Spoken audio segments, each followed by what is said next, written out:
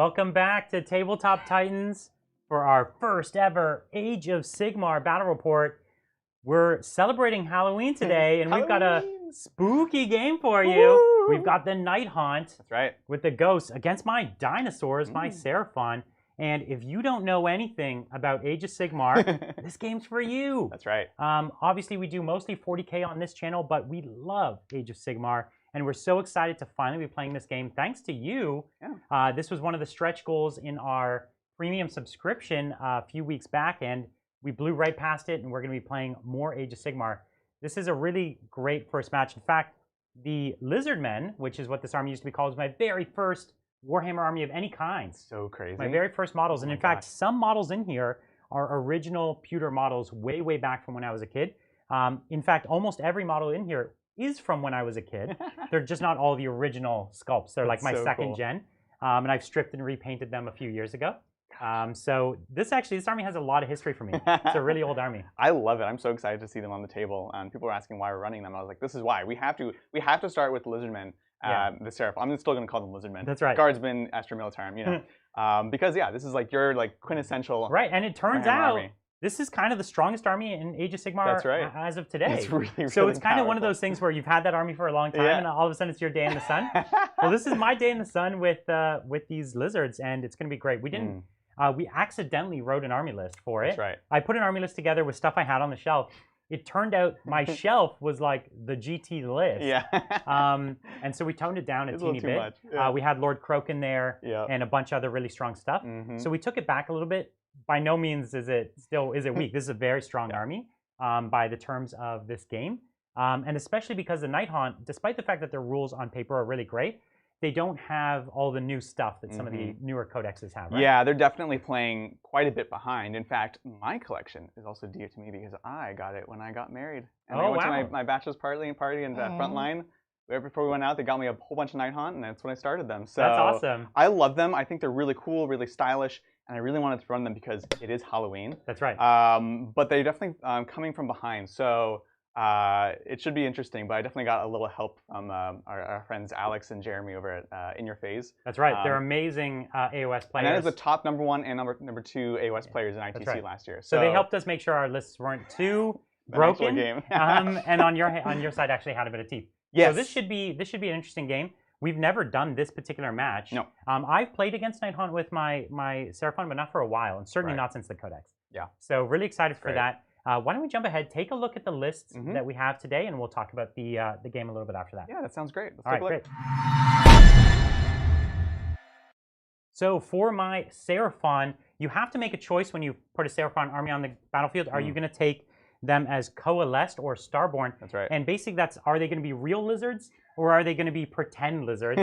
They're angel lizards. They're basically angel. Yeah, they're celestial demons. So I'm taking the coalesced. This reminds me of my old school days when they're actual lizards. So that's what I wanted to do here. So I'm playing a coalesced army. If you don't know what coalesced does, it actually allows me to ignore modifiers to bravery. Very strong ability. Yep. It gives me +1 attack on all my jaw weapons. So everything that has like a bite attack, which it's actually most of the army, gets an additional attack. That's a huge buff across this army. Right. And then I get to ignore any negative effects from terrain within my half of the board. So they're kind of masters of the terrain, which is great. I don't know if that's going to matter too much. I don't think there's any negative ones in my half right now. In there, yeah. But in general, because you never know what you're going to get, right? Yeah, and then the big ability is -1 damage army-wide. That's a phenomenal ability. So good. Your army doesn't have a ton of damage too, but it means anything that is in there is just not going to hit nearly as hard as it was supposed to. Yeah, it means those characters, those beat sticks, are going to be having a tougher time actually than just the 1,000 cuts from everything else. Yeah, so that's the coalesced army. Now you then pick a sub faction, and I've taken Coatzal's Claw, which is basically it synergizes well with what I've got today. So this gives me +1 to hit for any source units on the charge. So I have tons of source warriors. We'll talk about that in a minute, and some source knights. So +1 to hit for that. It's great. Plus I'm getting extra attacks on my jaw weapons. It kind of goes together really, really well. Yeah. And I get a special command ability, which is I get to pick a unit of source within 24, and they count as charging for the purposes of that ability. So it's basically just +1 to hit. It's Right. pick a unit within 24, give it +1 to hit. They could have just said that, but they didn't, because they don't want it to stack, right? Right. Okay, so those are my sub factions. Now, about the actual army, Sure. my general here is actually going to be a Source Old Blood on a Carnosaur. This is the big T-Rex dinosaur. This is the reason you play Age of Sigmar, is to take a giant T-Rex with a smaller dinosaur on top. It's a dinosaur riding a dinosaur. It's like, what else do you want? I heard you like dinosaurs, Brian. So yeah, they definitely put dinosaurs on my dinosaurs there. And so he's really great. So I took the command trait that you have to take from Kotal's Claw. And this is called Dominant Predator, and it's an amazing ability. Every time I spend a command point on a 4+, I get 1 back. Okay. Now, it has to be from him, but he has all the good abilities I want to use anyways. And the general, there's advantages the from your general. non-specific. I'm trying to, well, no, I'm trying not to say general, but the generic ones that you can use. Definitely good. And you can use them from your general. In fact, you get 18-inch range from your general. That's right. So you have an incentive to spend most of your command points through that character, and it just means I'll get kind of double back than I'm supposed to have. That's one of the core strengths of this particular build. He also took the artifact, which is called the Eviscerating Blade. He basically, this isn't amazing. You just pick 1 weapon he has, and then 6 to hit for that weapon, do 2 mortal wounds in addition. But he has no 1 weapon with a lot of attacks. Right. He has 1 weapon with 3 attacks. So it's like 3 dice on a 6. It's not going to be a big deal. At least it's an addition. At least it's an addition. So he's my warlord, or my general, as it's called in Age of Sigmar. You're gonna have to watch out the rules. It's like, did I advance? No, I ran. If you ever want to make an Age of Sigmar player mad, you just call something a Feel No Pain. That's right. They don't even call it that in 40K anymore. No. That's true. So that's not all my leaders. I also have a Skink Priest, which is great. He basically just gives +2 Skink units with an 18, so that's really helpful. And then I have a Skink Star Priest. He's a caster. And I could pick one of your units, give it -1 to hit. That's really great. And, I could do other spells from a Mystic Shield, whatever else. Yeah. The heart of the army, two 20-man blobs of Source Warriors. I've taken them all with the shields and the clubs. And I like the spears better, but I don't have them with the spears. Yeah, I have them all with the clubs. Right. That was actually a mistake I made when I was a kid. I built them with clubs, Brian. and I wanted the spears so bad, and I never did it. And now it's still, years later, it's still punishing me. One of these days, I'll rip them off, and it'll be just in time to make the spears not interesting. Of course. That's just how the game works. I've also got 3 10-man units of Skinks. Cool. 2 with the bolt spitters, kind of blowpipes. Yep. And then 1 unit with the shields and the javelins.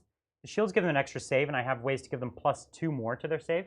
So they end up actually getting, Jeez. And then you could give them reroll 1s to their saves. So they actually end up becoming like weirdly tanky if you want, which is kind of cool. One thing I'm really excited, this is the last unit I painted, and I put a ton of work into that. Oh, yeah. This is the Source Knights. I have a unit of 10. I unfortunately painted 13, which you cannot play. You have to take them in increments of 5. I found 2 more in my closet after I finished. You refused, though. Yeah, never again. They were actually a real pain to paint. I'm really excited. This is the first time on the table for them. Oh, dang. So we're going to have to see what they can do. Of course, they count as Source, so +1 on the charge, and they're really scary on the charge. That's really I think cool. you should watch out for them. Yeah, they're a big deal on the charge. They're +1 damage, right? They get +1 damage on the charge, +1 to hit on the charge, and then +1 attack for their jaws. And then I can give everything else to them. And if I keep rolling 4-ups, I just keep giving them buffs. Which I know you will. We all know you will. We all know I will. I also have my favorite unit from when I was a kid, which is the Salamanders. Yes. This is an old pewter model. This is very old. I actually still have the original ones that have the giant fin on the back. Yes. They're really, really old, but I don't have them painted nicely. You gotta get those they're painted by like Baby Brian. Kid Brian. So they're not right. So like when you came out of the box first. That's right. Yeah, okay. Exactly. I wasn't programmed for painting at that time. So I brought 3 of them. They come with 4 little skinks, so they're just kind of spread out. I'm really, really into them. And I brought another amazing dinosaur, the Bastillodon. Yes. Bastillodon has a giant laser beam on the back of the dinosaur. Crystal. This is why we play this game, people. So cool. A giant dinosaur with a laser beam on his back. Dr. Evil would be proud. Right. And I think I named it. I think I named it all. Oh, I did not. How could I? Of course not. You forgot the most important. 6 Croxagores. I actually wasn't going to take these. Every time I've ever played them, they've let me down horribly. Right. I'm like, and now my Croxagores charge. Oh, they did nothing?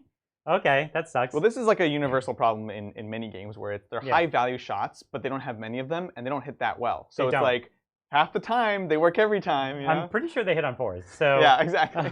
It's not great. I think they get +1 to hit near a skink model, so that's why I've got a bunch of skinks near them. Yeah, you can give them reroll 1s, you know. I could. I see you're next to that train. I could give them reroll 1s. Yeah. So that's my army. It's actually really strong. Because all the units just kind of the efficiencies go up, and if I go hot on the command points, I can have these single units that just decimate because they have all the buffs, right? Totally. They're like +2 to hit, rerolling 1s, extra damage. You know, it just kind of goes crazy. That's bananas. So yeah, we're gonna see if we can get those Sword Knights hitting on 2s, rerolling 1s. Gosh, on the charge. Like fighting Space Marines all over again. I would say this army actually has a lot in common with Space Marines. Yeah. It's a lot of efficient data sheets, lots of army-wide buffs that really help them, and no one thing jumps out at being overly good. It's just there's nothing that's bad. Makes sense. So and it's playing the whole game. It's got good casting, good shooting, good combat, good speed, good like it's just got it all. So I'm really into this. Well, it's funny you should mention that because I have an army that's very much like Gene's Still a Cult. Oh, let's take a look. Let's take a look. So this is the Nighthaunt. For those of you who are unfamiliar, these are the spooky ghosts. This is like the haunted like souls of the dead. And I have a number of things. I don't actually pick a chapter per se, a Nighthaunt. They're just Nighthaunt. Because your book is older. It's an older book, so they don't have like specifics. My general though is the Dreadblade Harrow. That's the single guy on a horse that you see with the sword.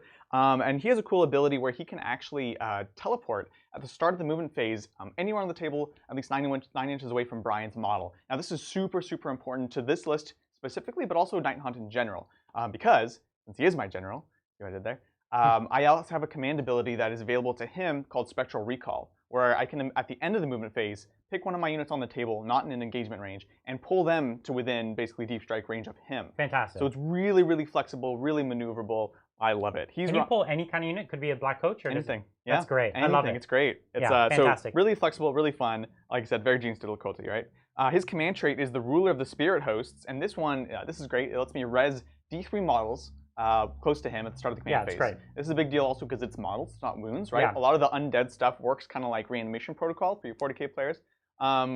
But this is powerful because it ignores the wounds. I don't have to roll, you know, the wound.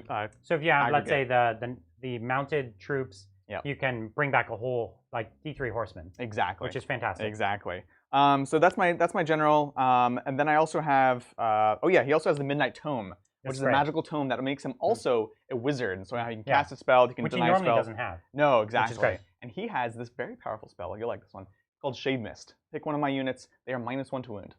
That's so strong. So good. I love that. Spooky, it's just Shade Mist. Woo!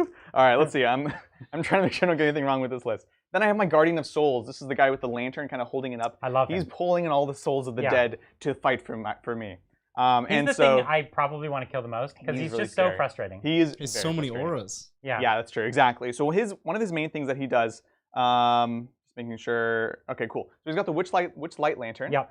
+1 to cast, and he's also his spell is I return D6 models to a summonable unit, which is basically anything in this army. I also have him in a battalion, and this battalion consists of 2 20-man blocks of the Chain Rasp. These are my most basic troops, right? Battle line and him. And what this does is whenever I cast that ability on one of those units, I return an additional D6. Yeah, so I'm getting 2d6 back per turn. On top of other abilities to bring D3 back. Exactly. And D6 we had the Spirit Host Ruler. We have the Coach we'll talk about soon. So yeah, really, really awesome, powerful guy. And his aura, +1 to wound. I love it. For any of my units within 6. And that's an aura. It's an aura. What an pretty crazy, unbelievable aura. Yeah, it is nuts. So he's got to go down. He's gonna die probably way sooner than I like him to, which is why he's hiding behind the building first turn. So then I also have Lady Olinder, or Lady O. I love her. She's so cool. She's the Mortarch of Grief, one of the big kind of undead leaders. And she has a bunch of abilities. Most importantly, when I'm close to you in my command phase, she can lift up her veil and show her true face. Yeah. And we don't want to see that. Could you demonstrate that for us, Adrian? Like, yeah, exactly. My wife would kill me if I'm gonna last maybe half the game with this thing before I touch my face, and it's everywhere. Anyway, so she does mortal wounds. She can heal, and she's kind of a beat stick. And to that purpose, I've given her a spell that lets her reroll all hits and all wounds in melee, basically. Amazing. She doesn't have any shooting. So good. I'm super into it. She's awesome. Then I have, actually, this is kind of a hero hammer list, which I love. I also have Reikenor the Grimhailer. Yep. This is the guy on the skeletal steed with undead wings around it. Again, this is why we play Sigmar, right? And he's just a beefcake. He can go around slapping things. He has Soul Cage. which is a fight last power. I love it. So Quite good. powerful, puts you in the soul cage. What's the range on it? Or is it a spell? We'll check. It's a spell. It's a Oh, spell. that's fine. Yeah. Okay. His main ability, he has these candles that are like life force essences, and he can decide to put out one of your candles, and it pick an enemy unit within 12, and I do a mortal wound to you. Yeah. Or I can put out one of my own candles, and I take a mortal wound. If I do it to you, I get +1 to cast for the turn. If I do it to myself, I get +3 to cast for the turn. Whoa. So it's just like really fun, really flavorful. Spooky. I like that. Yeah. Anyways, this is all about flavor. It has nothing to do with anything else. Like I said, 2 20-man of the Chain Rasp, super basic. A 20-man of the Grimghast Reapers. Yeah, and they're great. They are great. They are really good at just chopping down mass They're bodies. your main combat unit in this army. They are, yeah. Yeah. They're the only ones with Rend from my basic troops. So 20-man of those guys. I have a 5-man unit of Hex Wraiths, who doesn't love undead riding around on undead horses. That's right. Spooky style. Ghost on Ghost. Ghost on Ghosts. And then I have a 4-man unit, 4-lady unit of Mindmorn Banshees. They're great. I love the Banshees. They're really, really cool. They have a single shank that just does a lot of damage. Hits like a Kroxigor though, so they're not most accurate. But more importantly, they can deny a spell, like a caster. So they're just great for that. Do the Banshees have the Scream ability as well, or no? No, that's the other Banshee, That's the character the other Banshee. kind of Banshee, and right? she's pretty bad now. Yeah, so yeah. these are like the newer Banshees. These are mopey banshees. They're not loud. They're They're crying. very quiet. That's right. But they're really chill, which is their weapon, it's the Chill Blade. And then last of all, of course, I have, actually not last, I have the Black Coach. Gonna fly around. Love it. He actually levels up throughout the game. We'll be doing that. What a great charge, centerpiece fallback model. charge. So cool. Yeah. So cool. And my last 2 things, I have an extra command point, which you can buy for 50 points once per game in Sigmar. And I have the Chronomatic Cogs. This is an endless spell I summon, and I can either speed up time by making everyone on the whole battlefield move faster, or I can slow down time by making the caster cast an additional spell, or no, just reroll failed armor saves. Yeah. And it is an additional spell. It is one more cast. Yeah, Yeah. that's what I thought. That's me. I know that was a lot of stuff, but again, most of you out watching this show are 40K players. So we're really happy to have you guys be joining us on this, we're just going to say it's Halloween Eve. Yeah. And try something new. We've got other stuff going on actual Halloween. So this one is going to have to, this one's going to have to do for you. That's right. So let's talk about just a couple things about Sigmar to differentiate it from 40K. Okay. Just a couple of the big, most important things. Let's do the mission actually first, and then we can talk about those specifics. That's probably a better place to start. So what do you got, Bridger? What are we looking at, Bridger? All right, so today's mission is the battle plan, Battle for the Pass. Now, we don't have a pass, but this will be a battle. There are 4 objectives. This whole thing is the pass. Yeah, there's actually giant We're mountains. actually in the pass right now. Mountains on either side. So you are a mountain. Yeah. Nice. Yeah. That's correct. So there's 4 objectives. 4 objectives. We've got 2 in the center, 1 here, 1 on the other side, pretty clear. 1 in my deployment zone, right down here. And then 1 in my deployment zone. This is Hammer and Anvil style for you 40K players again. So we're kind of up to the 24-inch line. And this is the old board, classic board size. It is! So it's first time we've been playing on, because we haven't played AOS in a while. So first time back to the 6x4 board. Right. Trusty, I like it. I love it. I miss it, actually. It's so nice. Now, the way this mission scores, pretty cool, straightforward.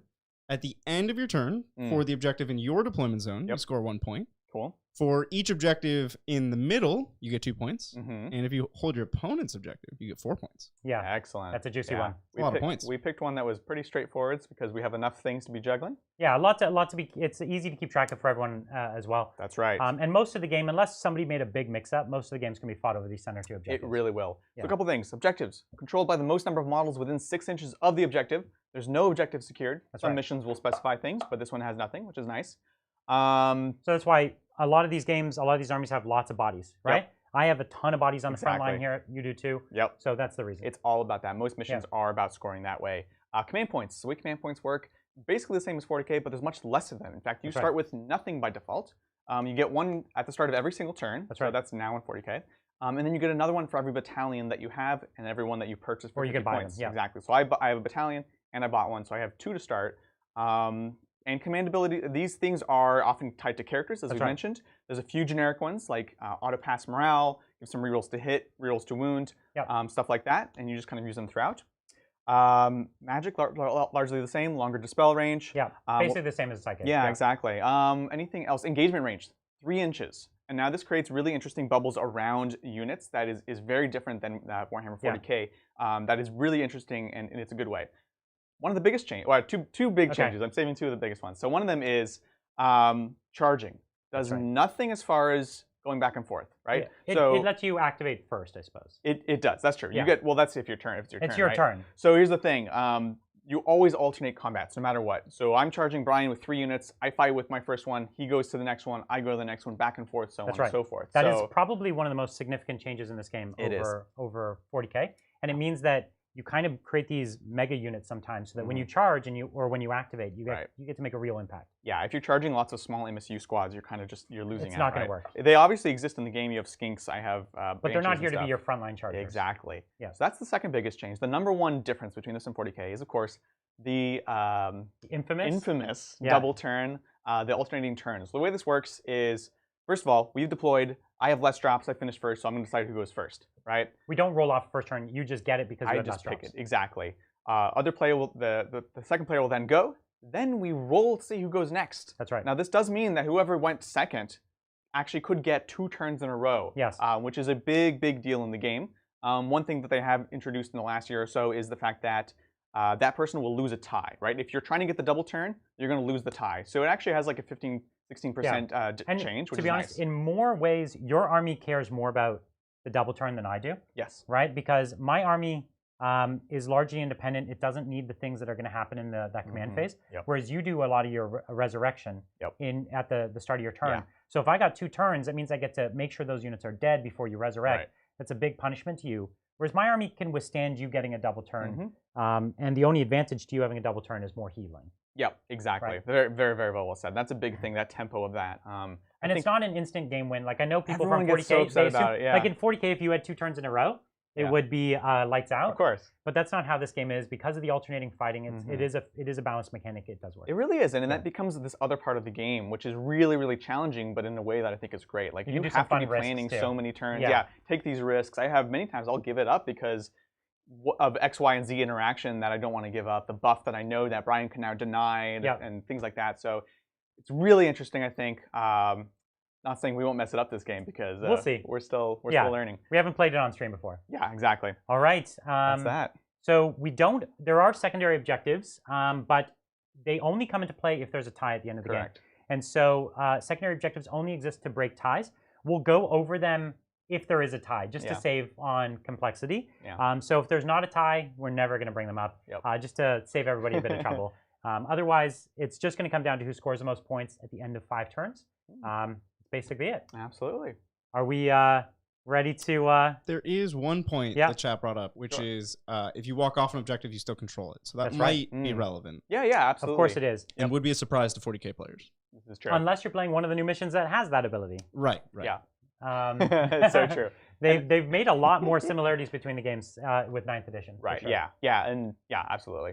There's just we see the back and forth between these 2 games happen over and over again. It's been a really, really nice exchange, actually. So have you decided who's going first? You. Me. Okay. This is generally the case. Brian does have some shooting, but I can't charge you first turn. No. I'm not going to be in range to shoot with much. Yep. So that's the reason. Exactly. Okay. Over to you. All right. So this is going to be Seraphon turn 1. Oh dang. All right. All right. So let me just get up moving. I'm going to get up on the points, and we can take it from there. Before that, you might want to do your command phase. Yeah. I will. No. I've given you your 1 command point. He actually doesn't have really. So good. So I actually, on a 5-up, get an extra command point.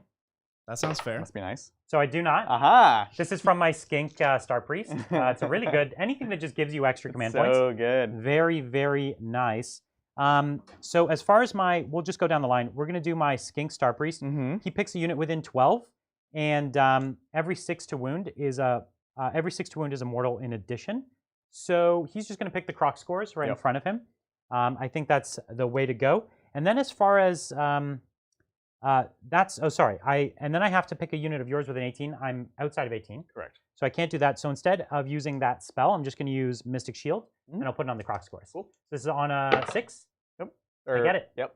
Yeah, Mystic Shield's on a 6. Mystic Shield is one of the 2 generic spells that all wizards know. This gives reroll saves of 1. Yeah, it used to give +1 save, and it was broken. It was so dumb. Nagash with the 2-up unrendable. So this army could get a bunch of that too. Okay, and now I'm going to go with my Skink Priest. I get to give +1 to save, advance, or +1 to save, and then you can do advance, shoot, and charge on a Skink unit. So I'm just going to do that on the small Skink unit right behind. Sure. Just a small little benefit. Yeah. And then I get to give a Skink unit +1 to hit. It's going to be that same Skink unit. I'm going to be out of range to shoot you. Sounds good. It's not going to matter. I like the principle. Ton. I'm not going to use any of my command abilities because I don't need to. Oh, come on, Brian. That's Dude, the end. not just one? Not one. So that's my command phase. Short, pretty sweet. Sounds good. Let's All get right. moving. Get moving up. Pass that. Yep, we'll do. All right. So, shall we take some questions? Oh, while we're at it. Let's take a few questions here. Also, I decided to bring some command points of my own. What does that mean? We're doing a spooky game, so I'm going to have these skulls be my command points. I love it. This was a surprise to me.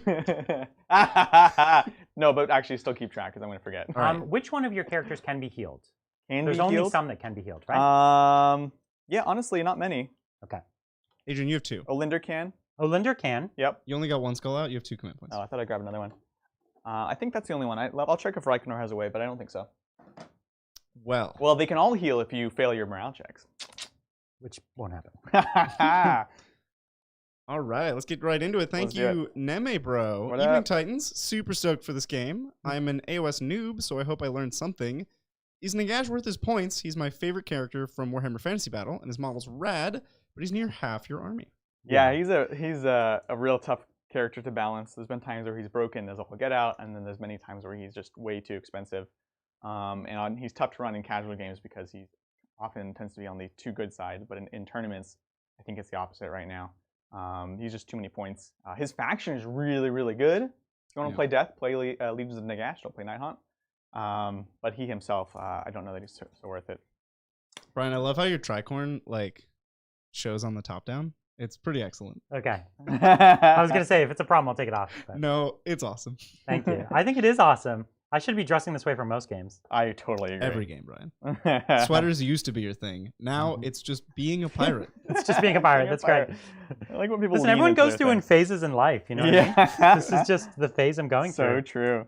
Do you want to throw me a run? Heck yeah. Thanks. It's a 6. Oh, of course it is. I think I'm already going to lose my robe. It's too hot in here. Thank you, Andrew. Money for AOS goodness and playing my first ever GW army, the Lizard Men. Yes, me too. The Seraphon. What are all your favorite centerpiece models for AOS? Oh, that's what this game is about. That's literally what the new Gargants look dope. The new that's not even, that's like an army of centerpieces. It is so true. I know, it's awesome. My favorite is my favorite model of all time, the Mingler Squig. They're giant, 2 giant squigs chained together. Oh, I love it. It's amazing. My second favorite is the Black Coach, which I have here. Thank you again, Andrew. How do we get a War in Heaven game on the channel? Seraphon versus Necrontyr, Minions of the Unbroken Catan versus Children of the Old Ones. May Sotek be with you. That'd be amazing. Yes, I am representing Sotek here. I'm going to do another run with these dudes. Right. Okay. Yeah. I love it. Remember how we're talking about using scarabs for that model? Yeah. Although that would be post Old Ones, technically. Thanks again, Neme Bro. Looking for an AOS army to play, what would be their equivalent to Custodes, for example? I like super elite durable models with a melee focus. That's a good question. What are the most Raiders? No, pick some infantry. They're elite style. What are you thinking about? You're talking about the ogres overall, the Maw tribes. Yeah. That is a low body count, or lower body count, more elite style. It's not quite Custodes level, but I don't know that there's a true equivalent. What about the elves? The elves, yeah, the new elves are really elite. I haven't seen the points on them, but they're really expensive. Yeah. If you try to buy, I want one of each of the new units, you're over points. Ossiarch Bone Reapers also are being told. Yeah, that's right. The Bone Reapers are a good choice. I was thinking, what are the Iron Jaws? They're pretty elite infantry too. They can be. They are, yeah. Yeah, they can. No, they usually are. The brutes went up in points, but they're pretty dang elite. That's another army I want to bring on. I'm also being told Fire Slayers. That sounds Fire Slayers is perfect. Appropriate. I would. That's my choice. I'm going Fire because they're 2 wounds. They're really tough. Yeah. And they all have invulns. They're stupidly tough. They're stupid tough. Yeah. My God. I'm super into them. And they have the pizza maker too. So. They do have. Yeah. So I actually didn't own the terrain piece for this army. Oh right. And I bought it last week, and GW still didn't ship anything to me. The Silent King is keeping it company. Yeah, exactly. They finally got back in touch with me. Oh really? Yeah. So I have 3 orders I placed with GW, and they were never shipping any of them. And I was like, hey, what's up? And they're like, this one Triarch Stalker you bought is out of stock. It's never coming back in stock for like months. Right. So we just weren't going to ship your order. And they're like, would you like us to refund it and ship your order? I was like, yes, just refund it and ship my order. Like, and they're like, oh, well, how could we have known? Yeah. All right, how could we have James. known that you spent, it was like $2,000 order. Yeah. How could we know that you didn't want to receive it for a year? Oh my God. Come on, James. So crazy. Come on, James. Silly James. James. Your first time. Biggest mom and pop shop It's your first in the time world. taking someone's money. Thank you, Stoppel. Oh, it even tells me Staple. So thanks, Staple. That's your bad. Now you're speaking my language. Been playing Lizzie's since 5th ed. GHB 2020 errata. Salamanders are 120 points per pack now. Your list is illegal. Get out of here, Brian. No, we didn't post the new list, did we? So we fixed the list. You'll notice there's also no Croak in his army. We fixed the list. We'll post the new list later. We did update the points. Yeah, we did. Yeah. Yeah, we did update the points. Every time with Have you Brian. noticed I'm a really good advancer? That was great. You know, we used to have the Brian School of Advancing. Yeah, well, I've long since graduated. Yeah, that's true. I was just thinking about points and stuff. Anyways, I haven't played for a few months because of 9th edition came out and COVID came out, and so I was super excited for this game because I got to kind of start catching up on everything Sigmar like, including that handbook. I didn't even have it at the time, so I'm really excited to get back into it. Nice, solid. I know. I don't even need these All right, advances. Brian. I need like 1 inch. I'm advancing just for the sake of it. Well, for the rest of us, like me, there is a command ability to turn one of those run rolls into a 6. You can do that with chart? No. Nope. You can re-roll charges? So you can re-roll charges, which is really powerful. You can auto pass a battle shock test, which they also changed. It's now at the end. It's actually during that phase, the morale phase, which is really big deal because you can actually just wait to see what happens. Originally, you had to say, okay, well, this is my 20-man unit that's going to go in. They're probably going to take a lot of wounds. I need to protect them. And then maybe you were fine, right? Right. So anyways, here come the knights. That's right. All right. So I technically still hold this objective because I'm moving off of it. Yep. And I'm just keeping little 18-inch bubbles so he doesn't teleport right onto I'm it. not that GSC-like. Which is would be another reason I wanted to start all on the board. If you want to do one more question, I did just let's finish moving. I would love to. Thank you, Michael. Why did the orc boy keep crossing the road? Because if we live again, we fight another day. Because keep crumping. It's always greener on the other side. Very, very green. I like it. All right. So I only have 1 gun in range, and it's the Bastiladon. Yeah, it's the only gun. He has range to pretty much your front line as well as these 2 models. Yeah. That done messed up. Well, it's hard. He's fast, and he shoots 24, which is long range in this game. So what are we going to shoot at? If I shoot at your 1 character, you said he can't heal, but I am going to be -1 to hit. You're -1 to hit, 4 up unrendable, 6 up death save. Yeah. Yep. Now, the Chariot is an important model, so working it down could be really good, although his teleport ability is going to be good all turn. So he's not the teleporter. Oh, I'm sorry. The little guy with the horse. This guy, he just fights So then let's go on the Black Coach. Okay, sounds all good. Right? Let's do it. Because I'm not wounded yet, I have a mighty 9 shots. I realize I'm supposed to level up my coach beforehand. 6, 7? I don't think it'll matter, but this will know 9. what the stakes are. Yeah, right. So this is the Black Coach, start of each battle round. I roll 3 dice every 4+, levels it up a level. That's right. So let's see it. All right, I got 2. That's better than I expect. Average. I know. So the first level, Nimbus of Power, in my hero phase, I heal D3 wounds allocated to him. Oh, the Chariot heals itself. It heals itself. So I probably shouldn't shoot it. That's why one of the reasons I wanted to generate this. In addition, I can pick 1 summonable unit, Wholly Within 12, return D3 there. And then the second level, Unholy Vigor, rerolling hit rolls of 1 for melee, and he can run and charge. I like it. Nice. Okay, so anyways, that's that. You can take it or leave it. D3 it'll get back. How many wounds does it have total? It's like 14. 14? Yeah. Yeah. But you're how many shots? 9. At how much damage? 2. So it's potential for 18 damage. That's a lot of damage, That's Brian. Insane. I won't. At best, I'll third it, I think. But you have to start with it. You have to start somewhere. Yeah. But I might want to try to go for it all in 1 round. Like shoot for it next turn and then go for a charge into it. Whereas, working down the chain rafts doesn't mean anything. You're going to bring so many of them back. Correct. So it's really, the best bet. Anywhere you shoot. All right, I'm going for it. I'm going for the Black Coach. Are you ready? Let's do it. No minuses. So it's 4s to hit, 3s to wound. Obviously, I could spend the 1 CP to reroll 1s. Right. I'm not going to do it, though. All right? Yep. So, okay, worse than odds by a long shot, but that's fine. As long as they all 3 wounds. Obviously. Huh? Oh. 1, 2 wounds. All right. So this is, I have, basically the whole army is 4+, immune to rend because we're ghosties. Yeah. Wacha. Okay, 2 damage. Sounds and you're going to heal D3, right? 6 ups. Yeah. Yep. All right, so take 2. So you take 2, and I wonder, where's his first degrade? Is it like 3 or 4 wounds down? Yeah, it's usually pretty it's pretty quick. Pretty quick. Yeah. This is actually something I like. It's a pain to keep track of, but it's good for the game because it's like way more. So that's all I've got now. I was on all 3 of the objectives, which is one of the advantages to going first in this mission. So that's going to give me a couple points. These are worth 2 each. So 1, 2, 3, 4, and 5. 5 points, Brian.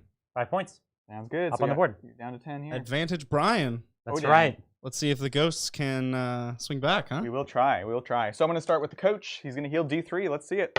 What up? Back up to full. Money. That's what this army's all about. Yeah, exactly. If you don't kill something, they're all just coming back. It's like Necrons, right? Nothing else weird to do with that. Let's start with some spells. Oh, I get another command point. Yep, you're up to 3 now. Ooh. 3 spooky skulls. 3 spooky skulls. All right, so let's see. It's too soon to really teleport. Brian's going to have that backfield, which again, my army could deep strike. I didn't mention this earlier, but he has like the skink units that he can basically keep me out for the whole And that's game. one of the strengths. Anytime you have a 10-man squad that costs very little, and they have good movement, etc., it's nice because that allows me to put all my expensive stuff up the board. Right. And I have cheap. They're like guardsmen, keep them at the back. Except they're better because in this game it's so hard to clear a screen from the backfield, right? Yep. Whereas for you, everything is expensive. Yeah. So any unit you have to keep back is costly for you. Absolutely. Now, if I was playing the Starborn, I would have the ability to teleport as well. Right. Quite aggressively, actually. Yeah. And so I'm not playing with that particular style, though. Makes sense. All right, let's do some spells. We're going to start with... I have to know who's casting what. Ryan, could you just nudge 1 skink onto that objective in the back? You have to claim it before you hold it. Oh, you don't start by claiming it? No, claiming is like when you score it. Okay. So just nudge one of your back skinks onto it.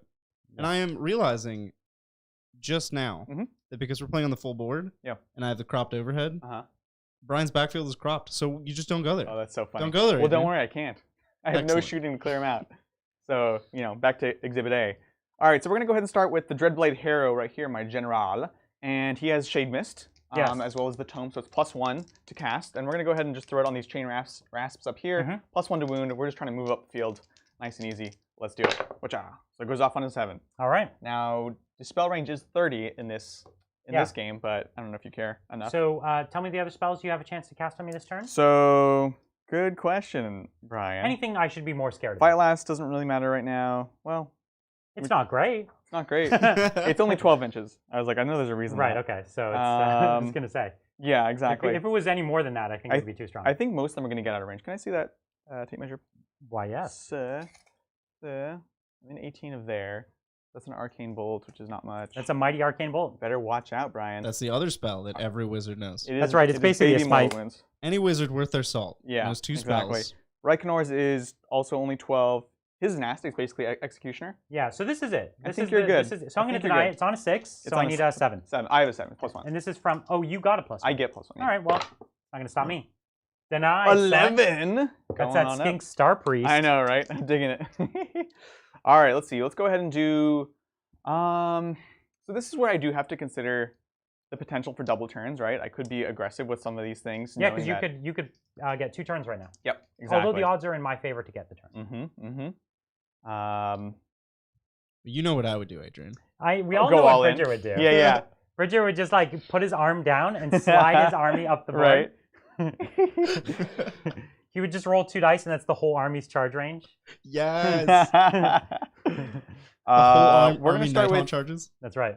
We're going to do Reaping Scythe from Olinder onto herself. This is the re-rolling hits and wounds. For herself. For herself. Great. Let's do it. Wacha. Goes off on an 8. All right. Looks solid.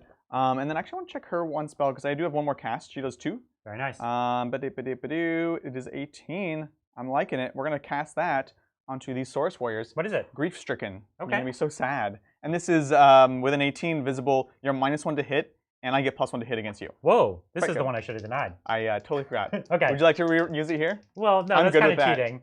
Well, I also cheated by not telling you about it until I found out about it. We'll do it. I cheated by not knowing the rules. All right, let's see if you cast it first. You can deny this one. All right, goes off on an 8, which works. Go for it. I'm serious. I didn't. No, it's fine. I forgot I had that spell. You can have it. You can have All right. it. Well, you're stricken with grief, so. All right. You can't do anything. They're very sad. Yeah, exactly. And then Reikenor, I think I just need to make things a bit tankier right now. So I've got my 2 spells here. He has 1. Guardian of Souls is not going to be summoning this turn. Okay.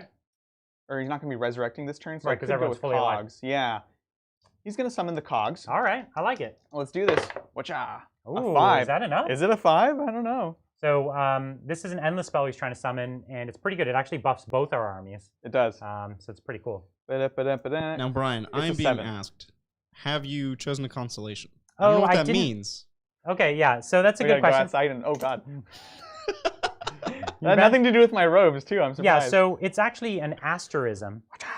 And it's not a constellation? It is a constellation, but they use the word asterism. It's a constellation prize, really. Fancy, that's a $10 word right there, Brian. Yes, thank you. So I'm actually giving the +1 to attack, +1 attack for heroes. Cool. Okay. And is that like a per game thing? No, I choose it every turn. Oh, wow. There's 3 abilities, and I choose which asterism is in effect. And one of them is +1 attack for heroes, all their weapons. So it's every one of their weapons gets +1 to attack. And then the other one is +1 to run and charge rolls, which is cool. And then the other one is I pick a wizard and it gets +1 to cast and dispel, which you would put that on your Croak. And he already has +1, and then he has another +1, and then he has another +1 from the Astrolith Bearer, and then he has a +3 to deny anywhere on the board. And then broken, and then you just go home. Doesn't he start at +2 or 3? I think he starts at +1. Okay. And you can pick these again, just back to the constellation. Next turn, I get like to pick, repick. Yeah, every turn I pick a new asterism. So right now I'll just have extra attacks. Dang, Lizardman Doctrine. Excellent. So Doctrines, yeah. It's even better than Doctrines. All right. So what we're going to do, my last spell, Reikenor, by the way, did fail. It was a 7. Good. So, you know, 7's in the chat for next time. So Reikenor is going to go ahead and just put Mystic Shield onto these gas right here. All right, there we go. So I'm also rerolling my 1s. Good. All right, cool. Honestly, I think that's it for Commandula phase. We're on to movement. Time to move. All right, sorry. Are you going to be coming in this turn? Ooh, Adrian is literally disrobing. I'm disrobing because I'm about to sweep the table. So sweep the leg, Johnny. Sweep the leg. All right, let's get back to some super chats. Thank you, Michael. Why do Tau always spend extra at the lumber store? I'm missing an obvious thing here. Okay, you tell me. For the greater wood, Brian. Yes, I knew it was the greater wood. Of course, I was gonna say it, but I was like, no, there's no way that's what you. These are some really spooky Halloween jokes. Oh, you want to see spooky? Let's see our trusty producer. Oh, here we go. It's gonna be Is that Ash Ketchum? Mr. Ash Ketchum. Love it. We all got festive for you today. Heck yeah. Whoa. We have another one from Michael here. Thanks, Michael. Why did the Space Marine keep stopping to celebrate when he was reading his book? Because he was reading a Space Marine book. I don't know. He had to honor the chapter. Why is it joke day? We're like, these are great. Here he's just trying to get more models within 6 inches. Yep. So yeah, I'm doing 40K stuff. Yeah, more models within 6. I wish I could know how many you have. Thank you, Chris. Bought my first big model, a Redemptor Dread. What a good choice. Yes. I'm planning to magnetize the Plasma Onslaught arm. Recommendation on the remaining loadout. They're all good. If you take the Underslung Onslaught Gatling, that's good. That's probably the preference. But the Flamer all of a sudden is interesting again because it's 12 inches and it's good for him to shoot in combat. So they're all good. Don't worry about it. It's all good. Yeah, there's no wrong option. There's no answer that's bad. Very true. Thank you, Brumagoo. Hey, Titans. I'm super hyped for this game. Started playing Sigmar and found your show. What's a good list for 1,000 point Stormcast? Keep up the great content. Oh, it's such a big model range. They have like everything. I know. Yeah. I only have like the first-ish generation Stormcast, so that's all the stuff that I really like. But they've added so much to that army over the years. I don't even know where to start. I certainly don't know what's like competitive for you. I know what I like, though. That's going to be a lot of our answers today, which is totally cool. I'm blanking on the name. The ones with the big wings and the hammers. Those have always been my favorites. The Assault Marines. Yeah. I want to call them Celestians, but that's the sisters. That's the sisters, yeah. I'm sure they're using a bit of that. Chad is a little disappointed that Adrian is not your brain's cat. And I am too. So Bridger told me this on Tuesday. He's like, "Oh, it's a thing people are talking about." I was like, "Well, I don't know if I can get a blue cat costume by Thursday." But your costume is magnificant. It is. Yeah, it's very spooky. It's very on theme. I was like, I can at least be on brand, if nothing else. So these guys got a really healthy 5-inch run, which means an 11-inch move. Very nice. Do you think you have More than 19 models? I don't know. I never tried to measure. I'll measure. My goal is to get as many bodies here, and also kind of just screen out his movement because I can fly. Can you fly? I can fly. I can turn on fly. As an Incredibles quote for everyone. No capes. 11. All right, while they're counting, while they're counting, Brian, I have been told, I'm going to distract you while you count. You have to roll for your constellation. You don't just pick one. The stars decide. The stars decide. This is the other ghosties. He's too busy counting. Yeah, it's focused. I'll just keep 25 models within range. That's a lot. You have 25? Yeah.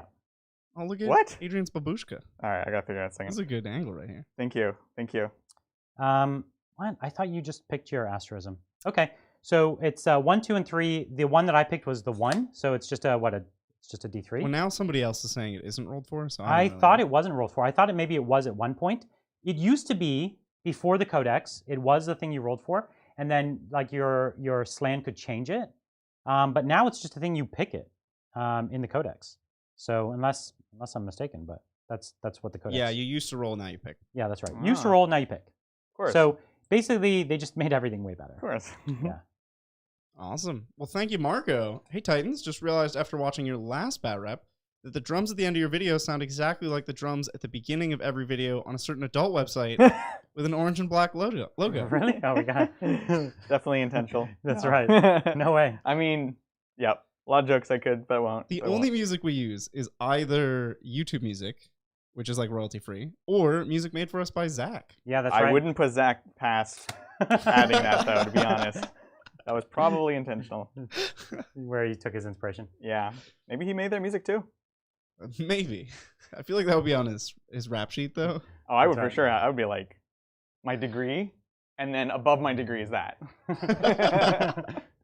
All right, so I'm doing the same thing, just advancing up here, trying to get on the point. So on this side, he's easily getting more models onto the point. Yep. This side's a little tougher. So you have 26, you said? My memory thinks I said 25. 25. Yeah. Okay. My memory Which is saying also 25. a large number. Yeah. It's a lot. That's a big number. I really don't want to spend command points. You can't run and charge, can you? No, I'm not charging. He doesn't want to charge. This is not a charging. Like these. He's just trying to take the point. Yeah. Like I'm already up on points. He doesn't want to start by me running away with points early. Exactly. Well said, Brian. Yeah. That's these games, like, you know, they could run away. Normally, I find Age of Sigmar tends to, someone starts to get the lead, like they take a flank or something like that. Mm-hmm. But we don't know. Both our armies are fairly durable, so we'll have to see. Nobody knows. All right, Grimghast advancing. Oh, come on. Oh, no. You're killing me, boys. Would you like to make that a 6, Adrian? I could make it a 6, which would take the point. That's probably worth it. Sounds worth it. Yeah, we'll do it. All We're going to make command point. I will deduct you 1. We're going to have to chase those later on. Yeah. Zara will find I will deduct you 1. So I'm just getting more points. So these guys now move. And this is a command ability that you're using. Oh yeah, sorry. This is command ability. It's basically a stratagem, but it comes from an HQ. Yep. And you get to turn an advance into a 6. And it's cool because you can do it after. That's right. This is my favorite command ability because it's just the utility on it is insane. Very useful. So powerful. So just a couple more differences between Sigmar and Warhammer that we might have missed. That'd be great. Multi-damage does carry over between models. Yeah, it's big. So it's and actually I really do like that because it means that you have this this big character, right? And it's got like a mega, like it's a giant with a mega club, and all of a sudden it naturally just kind of sweeps through. Right. So I think it's really cool. The punier the opponent, the more he kills. Yeah, that's which right. is right. Which is great. Like it makes it so that hordes aren't like hordes in 40k can get broken sometimes because it's just pure wounds. Right. Whereas in this game, damage carries over, so those pure wounds don't really matter nearly as much. Yeah, your giant should be smashing through multiple lanes. Yeah, if you got a bunch of you know, just a bunch of little gits there, little goblos. Yeah, that's right. All right. On a related note, there's no toughness. There's no toughness character. Yeah, there's just a flat like to hit to wound on every weapon. Yeah, there's a weapon skill which is, or it's not a weapon skill. It's just a hit to wound because you don't compare your chart to other people's chart. Correct. Guardian of Souls. Yeah, it makes the game a little more straightforward in some ways. He kind of wants to but hide. Also, it generally means that a lot of things are. I find that the stats are less effective. Like things are generally less effective in Age of Sigmar and much more swingy. And you don't have army-wide reroll auras and things like that. So you're just, this game is much more swingy. Like if you just get a good dice roll when it matters a lot more than 40k. That's true. Because in 40k, if you really need something, you can have so much redundancy to ensure it happens that it's all but guaranteed, whereas not in Age of Sigmar. Black Coach. Nice. He's going 18. All right. Thank you, Max. Hello, guys. 2 armies of ghosts for spookiness. Nice. Okay. Now we need those AOS funny faces. Yeah, that's right. We have 2 AOS funny faces right here. That's right. Waka, waka, waka. So he's going to fly over, and this guy can actually advance and charge, which is tasty. And oh, really? Yeah. Oh, I didn't know anything had that. That was the level 2 of my thing. Oh, level 2. Yeah. Okay. And then Reikenor. Spooky. I'm into it. Reikenor. Thanks, Ariatha. The Primarchs are all on WhatsApp, swapping pictures and stories, all that. When out of the blue, no reason or clue, Horace left the chat. Aw, poor Horace. What a chump. Yeah. Poor Horace. You know what it really was? Horace secretly had another chat where they were talking trash about all the people in the other chat. That's right. That's what Horace was really doing. We'll advance him just in case. This is my general... Horace is a reflection of all group projects. You ever think about that? That's true. It's so true. It's a lot of ghosts up on this point. You really wanted it. It's a lot of ghosts. Actually, you know what? He needs to be with cavalry because he cares about cavalry. Cares about cavalry. Cares about them. Great. I always thought of Nighthaunt as a cold. Yeah, I didn't think they cared about anything. They care about everything. That's the problem. Is they care too much. They care too much. That's why they can't die. If you want to read some really messed up lore, like read these guys. It's really depressing and sad. Like sounds great, Adrian. It's great. It's good. Some good Halloween reading though. Yeah, it is. It's right on a spooky eve. Except most of them are just more sad than they are spooky. Yeah, that's right. So I'm really pitching this. Well, it's a sad Halloween this year, so maybe. It is. Like, please don't remind me, Brian. I know. Well, I'm happy because I'll be playing Warhammer on Halloween. So that's right. We will be here. That's right. Playing with Necrons against Deathwatch. Ooh, nice. That's going to be. I heard they have new stuff coming out too. I heard that too. All right, I'm good. Good when you are. Oh, I've been ready. Let's do this thing. So the only shooting I have is a Linder. She has a Psychic Shriek that hits everything within 10 inches. I like it. It's not truly a shooting attack. It just happens during the shooting phase. Okay. So even though I ran, we can do it. Okay, so it's the 2 units of Source and my Salamander, my man. Sounds good. Let's see if we can remember what it does. I think it's based off of Bravery, so you're probably fine. Good. Right. That's nice because I don't take any modifiers to my Bravery, so your ghostliness. That's right. Does not get me. So it's 2d6. If I beat your Bravery, you take D3 mortal wounds. Bring it. And this is Adrian peeling back his face.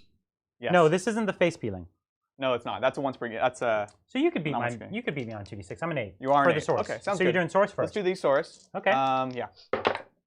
It's not a 7. So this unit here. All right, not 7 again. Come on.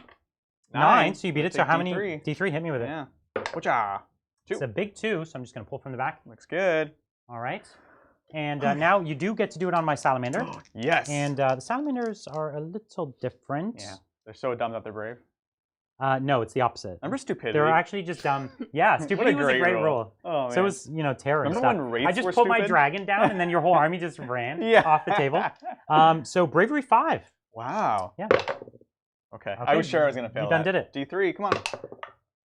So 3 skinks down. So this is nice. The Salamander itself only has a single wound, but I just realized, can you guys hear me okay? This is That's an excellent question, Mike Adrian. is under the scarf. Anyways, I'm still going to keep talking. The Salamander has a single wound, but the unit comes with these handlers that are basically the ablative wounds. Yeah, that's right. So how's it sound on that's your First end? Blood. First Blood. I don't have anywhere to put dead models. Okay, cool. Sounds good. That is my shooting, sir. Okay. Ready for some charges? Are you not going to lift the veil? No, that one is start of command phase. Oh, okay, command phase, right, yeah, right, exactly. And then I'll flash you later on, Brian. Okay. Coach is the only one that's eligible to charge. Okay. I don't know if this is a mistake, but we're doing it. I don't know if it's a mistake either. I love it. So, Coach, into these boys. So this is a nice thing. You don't actually declare what you're charging. That's right. You're right. This is another change. You just roll your charge and then move it. Oh, that's another big deal. We'll talk about that. Sorry, we're getting too excited, Bridger. Where's the camera for Ash Ketchum's face right now? So you don't have to declare targets for charges. You just say you're charging. The other rule, this is part of my my army-wide rules, is if I make a charge that's a 10 or higher naturally, I immediately fight. He gets to fight twice. Yeah. He basically fights and then fights again. It's quite good. And that's really, really, really strong. When we talk about this game being swingy, this is kind of one of the things we're talking about. I've had it where I've had like 3 combats fight twice in a row. It's nuts. Okay. So we're gonna. Yep. I can't jump over you to get the salamanders, which is tempting. But what I can do is I can just do this to move block more bodies, basically. Yep. That made me so excited. Unless the bodies are all dead. So you've pulled both units into combat? No, I want to be just out. So it's the base for this model. It's the base. I know it's an insane model. It's hanging over the base.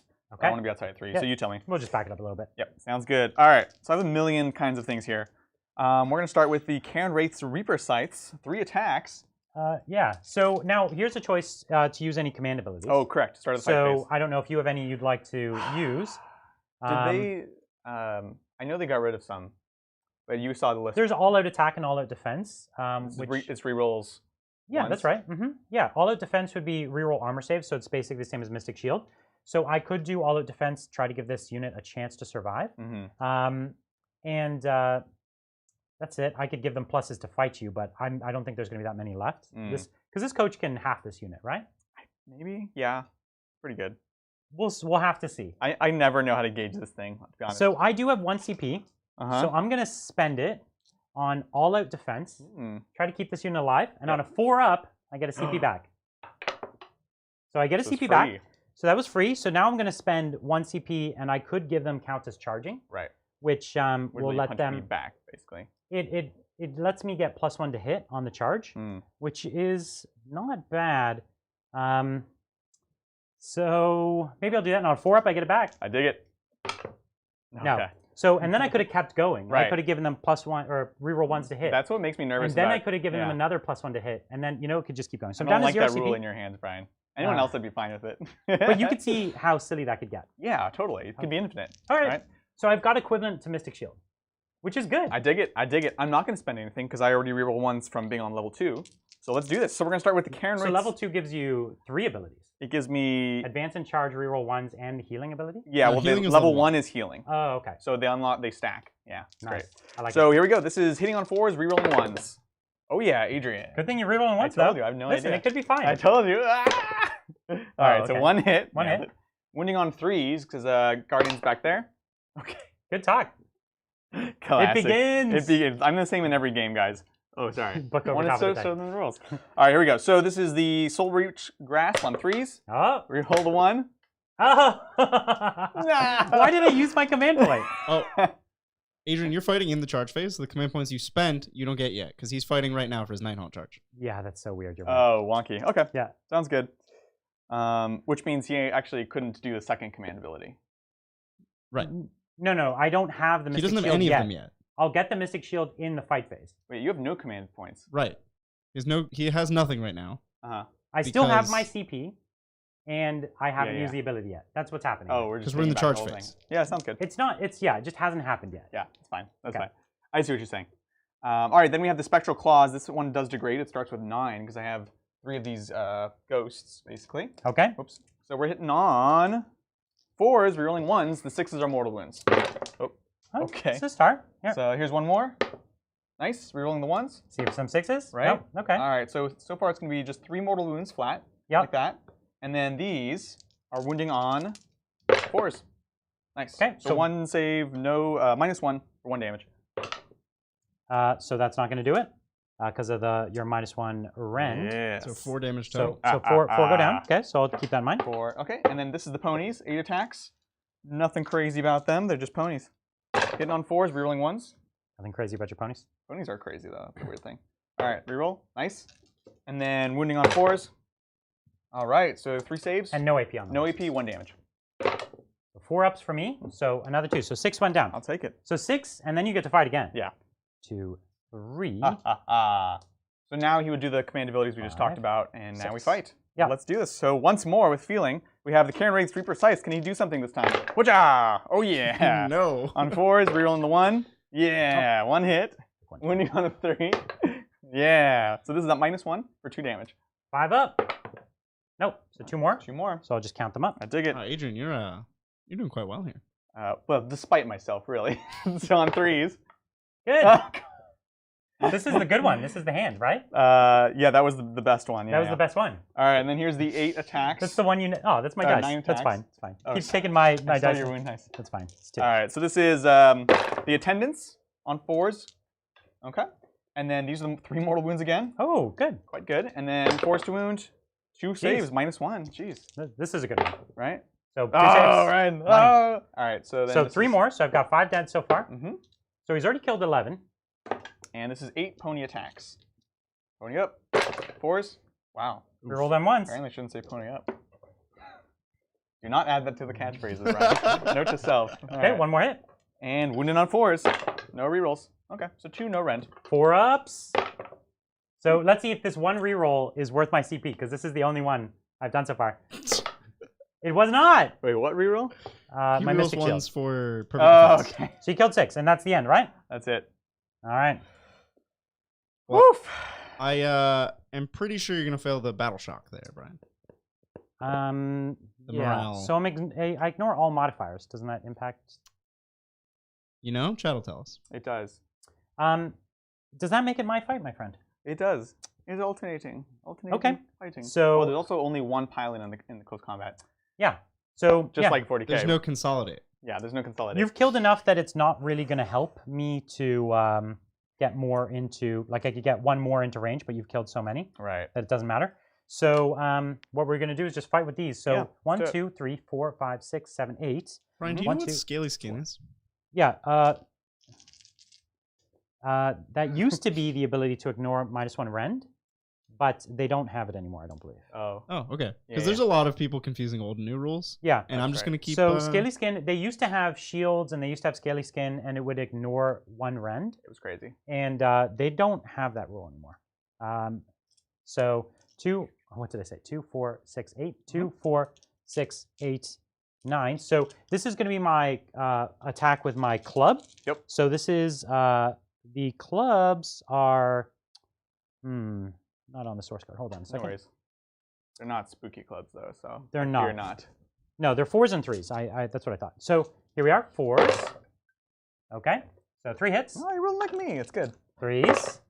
3 runs. Any rend? I didn't remember. There is rend. 4 ups. Thank you for asking. I try. You took a wound, and you got your 6 up on pain. 6 up death save. Nope. Okay, Takes so it. 1 wound down. And then we have the jaws, and I get +1 attack on my jaws. 1, 2, 3, 4, 5, 6, 7, 8. Nice. 2, 3, 4. Oh, Scaly Skin is now -1 damage, which didn't matter at all. That's right. All that was 1 damage. Well, you get 1 guy back. Oh, there was a 2 damage attack in there? The 1, 2 damage. Okay. Yeah. Sorry, I thought they were all 1 damage. Okay, cool. So, cool. I feel better about missing the big attack then. Right. Because it was D3, which is really going to be 1. So here are the jaws. Tell me about it, Adrian. D3 -1 is 1 damage. These are on 5s. Oh. 2 in there. So many jaws. You also have +1 to hit. I don't, because I didn't charge. Didn't you spend a CP for that? Or you spent a CP for reroll 1s to hit? Yeah. I thought I didn't get. Oh, I got. You used 2 powers. Oh, I did. Oh. So just give me 1 CP because I didn't get that ability. You got it, Brian, man. So and this one is on 4s. So here we are. 4 more wounds for my jaws. I dig it. On 4s. Whatcha? Oh. Okay. 6s. Nope. Okay. All right. So down to 8. All right. All right. That's all she wrote. That's it. So So I reclaimed the points in the middle. I have the one in the back. Oh, we have Battle Shock too. It's pretty good. Do you have an answer from chat? Okay. Ignoring modifiers is things like +1 for being 10 or more models, +1 for a banner, -1 so for then Nighthaunt. I lost like Nighthaunt actually give -1 for being within 6, so he ignores that. Right. 8. But you don't ignore casualties because they modify the die, not your leadership. Right. So I lost 13. So that's 17. And I have leadership of 8. So I lose 9. 9 more models. Yeah. 1, 2, 3, 4, 5, 6, 7, 8, 9. That was every single model. Wow. So the whole unit's dead. Wow. And so you, he one-shotted. you do stuff when he fails. Yeah. Battle Which Shock, I was right? checking. I think most of them don't matter. I think heroes. You're -1. You get your spook on. You sing like a song. Yeah, I dance can around. heal 1 to a character. That's Okay. it. So no characters are wounded at the moment. Correct. But that was good. That was really good. That was mostly luck, but I'll take it. No, I think that's what it could have done. I don't think you did anything exceptional. And even I spent CP to try and stay alive. And, right. It's true. It's all good. Oof. All right. I dig it. That takes it. You could have also auto passed for your 1 CP. I know that, but I really I thought I had to do that. Oh no, I do that in reaction. They changed it. I used to be able to do that at the start. Yeah. It's fine. I'll keep my CP for other things. I'm going to try to go hot this turn on Excellent. CP. Well, now let's have our roll off. Oh, dang. For turn number dose. Yeah. You can roll first. You had the turn. Okay, this is fair. Yellow dice for you. Brian wins ties here. Ooh. I can beat that. As long as you don't get a 6. But I gotta beat that too. That's right. No, I know, that's the thing. So I'm taking it. You'll take it? Thanks. Oh, okay. Because I can't have you going anywhere you want. No, I agree. With this thing advancing and charging, you'll be over nuts. here. And I'll be in fact, big trouble. let me level him up because one of his, I think his next ability is fall back and charge. I like it. Oh, cock. Oh, let's see it. Come Can on. You get all 3? Come on. All 3. Is that a level 5? He's a level 5. I think he's maxed out, which is never. Normally I get like no levels until turn 3 because it's me rolling. So you can go ahead and start doing command phase stuff, and then I'm gonna do. Oh, command phase, yeah. Level 3. He's like that was subtle, right? Level 3 spectral sights. After I complete a charge, pick a unit within 1 inch on a 2+, you take D3 mortal wounds. Only when you charge, though. Yeah. Okay, good. Because I'm gonna have to charge you a lot this turn. And then number 4 is can retreat and charge, which again in Sigmar you can advance and you can advance when you're falling back. So you can run while retreating. And then charge back again with him. Yeah. What? I love it. And then level 5 is Witchfire. Roll a dice for each enemy unit within 3 of this model during my hero phase. On a 4+ to take D3 mortal wounds. I'm into it. All right, so on a 5 up, I get a CP? Nope. So I'm just up to 2. Okay. I really wanted that 3rd CP. I know. Because then I could have spent like 6 this turn. You can just go nuts. You could still go nuts. Oh yeah, I could still spend 6 this turn. But I wanted to spend more. Okay, let's do some ye old spells. So we're gonna start actually with. You also pick your constellation again, right? Yeah, I will. And this time I don't need the plus to charge because I'm super duper close. Yeah, no problem. The +1 to cast is cute, but I'm gonna have all my heroes' weapons get +1 attack. How about that? So good. I think that one is gonna do me just fine. I'm a fan. So great. Moving on. We're gonna go with my Skink Priest first. So I'll give +1 save to the Skink unit in the back. Great, and it gives them advance and shoot. Oh dang. Which actually they might need to advance in order to be in javelin range. And then a Skink unit with 18 +1 to hit rolls. It's going to be that same Skink unit, so they're going to be advancing and shooting with no penalty. I dig it. That's their command ability actually. So I'm not going to spend a CP on that, but I might. No worries. Now the Skink Star Priest. I'm going to put on the ability onto the Croc scores. So this is a 6 to wound as a mortal wound in addition. And Blazing Starlight, this one I'm going to pick a unit with an 18. And who do I want to pick that's on Blazing Starlight? Yeah. Somebody with an 18. Who's your scariest unit with an 18? It's probably the... All of them. Yeah. They're all an 18. So no, they're not. I okay. think I'm half an inch away from getting your Lady O. No, what's the Reapers called? Yeah. Grimghast Reapers? The Grimghast. This is the front of the squad. Yeah, I'm a half inch away. Just want to make sure. So the next scariest, who's your next scariest unit over here for combat-wise? Probably the Horseman? The Horseman, probably the Horseman, honestly. Okay. The Banshees are single hits that are solid. X-Raids do stuff when they charge over you, right? Don't they deal mortals? They drop bombs? They just do mortals when they charge, or when they fight now. So I go off. Do you want to deny me? This is my only spell, so you should deny me. Okay, sounds good. So on a 6, this is Blazing Starlight. Looking for a 7. You got it. So nothing goes off there. That would have been -1 to hit for you. And that's it. Cool. Now I'm going to need you to pick a hero for your constellation because it only affects one. It's only one, and it's going to be my my old blood. Of for course. Sure. My only combat character. Sorry, that was obvious to me, but it wasn't to everyone else. Get on his level. Come on. Yeah, come on. Go with it. All right. Good. Any questions? Time to get back to super chats. There's actually one that I missed on Tuesday. Oh, okay. So I'll bring that one back. Is it Martin? It's not. That would be funny though. He's like, screw you, Bridger. Thank you, Phil. Hey, all decided to go for Gnarlyquins over Craftworlds in my tournament on Saturday, and I went 3-0. What? Awesome shirt, Brian. I wore it the same day. And I'm going to pretend this person He's foresaw talking today. about this shirt, yeah. Talking about your pirate He's definitely shirt. talking about the pirate shirt. That is awesome. Hopefully you're listening or watching definitely. right now, but that's great. Love you, Gnarlyquins. All right, now I got to find where I was. There it is. Thank you, Season of War. I can't really move. Hyped for I'm already at 3 inches. Hyped for some AOS action. I don't even play 40K, but your content is absolutely my fave. You're a huge inspiration to me developing our own bat rep format. Oh, thank you so much. That's really what we want to be doing. You know, it's like we have such a great community, and the YouTube and just video development community is really, really growing for Sigmar 40K, Tabletop in general. So very happy we could be a help. Thank you, Mark. What are typical rules for conversions at tournaments? I have Arcanaut frigates done proper Orky. I want to put legs on them, like Howl's Moving Castle, to use as Squigoths. Still 100% GW models with all weapons matching. Yes, love it. The weapons are the most important, along with the silhouette is the main thing. And in that case, obviously, it's going to have a different silhouette than the Squigoth, or whichever one you're building to scale. And so at that point, the most important thing is honestly just to be forgiving. And don't use it to your advantage. If anything, you have to use it to your disadvantage. So for example, you're going to have a much wider hole than the Squiggoth would usually have. I'd be careful of drawing line of sight off of any of those kind of wider points. But conversely, if your opponent wants to do it, it's kind of like, you got to give them more often than not, because they're trying to gauge based off your model, which doesn't match. I also have actually I have an ironclad flyer. It's my mech flyer, and so it's kind of the same thing. Like it's bigger, and it's totally cool. If you're playing to your disadvantage, no one's gonna fault you for it. Yep. Thank you, Crumple. Love you guys. Adrian, what do you use in your hair, or are you part mannequin? Well, my uncle was a mannequin, but I'm not. That's entirely. Very spooky. Yeah. So Gorilla Glue?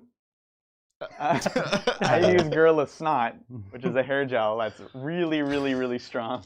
You had me there for a second. I thought like, what you is were this going to guy say talking about? you put Gorilla Glue in your hair. Hey, man, it works. It works. It works. Thank you, Edward. Painting my first army, Golden Boys, but I have a problem. How do I stop comparing myself negatively to people who've been painting for far longer? Except it says fart longer, which I find really amusing. Thanks, Bridger. That's his answer to that question. Yeah, it's just it's tough. I think especially I was just talking about the video community, and like we have all these amazing social media ways of sharing. We see amazing painters and people from all around the world. And it's easy to forget sometimes that like this is supposed to be a hobby. It's something that we do for fun. Right. And the whole point is most of us doing it are not professionals. And that's something that's awesome and exciting. And so like I think it's okay to be working on it. And I also think it's okay to just not be bad. If you paint for 20 years and you're not good, like doesn't matter as long as you're having fun with it, right? It's okay to be bad. It is okay to be bad. Right. It is a hobby. And it's easy to forget because we all get super into it regardless. And just remember that like because of the internet, we're now seeing everyone in the world. So we're like, well, Right. I can't paint like Vince Venturella, so I suck. And just know that that's okay. It's not about being good; it's about having fun. That's like general good life advice. It's true. Yeah. Don't compare yourself to things on the internet. Yeah. Just full stop. All right, I think I did a move. Sounds good. Basically, I'm coming up here to try and engage on both these fronts. Here, I'm going to have to thin you out a little bit to even get the point, which will be not challenging, but possible, I suppose. I have this 20-man unit, and then you have how many models on the point? How many do I have to get? I have a 20-man unit there. I'm not sure how many on the point. Here, I might already have the point from you, even without charging. Mm-hmm. So very possible. 2, 3, 4. I'm noticing a 5, trend 6, with this game. 7, 8, 9. Yeah. There's a lot more counting in this game. Yeah, so I already have that point without charging, so like I might not need to charge over there. Yeah. Because if I charge, I'll pull some of your models in. I have about 30 models here, so. So I'd have to kill 10-ish, 11-ish. Because you have 20 there, yeah. I have 20. Well, it depends how many you kill back from me, right? Totally, yeah. These guys don't slap hard, but I do have some. I have the And sights. what's their range? They are 2-inch range. It's a 2-inch so range. They can actually reach over. So you'd have 2 that could fight me if I came in. Well, plus the pylons, but yeah. That's right. Yeah. Okay. Well, something to think about there. I like it. It's time to go into a shooting phase. Sounds good. And I do have some shooting this time. So we do, this black coach, I think we do want to start chipping it down. So what we're going to do first is the Old Blood. And the Old Blood's got his gauntlet. So we'll go with that, the Sunbolt Gauntlet. And let's just do his D6 shots. Big 4. Solid. All right. Nothing wrong with that. Yeah. 3s and 4s. Okay. Whoa. 4s to win. There's 3. Nice. -1 Ren, my friend. Oh, 4 ups. Let's I'm ghost ghosty. it. All right. Nice. So 1 wound. 1 damage? Just 1. Yep. Sorry, 6. All right. So down to 7. Down to 7. That is definitely a start. What do we got next? We're going to go with the Bastiladon. And any more I can chip this thing down would be nice. So I think that's where my shots need to go. Yeah, because if I can clear it out, then he can just come up and charge and start to whittle this unit down some more. So why don't we put our 9 shots from the Bastiladon into there? 2, 4, 6, 7, 8, 9. 7 wounds left. So I'm in the territory of being able to pick this guy off, right? Yep. All right, I think so. So let's go 4s and 3s. What? Okay, so roughly just below odds, but close. There's a picked three. up Oh, there was a 3. Yeah, so sorry. way below odds. Way below odds. Oh, okay. Hey, Right. there you go, there you go. And this is 4s, and I have 1 wound left, I guess. 7, right? You could, yeah. 4s. Oh, Okay, so 4 damage. Yep, solid, very, very solid. And then 6 ups from the character. Okay, wow. so it's down to 3. I make my death So saves. and now it's not nearly as scary in combat as well. Yeah, I'd say so. So that's important because now I don't have to worry so much about choosing to activate here first. Yeah. You know what I mean? Well said. Okay, so we're gonna go over there, and we've got some skinks who are just gonna, they're gonna skink at you. Oh, they're gonna shoot their blowpipes? No, these ones have javelins actually, which I'm really into because the javelins are actually better. They're just short range. So the javelins here, it's 5s and 4s, and I have 10 guys. 1, 2, 3, 4, 5, 6, 7, 8, 9, 10, and I do have +1 to hit because I gave that ability to them just now. That's the reason. There's no other reason. So 4s and 4s. This is from 5s down to 4s. Yes. Better watch out for these skinks. Yeah, and oh, by the way, I'm going into the chain rasp. Chain rasp. You got it. Solid. There you are, my friend. All right, these are only 5 ups. These are lesty ghosties. Oh, it looks that was really good. And a 6 up, can I? Nope. Yeah. All right. Okay. The rest of my skinks are, I think, out of range. 16-inch with my bolt spitters is not going to be anything. So I do have the salamanders next, who are the real deal. Oh, dang. So let's. I have 2 over here and 1 over there. Oh, shoot. So let's go for it. So what we're going to do first is these 2.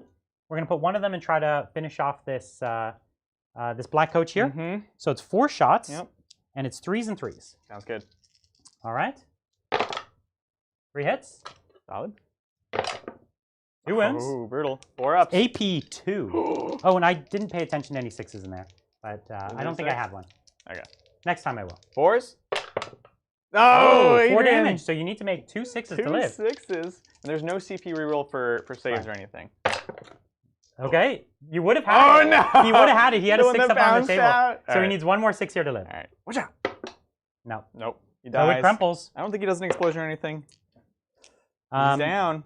So that's good. Those that salamanders. And the thing is, like, they're usually much better, too, because of the rend. Right. That's true. So next what we're going to do is salamander into your Grimghast Reapers. Yep. So this is from the next salamander on 4s. I'm digging it. There is a 6 there. So the 6 is straight up, is it D3 mortal wounds? Yeah, it's D3 mortals. So this is just D3 mortals. Solid.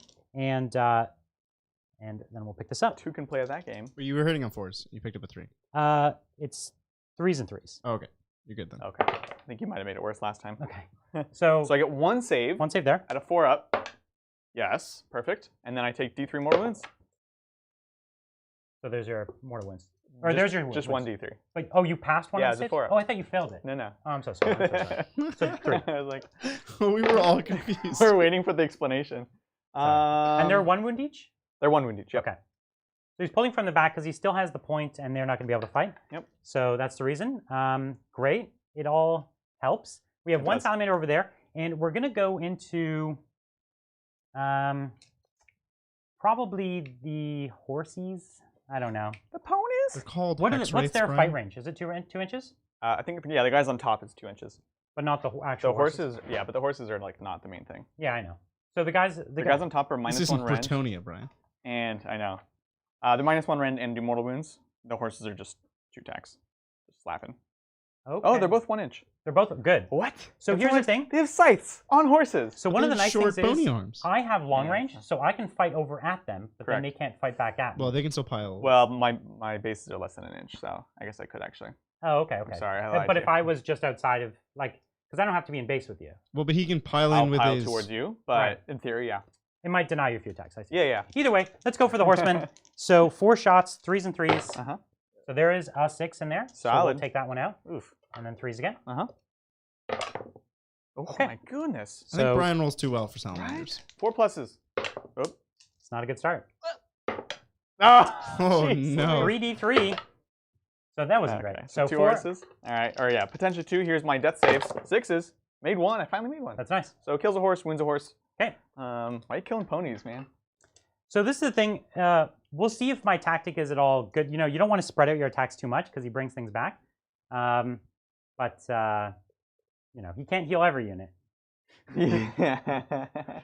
Maybe he can. I didn't know. Not wrong. So it's time for the charges. Okay. So we're going to charge first with the source. Okay. So let's see it. Okay. Solid. 6. That's gonna do it for them. Yep. And so we'll move them up. 6. Just got to be careful who we pull in here. Right. So 3 inches. So yeah, that's the 3-inch engagement has made sure before that we have to kind of stay back before we do our charges. It also creates this no-go zone for objectives until you charge, which is interesting. But then also the thing that really gets difficult if you're not familiar with it is accidentally pulling other things into combat. If you're That's within true. 3. That's right. That can be both good and bad, but mostly it's bad. It's on accident. You know, Adrian, the makeup's holding up really well. Yeah? I'm impressed. I think it looks good on the camera. I think it looks great. Thank you. Yeah. Just in general. Mel did a great job. So my wife had suggested that we do it, and then I was like, well, I have this thing at like 40 minutes before I have to leave for the stream. And then, of course, you know, I was hungry, so I had to eat something. So then I was only like 20 minutes. I was like, can you do a skeleton in 20 minutes? And she's like, nope. I'm like, let's do it. So she was very patient with me. Okay. Next, we're going to go with the big boss. Oh, big boy. So it's not going to need much, just 5.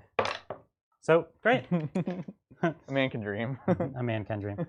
So we'll just go up the side there. Sounds good. So you're just putting as much pressure into here.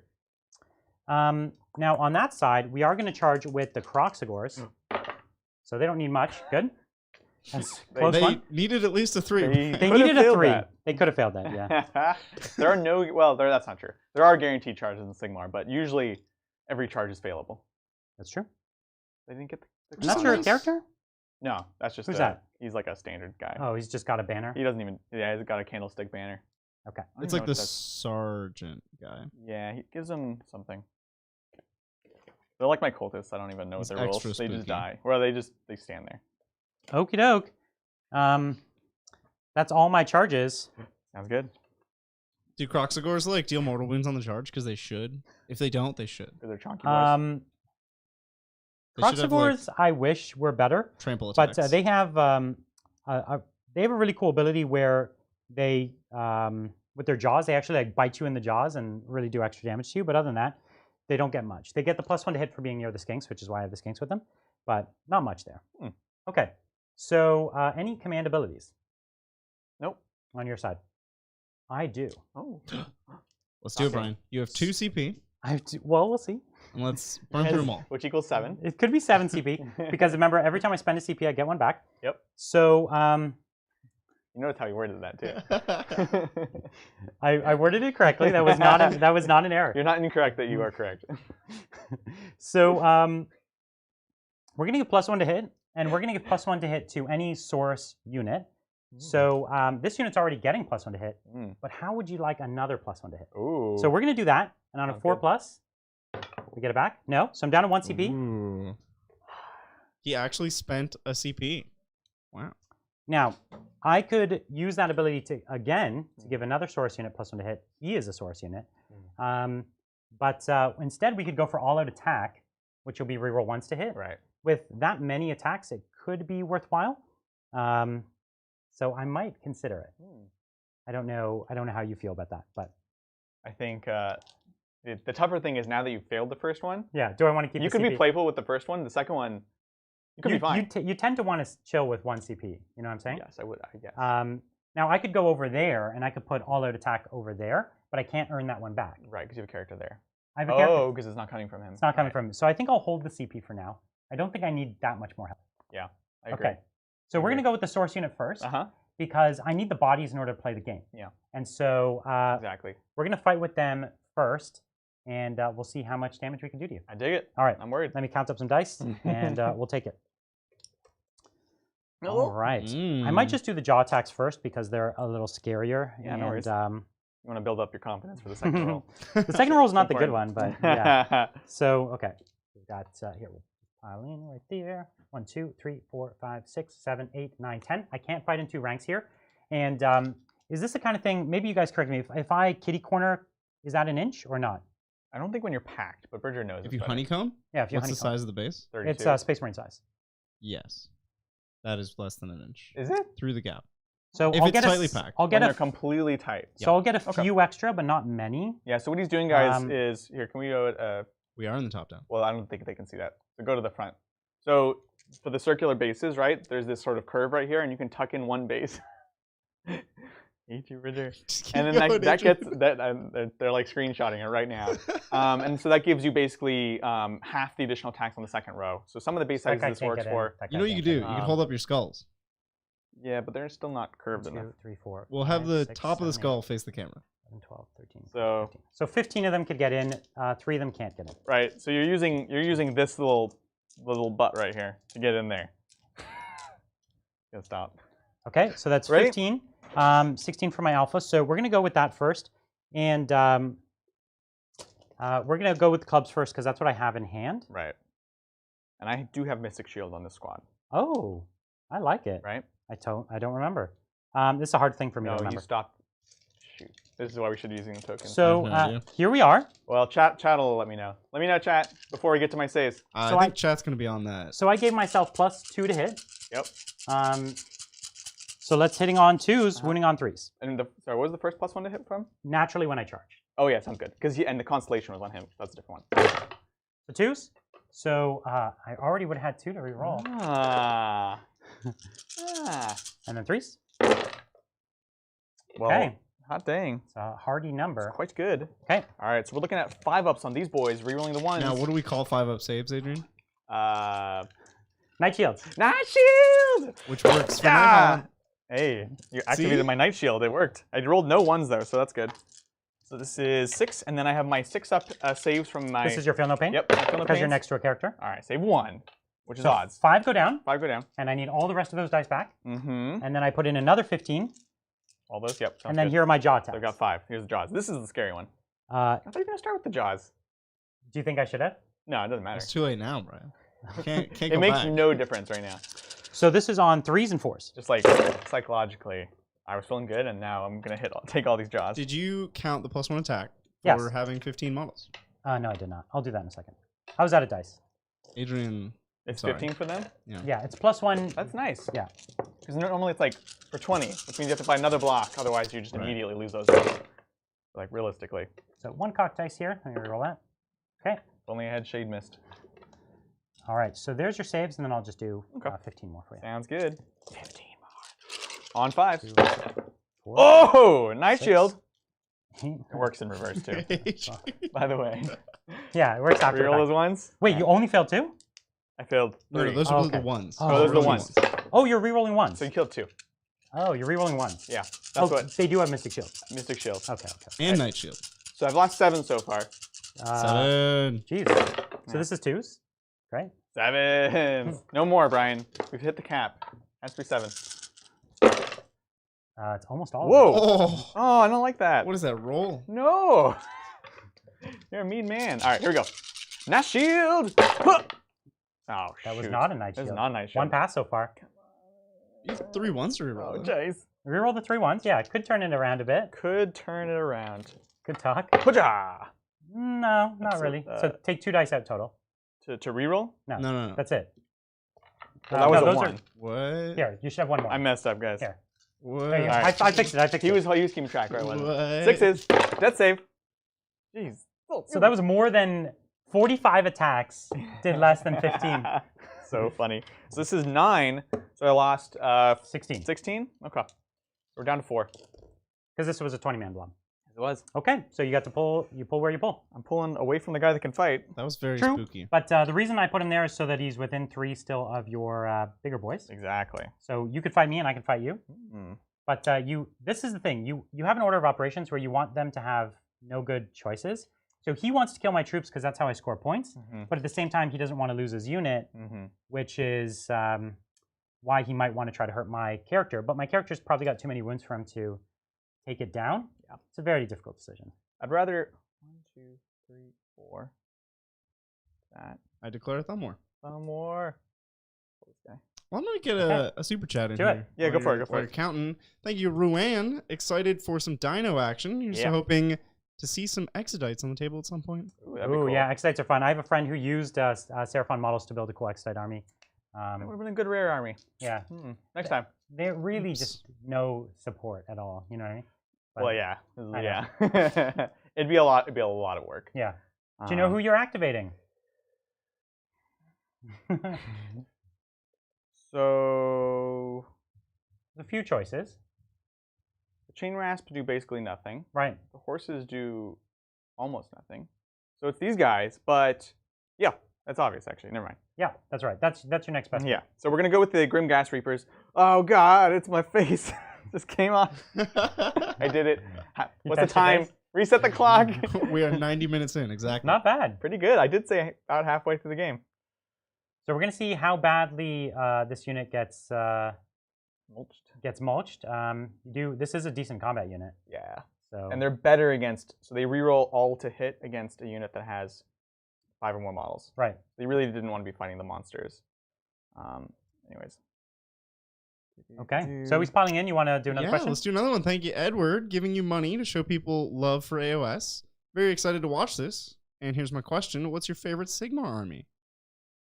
My favorite... Ooh, this is tough. It is the Seraphon for me. That's my #1 favorite. I'm really excited about the new Lumineth Realm Lords because the High Elves was my other big army.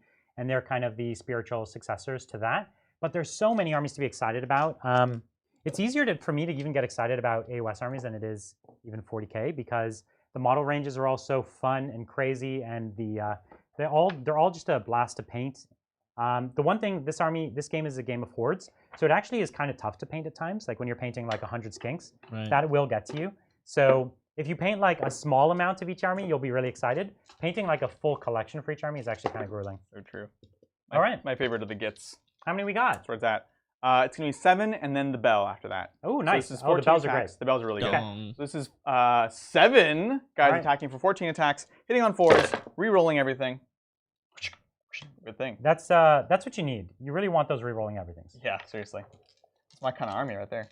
All right, then. Can you turn it around? Yes. Excellent. Very nice, actually. That was a great hit roll. That was great. Very nice. All right, and then 6s mean nothing, unfortunately. Wounding on 3s now. Let's do it. Very nice. Oof. So that is 5 at -1 for 1 damage. Okay. So let's get this 5 at -1. So 5 up saves. Let's do it. I got a couple Night Shields, so 3 go down. All right. All right, and then we have the Death Knell. This one's cool. It is -1 for 2 damage, which goes down to 1, which is fine. The most important thing is... it's actually a big deal that you did reduce, because for every model I kill with the bell, you take a mortal wound in addition. Yeah. So it actually does quadruple basically on certain things. So here we go. On 3s, rerolling, because this is the leader. Here we go. Good talk. And then on 3s, there we go. So this is -1 for 1 damage for you. No! The bell. All right, that is them. And that'll be my activation. So the smartest place, I could activate my dinosaur here, but the smartest place to activate over there because he's already fought over here. Totally. So we're going to activate the Croxagores, who I haven't fought with in a long time. And we're going to see if they redeem. The memory I had of them was not special. We're going to see if we can do something special. So they're 4 attacks per dude, and I have 6 of them. Yeah. So I mean, this is... It's a lot of attacks. It's a lot of attacks and a lot of points, too. That's right, and they are 2 damage each. So, nice. What do you need, 24? 2, 4, 6, 8, 10, 12, 14, 16, 18, 20, 23, 24. Okay, so 24 attacks. So I didn't give the Moonhammer to any of them. I hate the Moonhammer. So if you don't know, the Moonhammer is a thing where you get attacks equal to the number of models within 2 inches. Right. I historically have always played that and then found that I got like 4 attacks. Right. And it's like that's how many attacks you get with the other weapon, and then in many times I would get like 1 attack, or 2 attacks, or I'd always forget and have it on the end, and I'd be like, "Where's the Moonhammer? Oh, it's in range of 1 model." So here's a choice: I get to choose to fight against your chain rasps or against your horses with some of the boys. Yep. So I only probably have 2 that can fight the horses. So I'll probably just do that. Okay. Okay. Just measure my range to make sure. Yep. So I've got 3. Okay. Do you have a serpent staff, Brian? What's that? Oh, are you a snake? That's an ability. The stone serpent staff or whatever. That's the thing that's on the priest. If that's what they're talking about, I'm pretty sure. Something to do with Croxagores and a serpent staff. Stone. No, I don't have a relic. If it's a relic, then I don't have it. Yeah. Okay, so I've got a handful that actually can hit the horses. So the horses are the scarier unit, would you say? Yeah. I should probably, and they can hit me back. Yeah. So I'll probably go with a handful at them. So let me just pull out good. 1, 2, 3, 4, and then these will be at the chain rasps. And these guys have a 2-inch range, yeah? Yeah, that's right. So this is going to go here first at the at your horsies. Not the ponies. And it's hitting on 3s, wounding on 3s. Oh, that's pretty reliable. The 3s are because of the skinks are near me. Oh, right. They have like pheromones or something. Yeah, they love protecting the little ones. Yeah. Yeah, this is going to hurt. Okay. Yes. And But 3s. the Proxigors, they should hurt. I really hope. Not the way Brian talks about it. Cool. Oh, I missed one. Okay. Destroying the battle. Moss. You kind of roll that moss. I did. I rolled it off. I flipped that one. So these are against your horses. Again. These are -1 rend. Oh, dang. Which normally it's like really good. It is great. This is a lot. This is 6s to wound or mortal wound in addition is what the servant staff is. Oh, okay. So 4-ups. That's I thought I can only put that on skink units. Oh, I did put that on this unit. Whatever. I'm not paying attention. It's not called the serpent staff. It's called the stone something staff. But stone serpentine staff. Yeah, it's not. There's no serpent. Eyes. Yeah. 4s. Oh, I'm a god. Oh, you failed on 2. Yeah. So 4 damage. 4 damage. And 6s. Wow. Okay. Only 1 horse dies. Only I control the power of Jeez. death. So that's fine. They still have their jaw attacks. Oh, no. What's the range on those? That's true. That'll have to go in front. You're right. So anyways. I was lucky. You were lucky. Super lucky. So you lost literally 1 horse. Yeah. See, that's what I'm saying. They always disappoint me. 3s. This is on the chain rasps. This is a collaboration. Look how many 2s. Not bad. Wait, so these are the or these bites. These are big clubs basically. These are the clubs. So that's a mortal wound in addition. Oh, nice. All right. So this is 5-ups on these guys. Yeah, that's right. You're actually gonna plow through them. Gosh. That and this one was cocked. Okay. All right. So I only made. Oops. And these are 2 damage 2. each. So this is 6. So here's 2. 6 more. And then 1 more for the mortal wound. Thanks, sir. Wouldn't want to forget that. That's a lot of damage. Oh my goodness. Actually, wow. Right? How many was that? 50% 6s? That was 5 out of. Oh, not quite. Not quite. But it was good. It was really good. 5, 8 die. All right. Okay, 8 are dead so far. So now I have the vice-like jaws. It's just 6 more attacks. 1, 2, 3, 4, 5, 6. Now when I say 6 more, I mean 12 because I get +1 for all my jaws. 3, 4, nice. 5, 6. Okay, and they have jaws like a steel trap. An unmodified hit roll made for a jaws of 6 and inflicts 1 mortal wound in addition. Okay. Gotcha. And then I have if a 6 to wound is a mortal wound, I get a mortal wound in addition. Okay. So sorry about that. So don't worry about it. 1 mortal wound you've taken. Those rules have hurt you as much as they've helped you. Yeah, I know. So you've taken 1 mortal wound. Okay. And then this is 3s. You've taken 2 mortal wounds. Wow, and all those fail. Wow. So 2 saves. Man. Yeah. So 5-ups. Okay. 1. And so you've taken 3 wounds total. You got it. 6s. All right. So you kill 3 more. All right. So how many are alive in that squad? Because that was what, a 10 or is that a 20? They're both 20s. Oh, they're 20. So there's plenty. Yeah. Well, there's 6. There's some. 6. There's a few left. Your activation, my friend. Sounds good. Would Milady like to fight? No, because I want to wait for his character to come in, and then I can hit him with the Linder. Because what's her fight range? 2 shield staff. 2 inches. Okay, yeah. Unless you kill her. Right. We'll have to see. That would suck. That would suck. Where are we going next? Well, then it's Chain Rasp or Spooky Ghost Horse. Let's take a look at her real quick. Could she fight me where she is right now? No. Because I'd have to pile into her first. So, like, you probably... Because he doesn't have the move to get over. That guy? Yeah. Yeah. I guess that, like, do I want to wait? Probably... Yeah. What choices do you have? Tell me the choices. I'm not so trying the to only real choice here is, do I have her attack now into the Saurus? In the off chance that you do kill her? I don't think you would. Right. I think you want to kill these things anyways. But you never know. Your army is very character-centric. So there is a benefit in me killing your character. But if you don't kill her, then I get... How much does she heal? D6. That's a lot. That's a lot. And how many wounds does she have? Like 8? 7, yeah. 7. With so a 4 up, she's 6 up. Okay. So she's killable. 7 wounds with a 4 up. She could die. You could die. She could die. That's true. She could die. At 7 wounds, I would take a chance. Let me tell you how much my attack ranges are, okay? Okay. That would be good. Because that's really going to determine how many things I get to fight you with. Yeah. So 2-inch range, 2-inch range, everything is 2-inch range. So I'll fight you with my entire model, and I will kill you. Oh, messed up. When you put it that way, Brian. I messed up. Let me Wrong just game. think for a second. I think we're going to do a Linder. Okay. And Fighting we're just going to do her into the source, yeah. Bring the pain. So let's do this. Yep. This is the ghost I don't really have much pile in. Yeah, she just can shimmy a teeny bit. It's just her staff. Her handmaidens cannot attack. Okay. So 3 attacks on 3s. Wacha. Okay. 2 hits. And then on 3s. Wacha. Okay. Excellent. 1 at -2. -2 AP, so yep. 6. Yep. All right. And what's the damage? D3. D3 -1. So that's 2. Down to 2. Okay, so 2 go down. I'm mic'd up. I'll be pulling the ones the furthest away from the point, basically. Yeah. Okay. Okay, so I've lost 5 from that unit so far. Sounds good. Now that's my fight. Yep. Big Dinosaur King coming in hot. I messed up. So we're gonna that's not your warlord, right? No. We don't have a duel. No. That would be pretty cool. Okay. But we do not. So what we're gonna do first is his weapon, which is the Sunstone Spear. And as you remember, I gave +1 attack to all of his weapons. Yes, I do. This is his only weapon because that doesn't give it to his mount as well, right? Right. So it's just him. So this 4 attacks. It's like it's all very swingy though. You know what I mean? Like the dude doesn't rerolls. So this is 3 to hit, 3 to wound, D3 damage. Okay. It's not crazy. Swingy. It's very swingy swingy. is the word. Very swingy. And as far as any other command traits I could use, I had to use them all at the start. Correct. So you can't like at this point. Don't worry, I'm also regretting not spending me too. time. Me too. So I had 1, which was actually 10 more CP.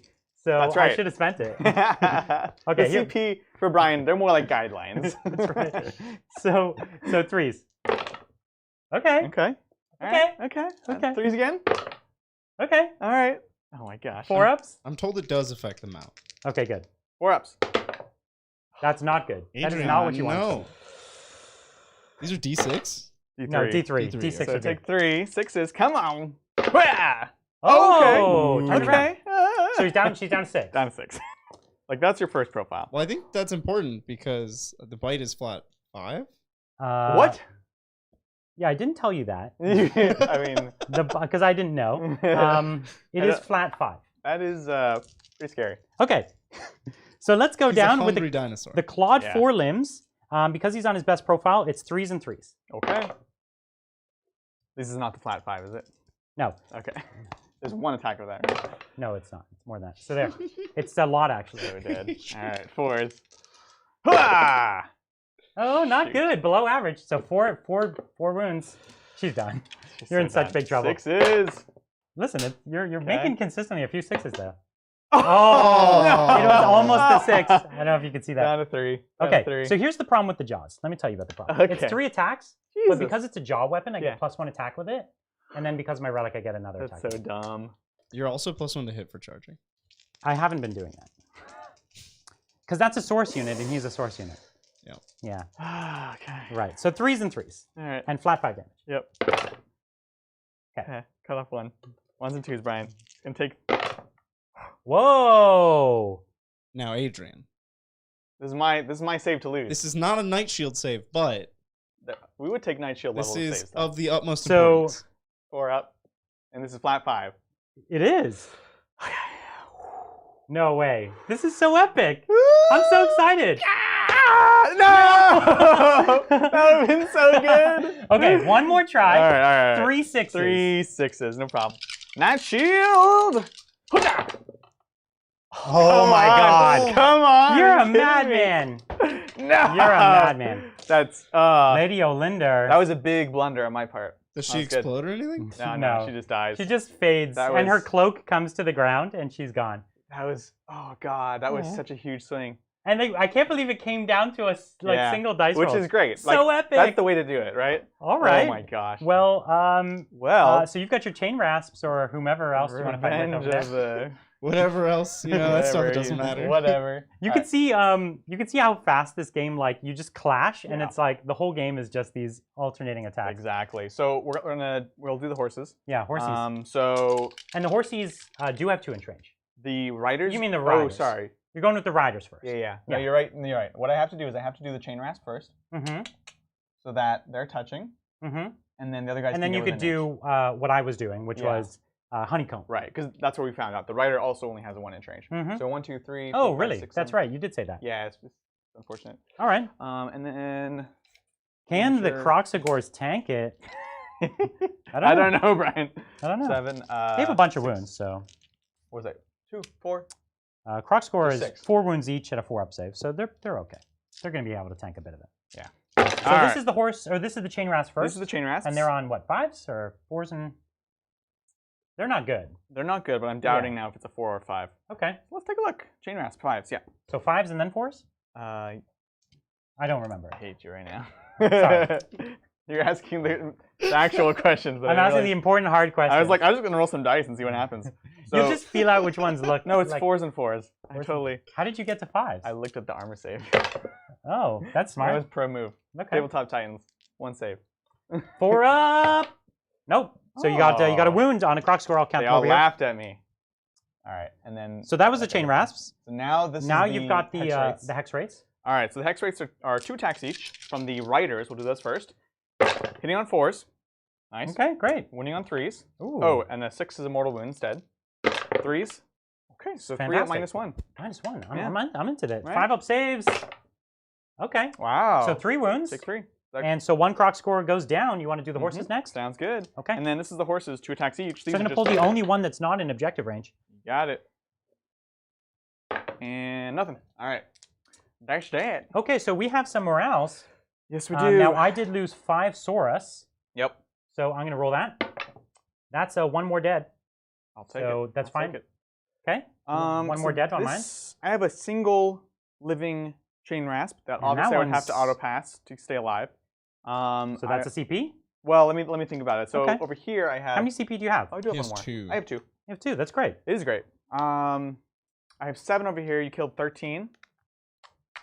And leadership of 10. 50-50. 3 and under, you're good. 3 and under. And you can't lose the unit. 13 goes to 19. Oh. Am I doing math backwards? No, hold on. So it's 19. I can lose 9. You would lose 9, yeah. I lose that many. So I could just auto pass both. So you're losing. Oh, you can auto pass both. Yeah. There's no one. Because you'll use the command point. Yep. Twice, and I have a character within 6. It's not a horrible idea. It's not, because normally I'm keeping it for the teleport, but I don't really need it as much this game. Well, and the teleport would take you literally to here. Yeah. You'd be back 9 inches because I've got you screened all the way to here. Yeah. And by the time you come around to teleporting again, you'll have another CP. Yeah, let's do it. So I'll spend 2. Beep, beep. So they'll both stay alive. Excellent. And then the Grimghasts only lost 3, so they can't lose anymore. Right. Yeah. All right. That's pretty great. That was brutal. Oh, gosh. So at the end of your turn, did you take the point back? I don't know. So let's find out how many models you have in range. Yeah. You have quite a few, though. So this game has so much counting. Yeah. So of your small guys, you have 1, 2, 3, 4. So there's 4 left in that squad, right? Is that right? 4? 1, 2, 3, 4? Oh, no, there should be 1. Oh, okay. Remember, I just mathed it out, basically. Okay. Yeah. So you just missed a couple. That's fine. Yeah. So you've got 1 there.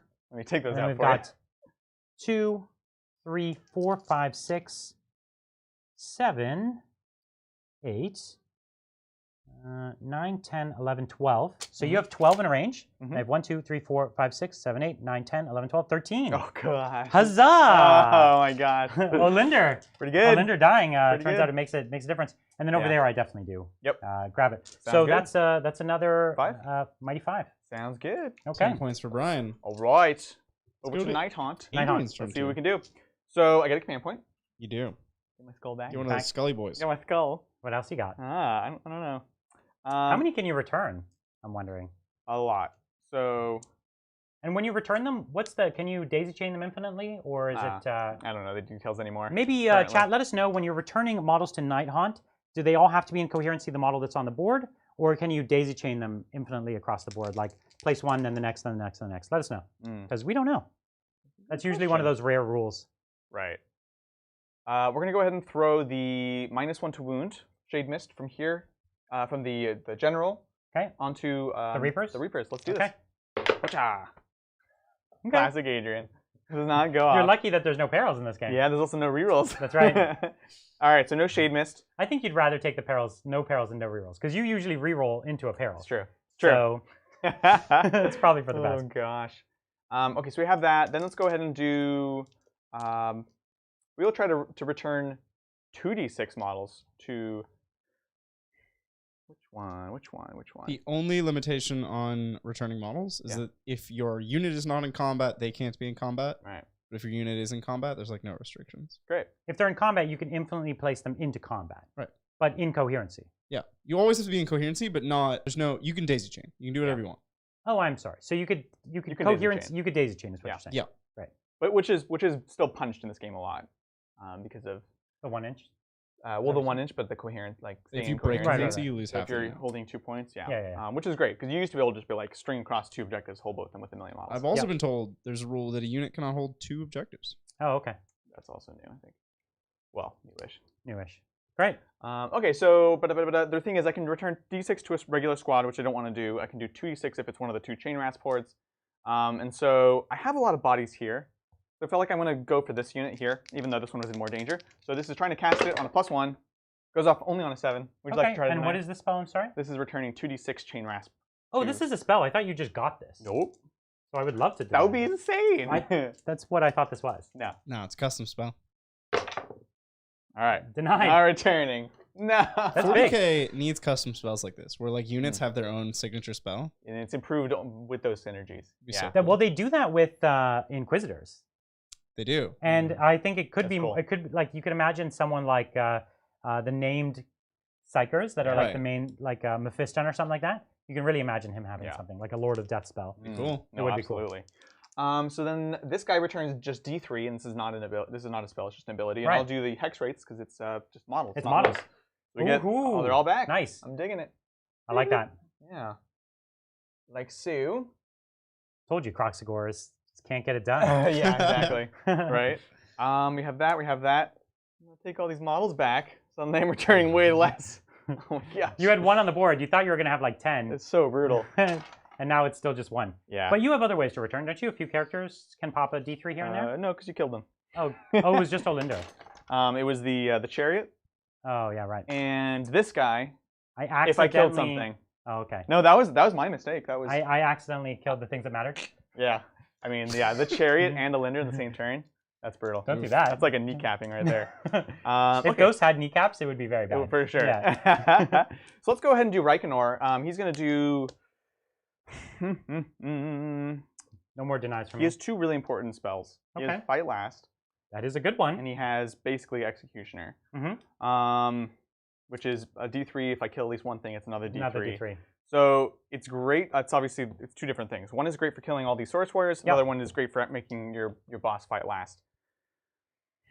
Fight last is really tasty. Is this the best place for it? Because as you said, they're not really best at killing him.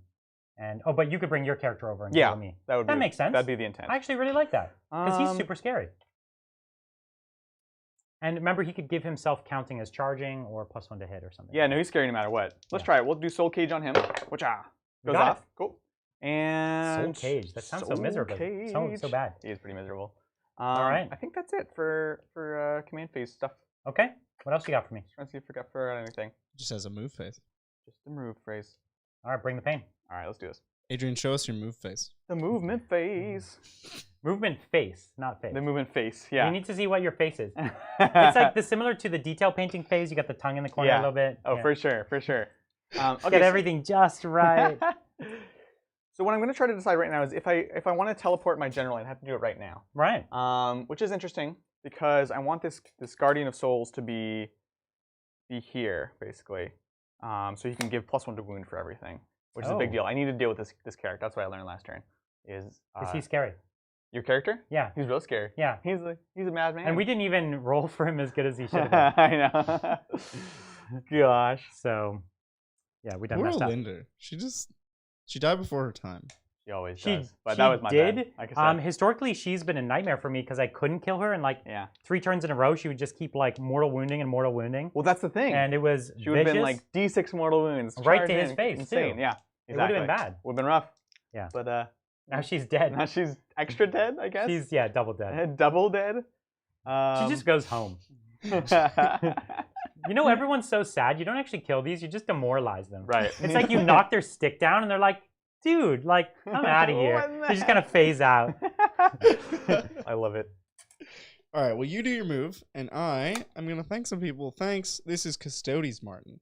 Ooh. So excited for Age of Sigmar. Hope you guys have a blast, and we see more in the future. Yeah. I really hope so, too. That'd be amazing. Let us know, if you want to see more of these. We already committed to doing at least one more, and we're I've been doing the schedule, and I think we're going to get it in before the end of the year. That game, I'm going to play... I'm going to play my Sigmarines. What are you going to be playing? You said it's... My Gloomspite Gits, The Gloomspite Gits. My favorite. That's a really cool match. So we already have at least one more great match lined up, but we have tons more armies. Right. So let us know if you want to see more, and we'll definitely consider doing a lot more. Absolutely. Adrian, did you throw your skull? I did. I spent a command point. So I moved my general over here, just regular move, and then I spectral recalled the Guardian of Souls here, because the truth is I don't want to count on it. You have to win this fight now. I need this fight. You can't. I need this, Brian. You do really need this fight. And he gives you, what is it? Reroll all wounds? +1 to wound. +1 to wound. About as good. Yep. Maybe not quite as good, but pretty close. All right. Thank you, McDonald. New to AOS, and there's little to no good content for it. Yeah. Here's hoping this isn't a one-off. Chance we could see some Clan Scryer at some point. Ooh.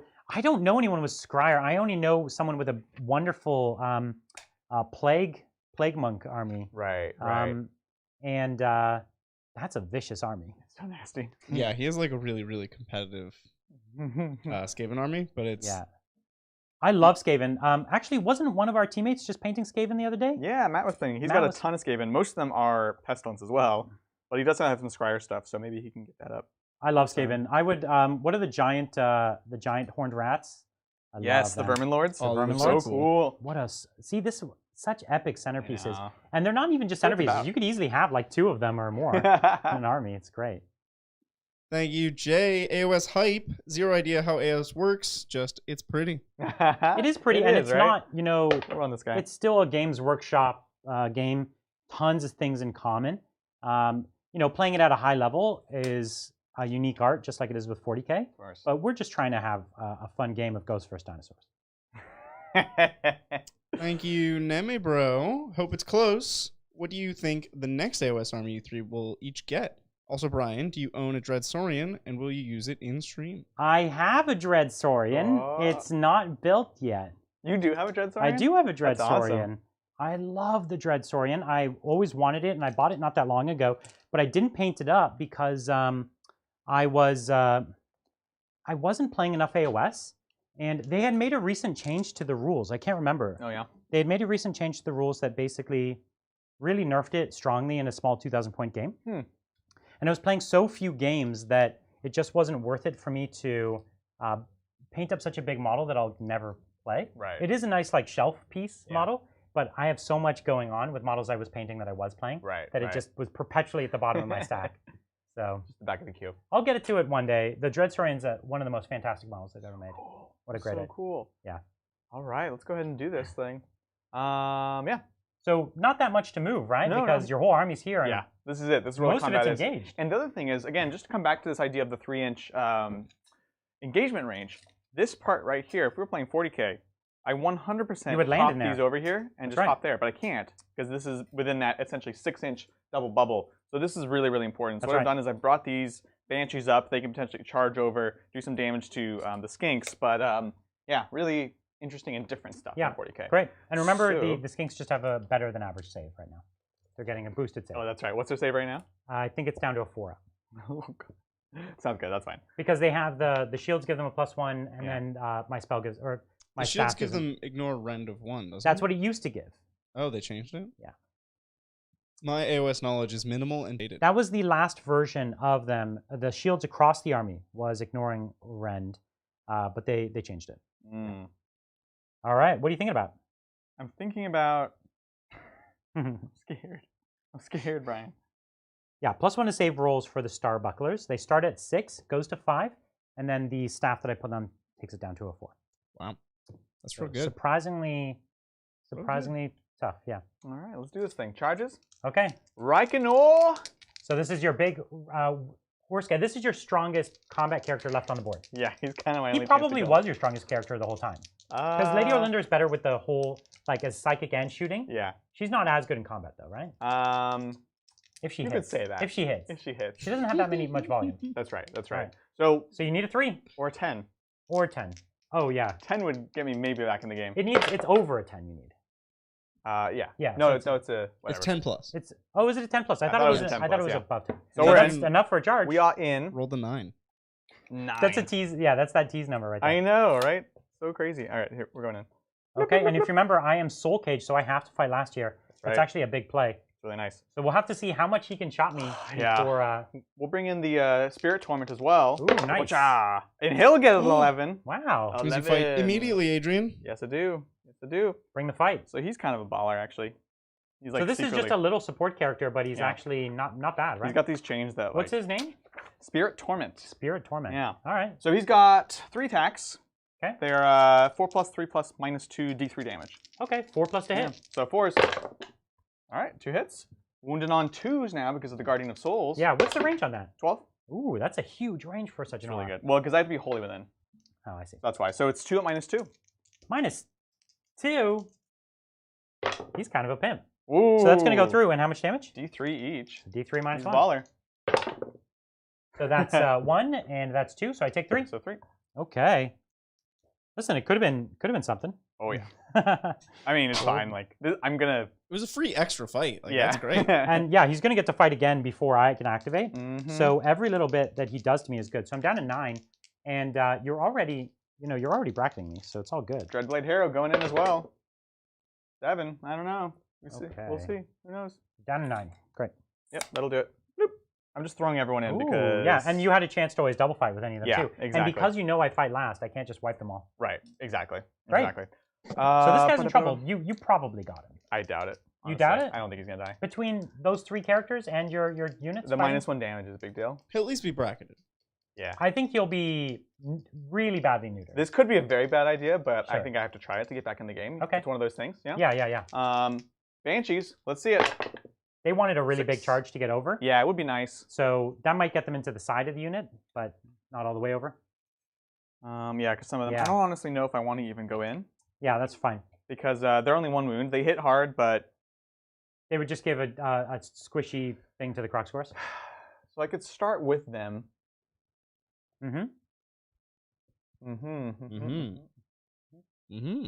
Where would you charge them up on the side of the Croc scores? Yeah, just on the side.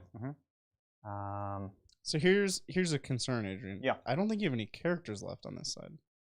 Which means your Feel No Pains are... The Feel No Pains go away. Gonzo. Yeah. I mean, I haven't rolled any, so...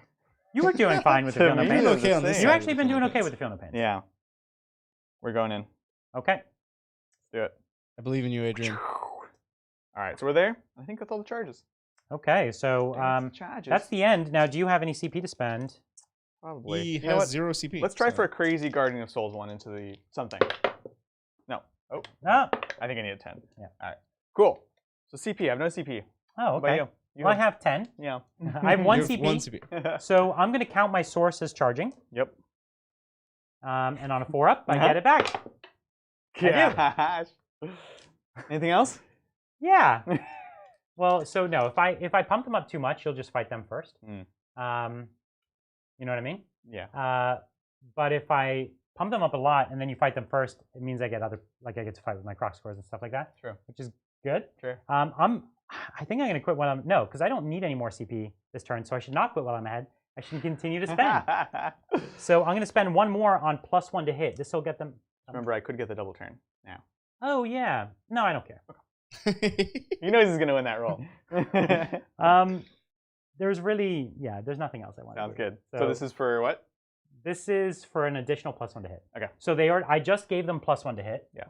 Now I can do another +1 to hit. Which will take them to the 2. Takes them to the 2. Yeah. I like it. And I get that CP back. Oh, so crazy. No. At 6 both times, no less. So now I'm going to spend to give them all-out attack. You have to. This is reroll 1s to hit. Okay. This is mean. Or I could give all-out defense to my own source. Nah, we'll go all-out attack. Sounds good.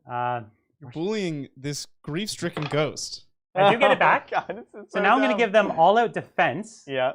No, I can only give one of those two, can't you? You can't give all-out attack and defense, can you? I think you can. Okay, cool.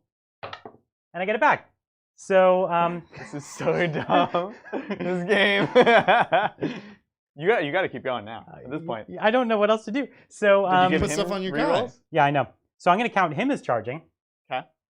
No, I'll give him all of defense first. No, yeah, I could do that. You can do both. So I don't get it back. Finally. So I'm out of CP. That was what, 6? It was a stupid number. 4. It was 4. Oh my gosh.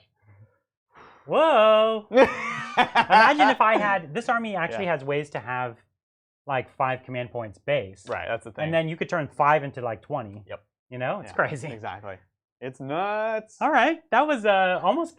I'd say we were at the door of Candyland.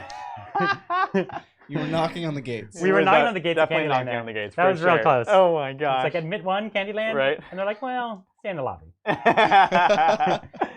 All right, let's get started, shall we? So we'll start with the Banshees. Yeah. So we're gonna pile in here, closer, closer, so they're all gonna get to fight. Yep. Like so, like so. And this is 4 attacks on 4s. They only have 1 attack each? Yeah. They're -2 for D3. Yeah. So traditionally what I do is I run a big squad, take a Vampire Lord, and he gives them Blood Feast for +1 attack. Then you're cooking. Yeah, because they have a high value attack, so giving them that extra attack pays off. Exactly. So this is on 4s. All right. Okay. Exact odds. And then 3s. All right, -2. Ooh, 6s. Nice. And so 2d3. Come on, money. Oh! So 4 damage, wow, you kill 1. Solid. So 1 Crossguard goes down. I'm going to pull from... I want to fight those Banshees. Yeah, you do. I guess. How many wounds do they have each? 1. Oh, I want to fight those Banshees. They're crazy. No. So I'm gonna activate my Saurus next. Sounds good. And with all their buffs, yeah, man, they're gonna go into your Reapers. All right. Guess what I don't have? -1 wound. Oh right, and you don't have. That's true. I did. So you also don't have Mystic Shield anymore, or you do still? I do not. Okay. No. This is not going to be what you want. It's bad. Okay. It's bad. Brian. So 2, 4, 6, 8, 10, 12. So I'll have to move them up to make it legal. Do what I'm doing. Yep. But fine, we'll get. It does kind of matter where you're positioned. Yeah. Okay, so that's fine. Oh, this guy's not fine. So they have to shimmy this way. All right, position matters a ton in this game, so you can't just wing it. You know what I mean? Exactly. I have to shimmy up. Whatever. This guy was that. Okay. Sure. Let's do it. So it's 11. So 1, 2, 3, 4, 5, 6, 7, 8, 9, 10, 11, 12. So this is, I get double this for my clubs because of the charging and all that. Cool. I think on 2s you're rolling 1. Let's do it. Do you have 15 or more models? Oh, that's why I don't get the extra attack. 1, 2, 3, 4, 5, 6, 7. No. So I don't get the extra attack. Thank you. Thank you. So I still do with the jaws though. So 3s. Okay, actually really bad. Yeah, geez. All right, this is 4s and 6s. Come on, 4s and 6s. Whatcha? Hey. All right, and then 6s. Yeah, exactly. Let's see it. Nope. Okay. 3 drop. 3 drop. So now I'll do this 2 more times. Yep. For the jaws now. So the jaws normally hit on 5, so this takes it down to a 3. Yeah. It's crazy, right? Crazy. It's kind of silly. So yeah, the jaws are on a 5. So this is down to a 3. And I do reroll the 1s. Good thing. Jeez Look at that. My God, I'll get that 2 for you. That's that command points coming in. Wow. Okay. Yeah, still. Thanks for nothing. Yeah, right. And then this is force. Gosh. Okay, it was really bad. So terrible. 3 wounds. Jeez. All right, and then I'm trying really hard. I know, right? You're a gentleman. And then 1, give me 6. Come on. Nope. Okay, so 1 more. Sounds now good. those dice in your hand. 1 last time. Okay, rerolling the 1s. Okay, so I missed 2 there. Cool. And then 4s. Dun, dun, dun, dun. Whoa. It's better. Money. And 4s. Not money. And 6s. Okay. Nope. Ooh. 4 more. 4 more. Okay, and so the reason I'm doing that is purely about objective holding. Yeah, right? Absolutely. I'm playing the mission there. Absolutely. So your fight. Well, let's see what we can do. Because you've already fought. Oh, no, you haven't I haven't fought there. So the Hex Wraith is the next. I should go there, yeah. So Hex Wraiths. Because I can't fight at all over here. Correct. Yeah. So we're going to do all the Hex Wraiths. So here's 10 attacks from the Riders. 4, 5. There you go. Okay. On 4s, 6s are mortal wounds. So that's 2 mortals. And then I miss with everything else. Whoa. Yeah. On 3. All right. 2 mortal wounds. 2 mortal wounds. So 2 wounds down. Sounds good. And then the horsies. And the horsies, those dice back. 5s. Okay. Horsies are showing up their riders. 1 wound, so not enough to kill Croxagore, which is unfortunate. Yeah. But I did make the save. Sounds good. So I'm gonna go put 2 wound dice over here. So now I get to fight next, and this is where we have a choice. Do you don't outnumber me on the point yet, do you? No, I doubt it. Okay. So yeah, no. The Hex Wraiths are the juicy target, but so what I'll do is I'll put 1 Croxagore into the Banshees with its jaws and its big weapon. Cool. And then I'll put the other 3 because I've lost 2, right? Yep. Yeah. I'll put the other 3. Man, the Hex Wraiths just keep. No one's particularly durable there. So we'll go. You know what we'll do? Yeah. We'll go with the other 3 into your small troops because I really do want to get that unit. I don't want you to have another chance to bring them back to life. Yeah, makes sense. You know what I mean? I dig it. The other unit's already at full. So let's do. And how many are in that small unit? 7. 7. So I think I could get them. 7. 1, 2, 3. Okay, so let's go. We've got Croxagores. This is their chance to redeem themselves, to do a thing. So this is the main maul, which is 4s and 3s, and at 2 damage. And then I'll do the 1 attack for the Vice-like Jaws on each one. Which are on 3s? Are you getting +1? So the Jaws just get an extra attack. Okay. Not +1 to hit, though. Okay, sounds good. Just want to make sure. I do have +1 to hit for the Skinks. Yeah, okay. Yeah. Sorry. Good. But not for charging, because I'm not a Saurus. So here we are, 3s and 3s. So actually, really bad. Yeah. Croxagores! Croxagores! And you also rolled 4s. You were just projecting 4s. That's the problem. Yeah. Whoa. Whoa. Okay. This is my big weapon. This is like the one that needed to work. And which squad was this on to? The small ones. The chain rasps. So 5s. Beep beep. You're dead. No, it's 4 damage. 8 dead. They're all dead. No. 4 total. Turns to 4. Hey man, it's at this point. I was like, yeah, 8 damage. So 1, 2, 3, 4, 5. So 6 attacks with my jaws. Okay, and the jaws hit on 4s down to 3s. So great. Sounds good. And a 6 to hit is a mortal wound in addition, right? Yep. A 6 to hit. That was the snake staff. 1 mortal wound in addition. So cool. Mortal wound in addition. So already 1. Why is it? Good, because my rolls are better than yours. Didn't we know that already? Yeah, we did. So 6 to wound is a mortal wound in addition. Wait, both? Well, because of my staff from last turn, it carries over. The hits, the 6s to hit and wound separate are mortal. things. It's the separate jaws abilities. are to hit. So that's the staff 3, is to wound. 6. They're dead. 7. Do you have armor saves? Not against mortal wounds. You don't mortal wounds. Why do you get armor saves? That's right. Why don't you get armor saves? So now I just have the attacks just into the Banshees. Cool. So here's the maul on 3s. Okay. Cool. And then on 3s.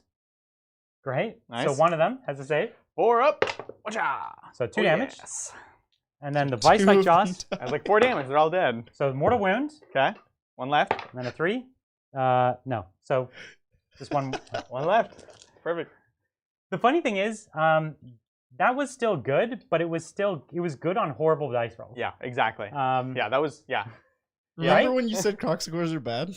No, they are bad. Hitting on 3s and 3s is not bad. This is well, yeah, with this King's number. It's like a 300-point unit. Yeah. So if you play them wrong, they're bad. I think they're just not as reliable as like these guys. Remember, like I could buff them up a lot, whereas those ones not quite as much. They naturally get the +1 to hit on the charge with the source. Right. So Croxagores are good. These guys have used more resources though to do that, yeah, right? Yeah. If you don't roll that 4 up, whereas this was like you have skinks, cool. You know, have skinks. So that equal yes, is much less. Yeah, win. Exactly. All right, my man. That's all right. So it's your fight. You've got all 3 of these characters, and then you've also got your Reapers. Let's see if you can do some work on me. Will it blend? I don't know. I don't know if I'm going to lose my guy. Army -1 to wound. It's crazy. It's -1 damage. -1 damage. Yeah. No, -1 to wound would be better. I'm just making it trouble. Oh my gosh. All right, so here is Reikenol with the Fel Reaper. 4 attacks, hitting on 4s. All right. So all these special characters, so okay. Yep. Great. 1 hit. Winning on 3s. All right. It's doable. Excellent. Now, -1. Okay, so 5 up. Wow. Hey, you know what? It's a good thing. You would have taken 1 damage. Okay. So dumb. I just want to point out, Brian, your Croxagores are hitting on a better score than his leader, Warlord. Yeah. Yes. Watcha. He does get rerolls if you have 5 or more models in the unit. and that's why I was like, he's meant to like thresh infantry, yeah, but he's like the emperor, like the Empire's last chance. So yeah. So which attack was this? This is the pony. Oh, the ghostly hoofs and teeth. Okay. He's just biting you now. Oh god. Have you been bit by a horse, Brian? Clearly, have I? Actually, I think a ghostly horse biting me would be. A regular really horse bad. is really bad too. They have like the teeth are like bigger than. Anyways. So in this case, he bit me, but he was like an actual ghost. Like it just was like going through me. Yeah, that's definitely what happened. He forgot to become corporeal. That was him? Yeah. Okay, next up. Well, who's your next character? Throw him at me. Let's do Baller over here. Yeah, the one who actually did a wound to me. The one who did 2 wounds. No, he did 3. 3 wounds. Crazy. He did 3 attacks. Which, listen, a lot more than Reikenor. Gosh, the worst. On 4s. All right. Yep. And on 3s. Oh, it's 2s. That's right. These are all +1 to wound. Cool. Good thing. So 2 more. -2. This is good. Yeah. 6s. D3 -1. Yep. 1 damage, my You could have rolled a 2 for me? 1 damage. Get out of here. Nailed it. All right, so you're down 8. All right, the Dreadblade Harrow. That was a bracket, I think. Oh. No, it's not. It's not. Of course not. Take it back. 9 to 8 is a bracket. 9 to 8 is a bracket. 9 to 8. So I was already at 9. Oh, you were already bracketed. Yeah, I was already bracketed, but I'm still in the bracket. So you have one last guy, which is this is your warlord now. This is my warlord. This guy needs to show it up. I mean, let's see it. He has 1 damage to start. So not a good start. No. If I charge, I'm +1 damage. Oh, so now back down to 1. Yes. Okay. On 3s. And then normally on 3s, now on 2s. And 1. There you go. 1 save. Minus? -1. Okay, I could get a 5. Watch out. No, I thought I was going to get it. I know. So 1 damage, down 7, so you bracketed me again. Yes. Now your hooves, you got some hooves up in here. No. Come on, his horse doesn't have hooves? Oh, no, he does. He has 2 Get out of here. Every horse has 2. He has 2. These horses are showing up their masters. And on 4s, because +1. Oh. No rend. No rend. So 4 ups. Come on. Okay, listen, he did as much as everyone else. It's true. It's true. He did more than Reikenor. You are not wrong. The horse is the new Mortarch of Death. My goodness. Put the horse on the throne with some like ghostly oaths. It's so rough. So now it's your Reapers. The problem with the Reapers is, as you said, they're better against the hordes. Yeah. At this point you want to chip some. You're going to have a few that can chip some damage at me. Yeah. But you need to fight for the point, right? That's the thing. Like, I'm still going to lose the game if I don't take you off the point. If you don't take me off the point, you're in big trouble. So first of all, yeah, you want to make sure you pile in such a way that they're all in. Yep. And how many do you have here? 1, 2, 3, 4, 5, 6, 7, 8, 9. You have 9. So I already have 12, 13. Yeah. And then you're at 9, 10, 11, 12. So you need to kill just 2 to hold the point, and then have me kill nothing back with my boss. Mm-hmm. So your strongest bet is to take wounds off of, because you're not gonna kill the big boss man. You'll take him down to like 1 wound or something at best. Oh, that would be amazing. Yeah, we're just gonna go all into the source to try to kill him. So here we go. So this was, you said 9, so 18 attacks. We'll do because the bell is separate. Yep. So 8, so 16 attacks. And this whole unit's getting +1 to wound. Got it. Which actually is good. They reroll all hits +1 to wound. You got it. This is kind of their superpower. This is what they're supposed to be doing, yeah. Okay. 3, 6, 9, 12, 15, and 16. So yeah, on 4s, rerolling. That's it. Let's do it. Good thing they reroll? I know, right? Jeez. And this one was cocked. Okay, we'll reroll it. Okay. 4s. Excellent. It's good. Turn it around. Yeah. And then now on 2s. Whew. All right. Well, let's see it. I think this unit's in trouble. That was cool. Yeah. All right. Get out of here, dice. Get out of here. So minus 1. 1. So 5 ups. Yep. And I did put all defense on them, or I failed that one. No, I did put all defense on them. You put everything on them. I did. So rerolling 1s. Yep. And I turn any of these 1s into all a 5. All 3 of them. No, so I lost 1, 2, 3, 4, 5, 6, 7. So I lost 7. Okay. Down 5. That's a lot of bodies. Yeah. And then we still have the Bing Bong Bell, right? 4. And the Bing Bong Bell. Yep. Yeah. 1, 2, 3, 4, 5, 6, 7. And every failed save on the bell is going to be 2 models. No, because it's -1 damage. Right, but it's immortal for every model it kills. Oh, it's immortal. Yeah, okay. Yeah. That's it. Whatcha? Hits. Hits. On 2. Yeah. -2 for this one. 6s. Don't do it. Ah. No. Okay. So kills 1 and then does a mortal wound to kill another one. Okay. 2 models left. Not a whole lot. Saucy. And I've got a lot. I have no. I've guaranteed lost unit. 2, 4, 6, 8, 10. So by default, I've lost 3 just from morale, and I have no CP to auto pass. Sure. So no matter what you get for flaunting your CP earlier. we had fun. You had to keep going at that point. It was literally that. It was not smart to keep going. No. But no. I had to keep going. So Do you have anything now else? it's my activation. with my character. Let's do it. So the question is where to go next. Right. No matter what, I'm not taking you off the point.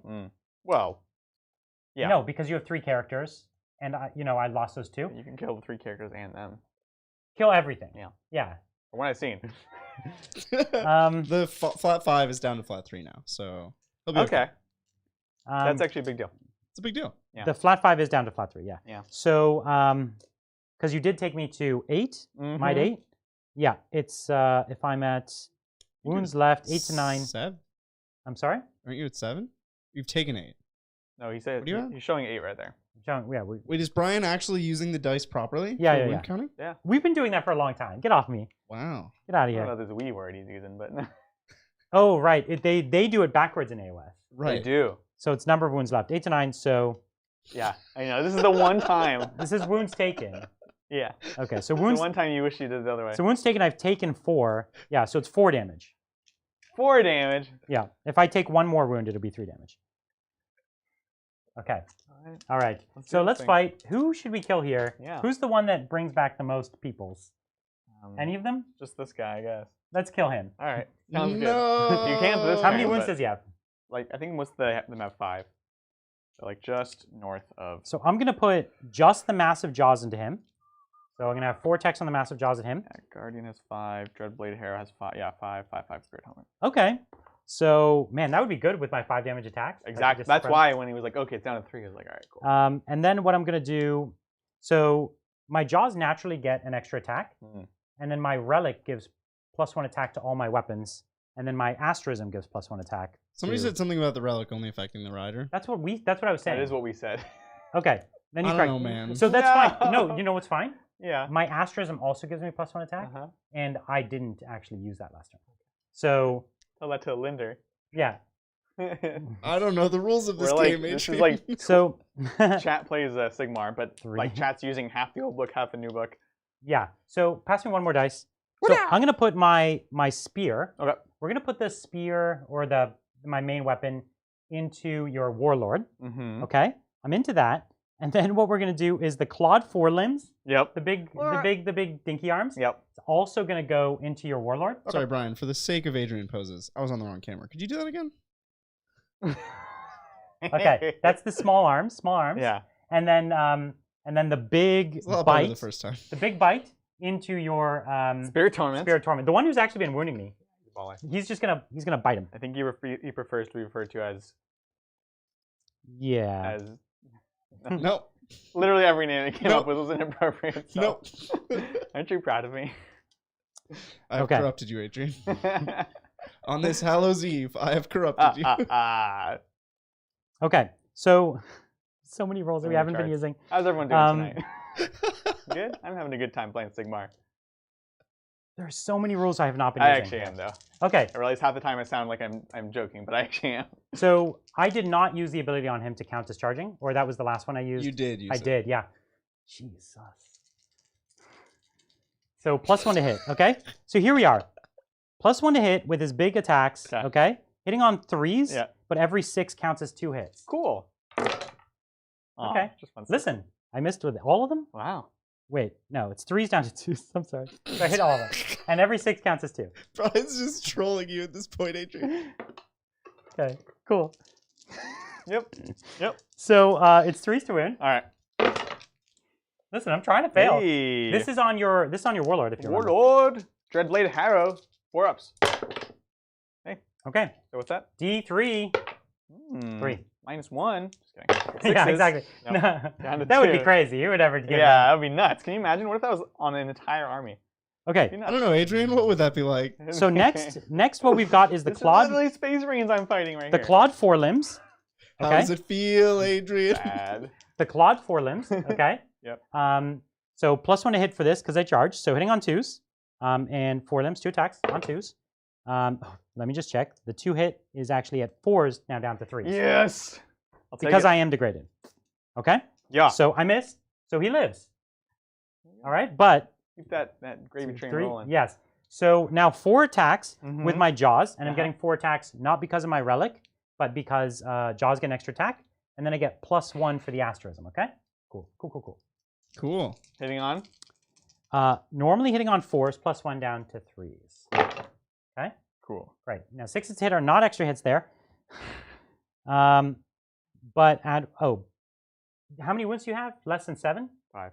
It's 5. So if you have 7 wounds or less, I get an additional +1 to hit. What? What? Why? So sorry. 7 wounds or less? Who wrote these rules? We didn't even use any of these rules last turn. No. But I guess you had over 7 wounds. You were hitting on 2s, No, I rolling had 1s 7 last wins, turn. so you would have gotten it. Jesus. Jeez Louise. So cool. 3s to win? Yep.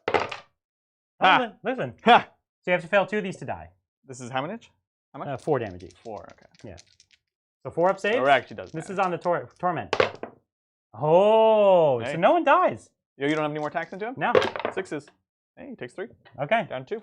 Hey. Listen. That was all your attacks? This is really complicated. It's like he has +1 for this charging bonus, +1 attack for this, right. +1 attack for the relic, +1 attack for the asterism. Brian, you sound like a Space Marine player, and I have no sympathy. It's ridiculous. Yeah. No. Yeah, the biggest problem I have with my army is it's so hard to add up how many extra attacks I have. I can't carry all these extra attacks. Yeah, oh my god.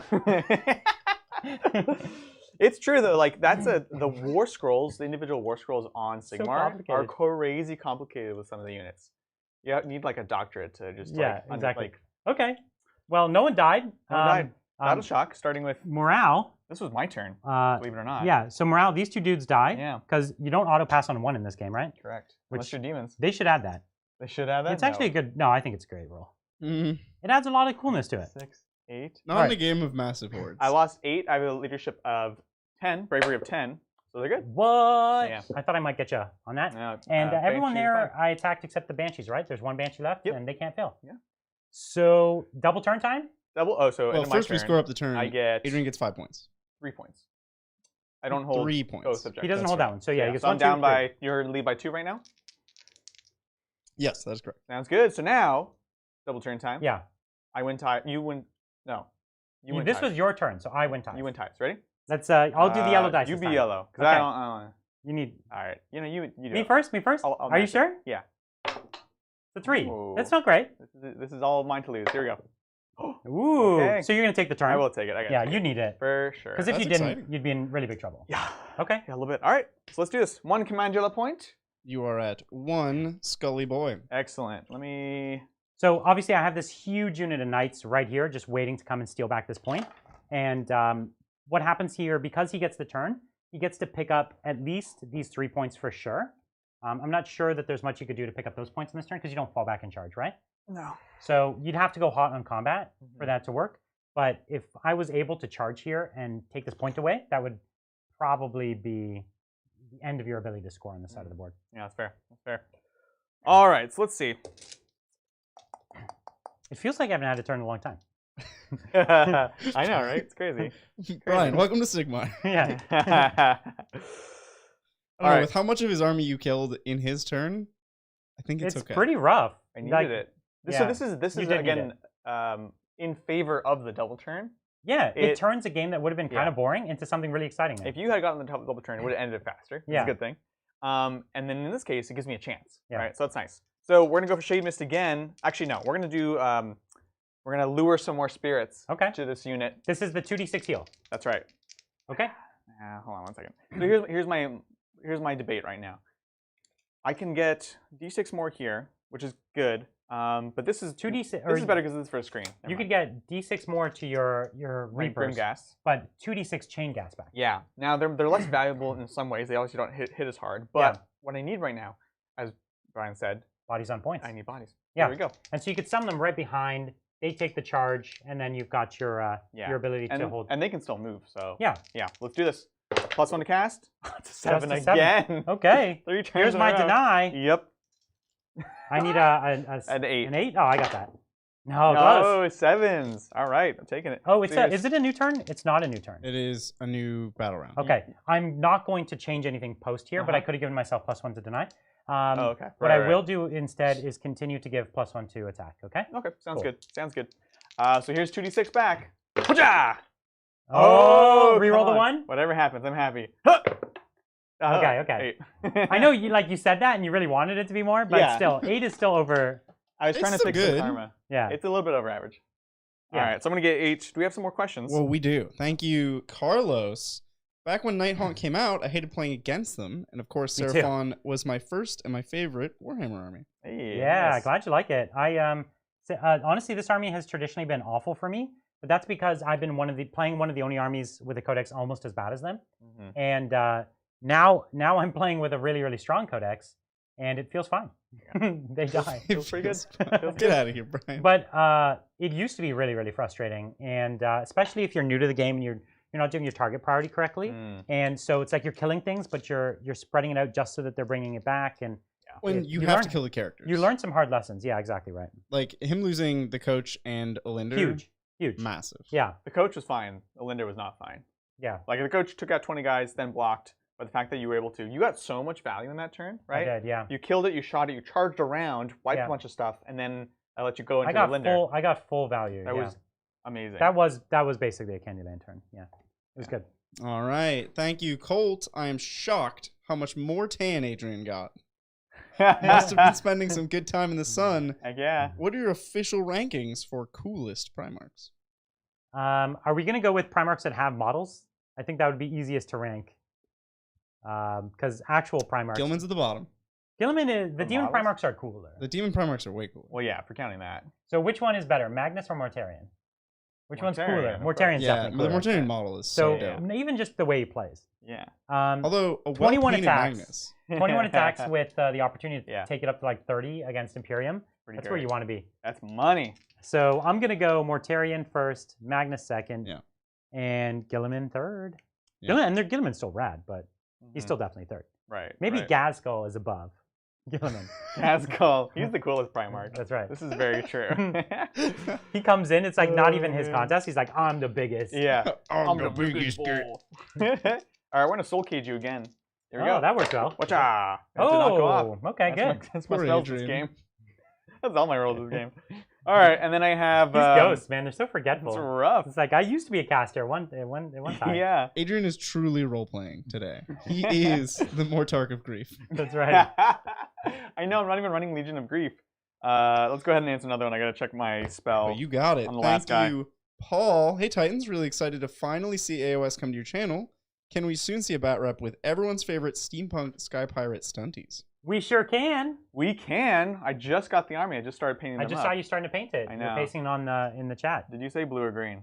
I didn't vote. What do you think? The question is Adrian Teal or the Salamander's Adrian Green? No, definitely Adrian Teal. This is even a question. You have a favorite color. You have to paint every model. For the main backpack, aren't the backpacks mostly like I don't know. I'm gonna do the backpacks colored. They're colored. They're gonna be painted over. Okay. Normally they're metal. They're metal, right? But everywhere else is gonna be metal. So it's like you don't want to have too much of the metal color. It's a lot. I'm gonna do the balloons, and then the cloth will be the color. Okay. So and then of course the size of the boats. I think they're both great picks. So whichever one you want to paint more, that's the real answer. These are both good answers. It's gotta be Vallejo people say they said, you like the color too much, you use it too much, don't do it. I was like, well, that's not saying green is a good color. That's just being a hipster. I was like, all right. Cool. So yeah, I have my one last cast. I'm gonna go ahead and just try to summon the cogs. Oh right. Let's do it. What would that do for you? An extra spell. Extra spell. Reroll failed saves. Oh. So I'm gonna with try to just the caster. I can take over with another dude. Okay. Yeah. So here we go. I don't get it. I'll do it. Right? Yeah. 7. Yeah. 7, and we get them all out. So the cogs get to drop. This is an endless spell. And so. Yay! I might have butchered the order just a little bit, but close enough. So we're gonna summon here. Reikenor will control it. So now he gets an extra. He gets to reroll. Reroll spells or extra spell? I'll check it. I thought it was an extra spell. Extra spell and reroll fail saves. Okay. Yes. So with that extra cast, he will now. That's good. Good. Do you want me to take another question? Yeah. Yes, because I got to pull it up. Thank you, Kyle. Titans, Sam and Eric's shout-outs didn't work. Can you please tell our friend Kyle to paint his Grey Knights from the other Kyle? # Kyle paints your minis. Listen, paint those minis, Kyle. Poor Kyle. Are we going to have to find Kyle? Because this is 3 shout-outs now. Yeah. Kyle, you owe it to your friend group. Paint those minis. Or I feel like people, they already are deducting 10 points from your games for not painted minis. That's a good start. It's true. But we need to do more. We're going to start deducting models from your own painted armor. That's correct. Yeah, exactly. Yeah, we'll break into your house. If you're Grey Knights, your Grey Knights don't get the +1 to cast if they're not painted. That's right. They get -1 to cast. Yeah, that's correct. It's called Duncan's Disdain. Yeah. All right, so Reichenor's ready. He's going to do Wraith Storm. All right. I'm going to pick the Salamander squad. They take D3 mortal wounds. If I kill anyone in the squad, you take another D3 mortal wounds. I love it. Great. Well, I got to cast it first, so 7. Okay. D3. So, great. So, does 3, kills the guy. It does not, because I'm going to put it onto the Salamander itself. Which has 3 wounds. I thought he has 4. Does he have more wounds? I was told it has 3. Oh, okay. Well, then that would have been a bad tactic. I thought he had 1 wound. So the Salamander? In my squig units, the goblins and the squigs are all the same. So that's why. That might be true. We'll see. No, it has 3. It has 3. Okay. So either way. I don't minus mortal wounds, so it doesn't matter. So either way, you killed 1 skink and you did 2 to him. And then I'll do 1 more. And that's 2 more and you got him. Yeah. Very nice. Sounds good. Nicely played. Yes. All right. Let's do this. Movement. All right. Jeez. Thank you, Geeky Skippy. It just says Lizardmen. Yeah. A lot of caps Lizard and exclamation points. That is their true name. We'll run them. Thanks, Ty. Had to throw some bucks for the costumes. Love that you're doing AOS. How would you incorporate Nighthaunt models into 40K? Would they be Necrons, maybe demons? Those are both really good ideas. Those are fine ideas, yeah. Yeah. They're good. They're good for both, honestly. I think you can make really cool Catan models out of some of the Nighthaunt models. I've seen that. They're also really good Mechanicus models. You can have little pipes and cloaks and things like that. And you can have like the mechadendrites and stuff like that that like come down to the ground. Exactly. That's cool. So I'm just going to run these guys on the point, just try to block Brian off. So he's building a wall. Like, he doesn't care if he takes the charge here. He's just trying to play the game. Exactly. That's right. Like, you know, you're walking up into the charge. Yeah. They're here. They're a utility. Right. They're already dead. They're not scared to die again. Exactly. I'm going to run this Wraith away. Oh, and you can advance out of combat. Yep. You can run and fall back. Or run and retreat. Yeah. Oh, okay. Quite nice. Thank you, Mike. Let's go Nighthaunt for Lady O. Linder. What up? Poor Lady O. She's back crying. I did not do her service. What, did she kill anything? No. She killed a couple Saurus, didn't she? Yeah. No, that was all my fault. It was pretty lackluster. It was a little. They're gonna fall back more than 3 away. We're just gonna create a wall here. Yup. Because you don't want to give me your back objective. Is that the risk? It was very possible you could just wipe me that turn. Wiped you in combat and then walked up, and then that would have been an insurmountable point state. Yeah. Every time I cut back to the front-facing cam, Adrian's face spooks me. Like, whoa. Oh. Right. Yeah, I think that'll you done did it. Yeah, I'm ready when you guys are. All right. Yeah. Let's see it. Do you have any shooting? No shooting. All right. Charges. Charges. You're soul caged, right? No. Nope, you failed that. Okay. Well, then I'm pretty much in trouble. So then we're not going to shoot. We're going to run away. Okay. Yeah. Right. This is a dumb reason to be here. So basically, Reichenor's re-rolling failed saves. He's got a 4 up. I feel pretty confident about him.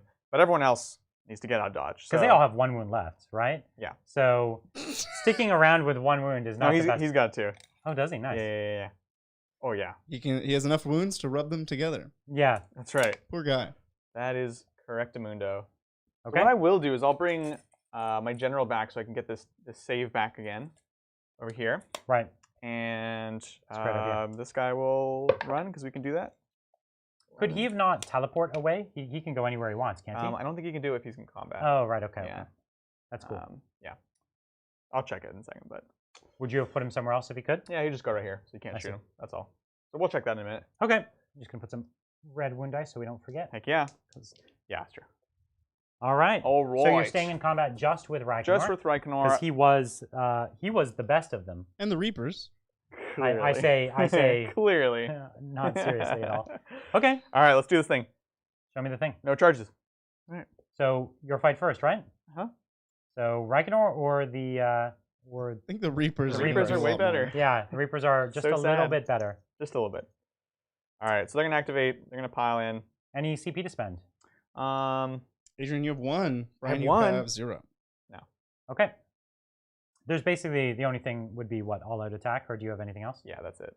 Yeah, and you already reroll hits, so rerolling ones does nothing for you. Exactly. So you are getting +1 to wound here. Yep. And so I think you can do a bit of work on me here. 1, 2, 3, 4, 5, 6, 7, 8. So 16 attacks plus the bell. I'm into this. 2, and the bell is not as crazy here. 9, 12. Okay, 15, I'm excited. 16. Let's see. I think you're gonna hurt him real bad. You think so? I do. Oh. Yeah. With the +1 to wound and the extra, I think you're gonna hurt him real bad. The +1 is. And you have AP? -1. I think I'm in big trouble. Let's do this thing. On 4s. Oh wait, I'm not rerolling. You're not a squad of 5 or more. Oh. But I still don't want to spend the command point. Yeah, well, then that was really bad at hitting. Yeah, that was really bad. They were waiting. They were counting on it. With the rerolls to hit, you could have been something. Yeah. So what are you running on now? 3s? Oh, 2. Because they're base 3s to begin with. Yeah. Still great. Still good. So -1. And these big monsters, they degrade real bad. Yeah. So 5 up saves for me. I only made 1. Solid. 1, 2, 3, 4, 5. Down to 3. Sweet. And then it's your fight. Okay. Well, this is the only place I'm engaged. Is that correct? That's correct. Well, then I'm going to fight here. Nice and easy for you, sir. So did you though? So I have 12 wounds. So I've taken 9. So he's not in his last bracket just yet. So 8 to 9 takes him down to 2 damage on his massive jaws, and his clawed forelimbs hit on 5s. Now I don't count as charging this turn, and I don't have a CP to spend there, so I'm not getting the +1 to hit. I do still have the asterism in effect for +1 attack. Right. Great. Yep. And I do still have the relic for +1 attack, but that's only going to be on the rider. Correct. Good. All right. So we're going to roll that way. Now, Ragnar has how many wounds left? Or did we not wound him at all? You didn't wound him at all. We didn't even attack him. So he's got 7 wounds, I believe. So let's try to kill Ragnar, okay? So we've got the... Oh, did you forget the bell? Or was that rolled in? He rolled it inside. Okay. It did. Yeah. So... Got picked up, so I guess it missed. Okay. Oh, because it has a different profile, right? Yeah. Okay. So here we are. Here's the spear. It's the 3 attacks. AP2 instead of 1. Yeah. Oh, I see. Okay. Well, hopefully you didn't wound I totally messed it up, yeah. Hopefully you didn't wound He's also hitting on 3s. Yes. So, Rip Adrian. So I'm hitting on 3s here. Yep. And remember, every 6 to hit. You're hitting on 3s still? This is the guy on top. Okay. Yeah. He's not degraded. He's not degraded. Yeah, the beast just like falling beneath him. He's like, I'm fine. So hold on, let me just double check. A 6 to wound scores 2 hits on the target instead of 1, and then I wound. Yeah, so I was reading it right. They just worded it weird. So 3s, and I want 6s. Okay, so that was horrible. Yeah. Okay, 3s to win. Okay. Solid. This is -1, but doesn't matter. 4 ups on Ragnar. Rerollable. Oh yeah, right. It's cogs. Good thing. That's why we take it. I totally forgot that. Great. I totally forgot that you had that, but. Adrian, no. So that's 3, 4, 5 damage. You suck. Adrian, no. So bad. 6s. So he has how many wounds? 6 2 or 5? left. 2 left. 2, 7. Oh, geez. Oh, geez. I'm so sorry. All right. So moving on to the clawed forelimbs. So hitting on 5s. Nothing. Okay. And then moving on to the massive jaws. Which is only how many damage now? 2? 1? Could be 1. 2. Oh. 1? Which is exactly how many you have left, right? Yeah. And the massive jaws get an extra attack because it's a jaw attack. Gosh. And then from the asterism. So hitting on, this is 4s and 3s. Cool. And there's nothing. How many wounds do you have? 7 or less? Yeah. So it's +1 to hit with the jaws. So it's actually 3s and 3s. Okay. Okay. Didn't matter, but I'm getting used to this. Oh, Brian. So just enough to. So if you fail your save. Drama again. Yeah. 4 with a reroll. Yeah. Come on. You'll get it this time. Yeah. Yeah. I would have had to put like 3 wounds on you to have a chance. All right. Ragnar, does he degrade at all? No. Because he's got less than 10. Because he's a chump. Yeah. All right, here we go. So he's got 4 attacks. Uh-huh. Rerolling if you have 5 more models. Okay. I'll remember that next time. So on 4s. You count all my toes. Yeah. I know. On 2s. Go. Hey, there's no 1 in there. So -1 for 2 damage. Down to 1. So I failed them both. So 2 damage he takes. He's down to 1. It's up to the horsey now. Okay. And the horse. I'm not going to kill you. We all know the ghost horses are the Mortars. That's right. This is on 4s. Okay. Okay. Yeah, okay. On 3s. Because +1 to win? Yep. Okay. You could do it. It's a 4-up. Oh, please let the horse do it. No! He lives. All is lost. He lives. All is lost. All right. Is that it? That makes it my turn? That is so you do get some points here. You got 3 more points. I got 3 more points. All right. Ooh, Adrian. Still technically only down by 2, so You're actually up by 1 point now. That's true. 1 CP to me. I'm winning. And that's all we have time for today. That's it. Thanks for joining us. That's how you really win Catch us casual next games. time. Yeah. Anyways, I gotta go. Yeah, but you gotta be like, oh, that was my wife calling. Gotta go. Yeah. You'll get me next time. Oh man. So Starstone Staff. Let's do that one. +1 save and advance and shoot. So we're gonna put that on the skinks because whatever. Yep. And then great. Then we've got the Star Priest. 5 up, we get a CP. No, not this game. And then put that same ability that I had on the Croc scores, which is the 6 to wound is a mortal wound in addition. That's where that was coming from. And then I'm going to do my cast, Blazing Starlight. And who are we going to put it on? We're going to put it on your Hex Wraiths. Yeah. Whoops. Whoa. That was a dangerous cast. I perils, but doesn't matter. Thank you, sir. So great. That's all my command phase. Time to play. I do have one last thing. So at the end of my turn, my Spirit Torment, I did kill a unit that turn. Cool. No, I need to kill 3 models. Did I kill another model? Nope. That was 2 models. You were close. Oof. Well, thank you, Sean. I have seen the bed inside of this, but I've never really thought playing. What's that? 3 what? 3 inches, yeah. Sorry, go on. I'm very lost. I think he's trying to translate. I'm trying to understand. I have seen the bed is inside of this, but I have never really thought playing it. And what would you think be a good starting army for Fantasy Warhammer? That's a good question. Oh, I think it's supposed to be bad. Yeah, I think he's saying your army's bad. That's my translation. Adrian, your army's bad. I mean, that's fine. You can think that. Start Nighthaunt. Huh? No, just kidding. Actually, I don't know what a good starter army would be. Seraphon seem pretty good. Stormcaster the classic, they're very straightforward, right? So that's always a decent option. Stormcast has such a wide model line that you can just pick stuff you think looks cool. Yeah. And just play that. But generally play the new stuff. True. Like, yeah. Yeah, they're very forgiving. The thing with Sigmar is all 3 inches. 3 inches. And it's so hard to get it out of like your system. All the armies are so widely varied, right? You go from one to the other. There's a million rules. Did you put out a candle at any point? No. He likes his candles, man. Yeah. Don't. Is Chat trying to kill me? No, wouldn't that kill the big spooky dinosaur? Oh, you're right. If you had put out a candle, Adrian? So you do just one more. Is it in your command phase, though? It is one more, yeah. But it's in your command phase? Or is it any time? It was before. Oh, before what? They're saying I would have done it, is what they're saying. But he didn't know he was down to 1 wound until the end. There's no reason not to do it, though. I see. Because you could do it for free every time. If it's an enemy. Oh, It's a dual mortal wound to an enemy or not. That makes a lot of sense. Yeah. So is he within character protection range? Mm-hmm. Okay, cool. Yep. Yes. Great. Well, thank you, Eric. Eric back again. I'm here to support hashtag Kyle Paint Your Minis. Also, thanks for dressing up. Ah, no problem, man. Happy Halloween. When the cogs are in this state, only you get a benefit from them. Correct. Okay. Yeah, that's kind of the safe one, and then you can trigger the other one. Kyle, paint your minis. Yeah, come on, Kyle. Come on, Kyle. Eric, what if you painted Kyle's minis, but then you claimed ownership? That's bold. Wouldn't that be spooky? Bold move. Just claim them. Just claim them. That would be painted spooky. them? I'd be really weirded out by that. You want to do one more? Do one more. Let's. Thank you, Nukem. I decided to start AOS because of hamster wheels that shoot lightning. Yes. What's the best way to start a Skaven army? Stab, bzzzt, lizard things. That's literally what you're supposed to do. Yeah. The Skaven have some, that's what, the Doom Wheel or whatever it's called? Yeah, Doom Wheel.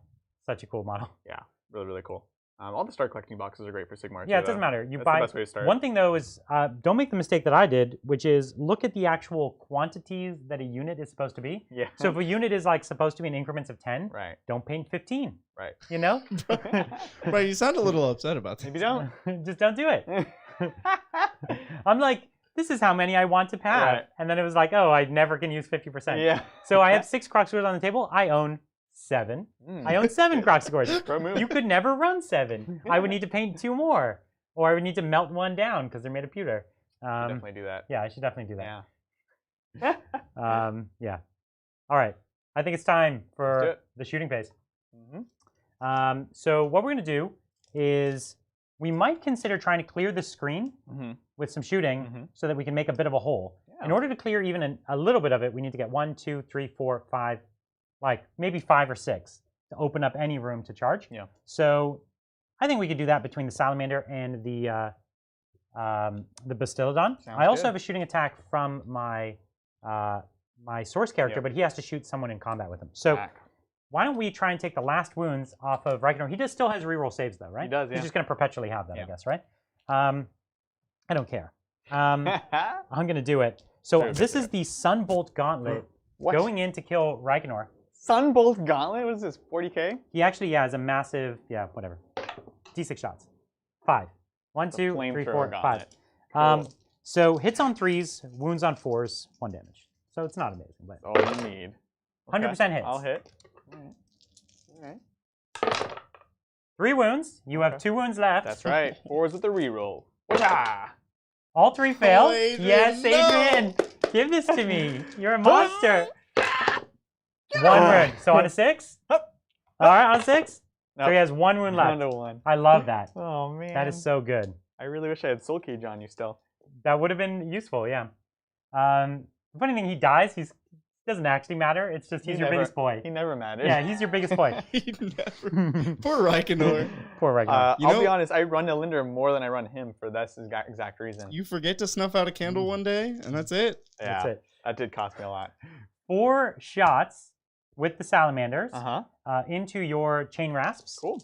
So 3s and 3s, and 6s are mortal wounds. So there's some D3 mortal wounds to begin with. Yeah. 3s again. 3s again. Okay. All right. So here's my 5-up save first. Nope, of course. 2d3, my man. Oh, wow. Mighty. Lucky. On 6s. Nope. And, yep. We're really rough with the dice today. I'm just going to throw this one over here, and then we're going to roll this one. That's it. No. So 2 go down. So 2, yeah. Okay. It's getting spiteful. I just felt like throwing that one. So I have another Salamander over there. It's going to go into your Hex Wraiths. Yep. This is here to here. So 2d3. Great. We're starting to see why these guys are good. Yeah. So there's your save right there. Yep. And then this is a 4-up on these guys. Oh, nice. So 3d3 on them. Yep. Okay. At least I'm rolling badly. So this is 5? 5, yeah. All right. And 6s, because now I have the Dreadblade there. Excellent. Made a huge difference. So 3 knights down. Oh, gosh. That was really effective shooting. Now we have the Bastillodon. 1, 2, 3, 4, 5, 6, 7, 8, 9. You can see armies, just having a little bit of shooting makes a huge difference, right? Yeah. Not like this. Not like this. So the Bastillodon, here we are. 4s.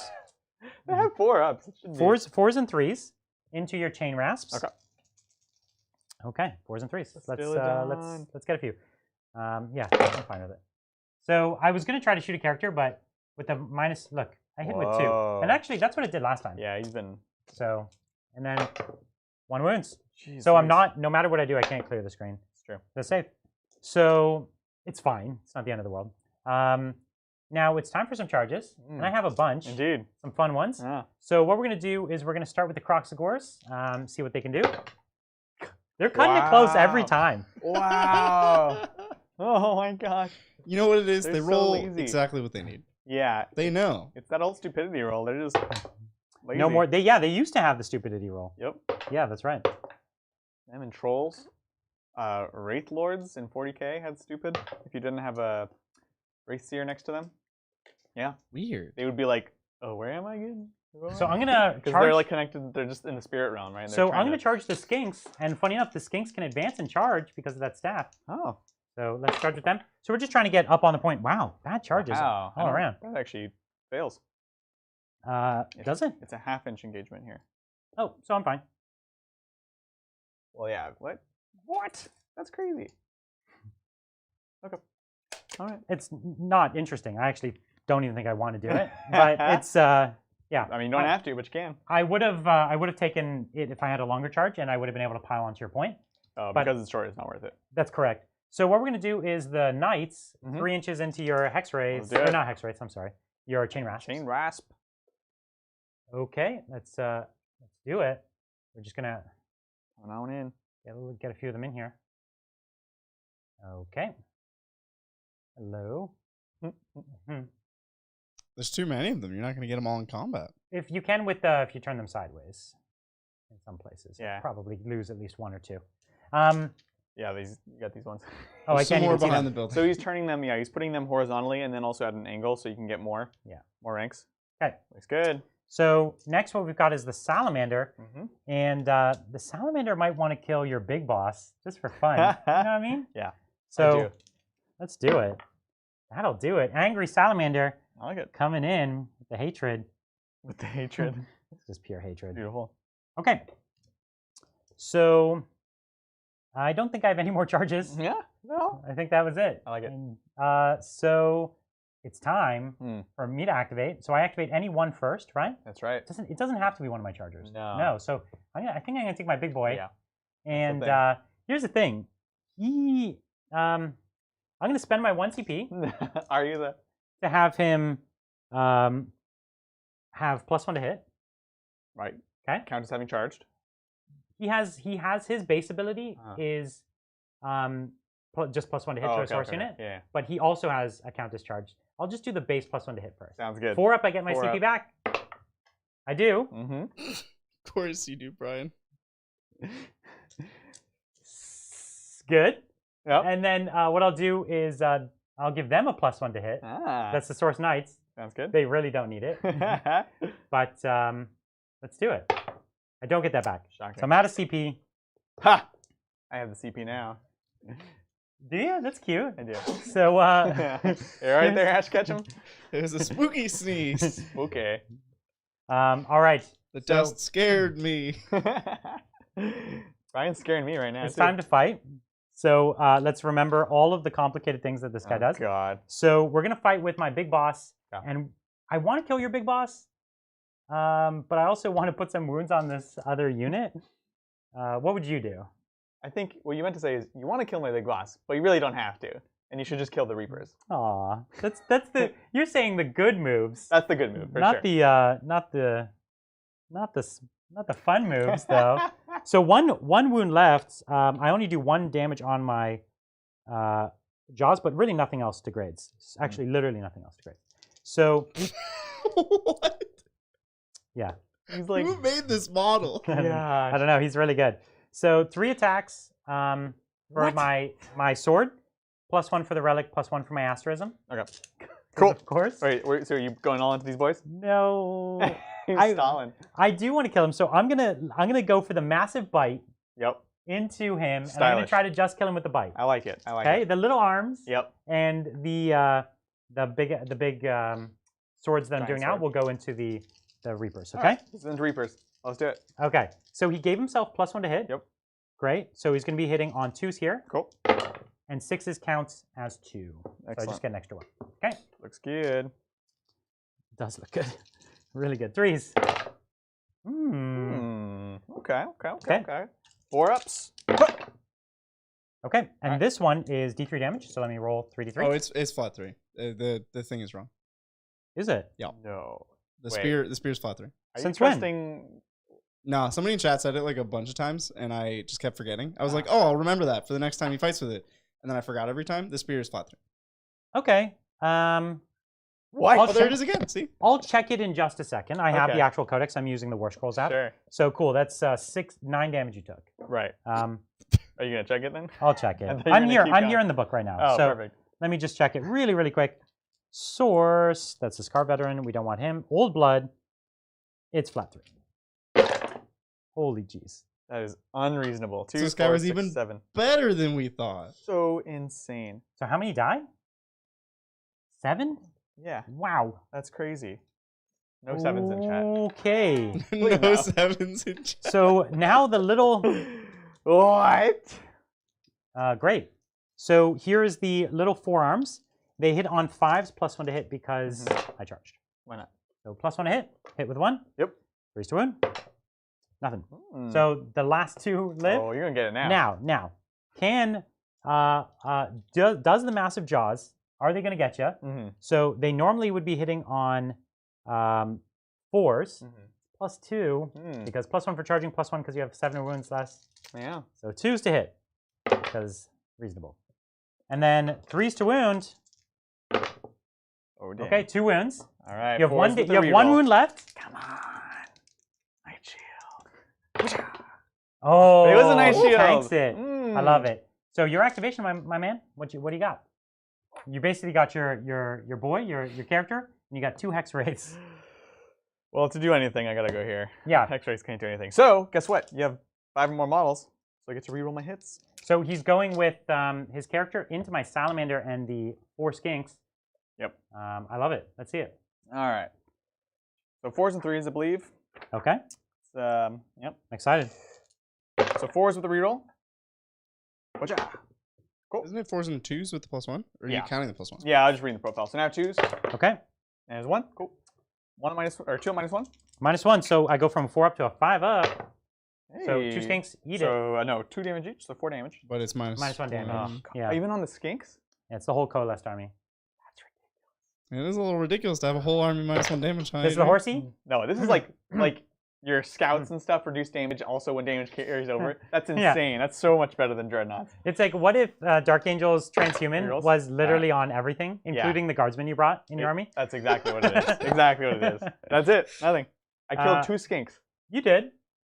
But these, these are mighty skinks. They are mighty skinks. They're coalesced. Yeah. They're like actual lizards. So the Croxagores are what we're doing next. So 1, 2, 3, and there's how many? 4. There's 4. So we'll go with the big swords first. 3s and 3s. And 3s because I'm next to some skinks. That was a fine roll, I do say. The jaws have 6s to hit, 2 extra. So 6s to wound here are extra. Of course. Hitting on 3s. Wounding on 3s, yeah. So that, and then there's 2 6s. So 2 mortal wounds. It's in addition, yeah? Yeah, of course. 4s. And then these are 2 damage each. Oh, what? So they're mega ultra Yeah, they're dead. mega dead. So this, and then the second batch. They're already There we go. dead. Okay. Do I consolidate or just pilot? No, just pilot. Just pilot, yeah. Just So pilot. your activation. I'll kill him! You've got the We're going to do the bell first. You've got the bell, and I've got 1 wound on my Carnosaur. Let's see if the bell can do it. I'm going to bonk him right on the head. Oh! 3. Okay. Yep. 2. Yep. Okay. Minus 2. It is -2 for the bell. Yeah, so a 6 or I die. Which is sharper than a scythe, I guess. Anyways. Oh, you thought I'd get him too, right? I did. I did. So that's it. I don't think he does anything on death. So he's just been bonked. God, I should hope not. He's done enough, Brian. Yeah, get him out of here. Get him out of here. Get the hook. Mr. Pirate out of here. No, you know what? He takes a mortal wound in addition because he died. The bell got him. It's true. He's been an absolute guy riding a dinosaur. He's unreasonable. You know what I mean? Unreasonable. Like, factual, Brian. Yeah, Wow. when you say I brought a dinosaur riding a dinosaur, Yeah. it's like that's kind of what you'd expect, true. and that's what you got, That's right. which isn't always what you get in AOS. So true. All right, well he's dead. Let's see if the salamander can go into your boy right here. Let's do it. This I shouldn't actually do this fight first. I should do this. Yeah, one do first. this. You Okay. can just wipe them. Source Knights. These are my brand new models. I want you to be able to attack them, so I won't pick them up. This is into 2, 4, 6, 7 chain rasp. 7. Yeah. So they need to hold the line. So let's go Desperately. first with the Celestin Lance. Mhm. It's 2 attacks each. 1, 2, and how many do I have in combat? Can you tell me? 2, 4, 6, 2, 4, 10. 5, 7. That's 7 so 9. far. Okay, That's so 9, yeah. so There's 2, that and I one need that 2 more. pops out. And then the Alpha. Okay, here we are. So the Lance hits on 4s, down to 3s though, and then because I charge, and then down to 2s because I gave them +1 to hit. Pretty cool. good. Pretty good. Cool. I didn't give them reroll 1s though, which look, it cost me 2. That'll teach you. It cost me 2. Yeah. It's kind of horrible. So all right. So let's wound on 3s. Sounds good. It's really bad actually. Look at that. Wow. Like I'm trying my best. Oh, wow. And so cool. These are no rend, but they are 2 damage. Yeah, that's because of the charge. Yeah. So 5s. Beep, beep. Okay. This is 6 twice. And 6s. There's the squad. Great roll. Yeah. Nice. So that did get them. There they go. And last is my salamander. Can Is that the right? salamander do it? Can the salamander take out Oh, you know he can. the big boss? So the salamander actually his combat profile is the same as his shooting profile. What? Yeah. It's So insane. he's a vicious little fighter. Yeah. So we're just gonna pile in with some skinks. Little skinks. Yeah, he is ridiculous. Yeah. So the Burning Jaws in melee. Oh, instead of 4, it's 3. Okay. Okay. Yeah. Now this is a Jaws weapon, so Jaws weapons get +1 attack. Back to 4. Thanks for that. That was good. That's good. That was a nice little. Yeah. You see that? So 3s. Whoa. Whoa. This guy That's okay. Sucks. Yeah, this guy sucks. 3s. Oh, Reikenor lives. Well, I do have 2 skinks. Reikenor lives. The Celestin goad. So I'm gonna goad you. 4s. Okay. I like this. And 5s. Oh. No, okay. So he lives. What up? Listen, he's you put those cogs on him, and you get my guy down to 1 wound, and you got him. Yeah, make you fail your rolls. It's great. That's right. So that's the end of my turn, and I do hold the points again. Yeah. So what happened here, guys, is I tried to advance my my chain rasp as far as possible, but it wasn't quite enough to keep him off the objective. Right. So he's gonna still hold it because we actually have the same here, but then he has 2 cavalry that are in range. That ropes it in. And you have a morale on this unit? I think they lost I do. 7 or 8 or something. I don't know. They're gone. Okay. I think this is the part where I call Uncle. Yeah. Yeah. I think it's looking real bad. Yeah. So what you could do? This would be a roll off now for next turn, Well, let's right? see what happens. Yeah, let's roll Let's off. see it. So I win ties. You win ties. 7. There you go. So No, that no matter what. Actually, basically, it's a 7. Yeah. Oh, you suck. I rolled a 6 as well. You're a bad person. So mean. This is how I get a bad reputation on this Yeah. He doesn't do anything wrong. He just rolls well. There's actually almost literally nothing I can do now. So. You don't have enough models to score or to kill. Correct. Because you touching on this point meant that, you know, something. It's not even worth playing that, right? Because he could do his Wraith Storm. He could potentially kill the squad. Like, yeah, I think you kill the squad. I don't think there's any reason not to believe that. But you don't want to charge these with anything you have on the table. No. So you put a few models here, and you might actually cap this point this turn. No. No? I have to kill. Oh, just having more models. Yeah. Yeah, That's true. Because if you have 1, 2, 3, 4 models on it, you've taken the point this turn. That's true. So you have this point and that point this turn. So I'd get 3 more points. You get 3 more. Then you would get. But I got all the points. I got 5 last time. And we get 4, 6, 7. Yeah. Yeah.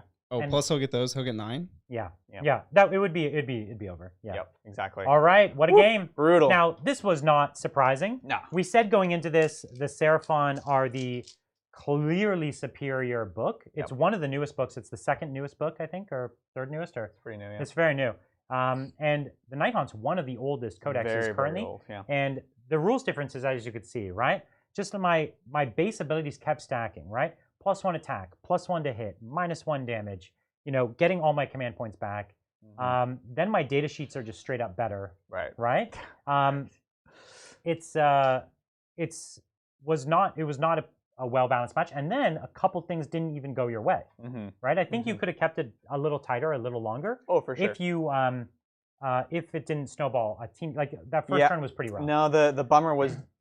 For me, the only bummer was the Olinder moment, right? Sure. Because if I had screened her off properly, then it's much more of a game. Definitely the Seraphon are still advantaged, but you know I have tools, I can do stuff. We saw that losing both of those beefcake characters in that one turn.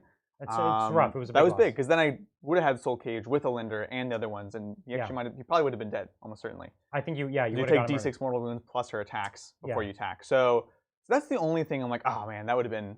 And my character really did all the efficiency here. He did. You know what I mean? He was everything. Even the Croc scores were amazing, but like they held that flank. They were fine. I wasn't like, well, that's unreasonable. Yeah.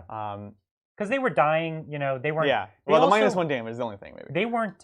They also weren't getting all the like +2 to hits, reroll ones, things like that. Exactly. All my CP was on this side. It's this like infinite 4+ combo with this already like amazing stat line. Yeah. And pair it with the Slan. And then pair it with the Star Master, and I could have 4 CP a turn generation. And there's even another way to get another D3, I think, on top of that.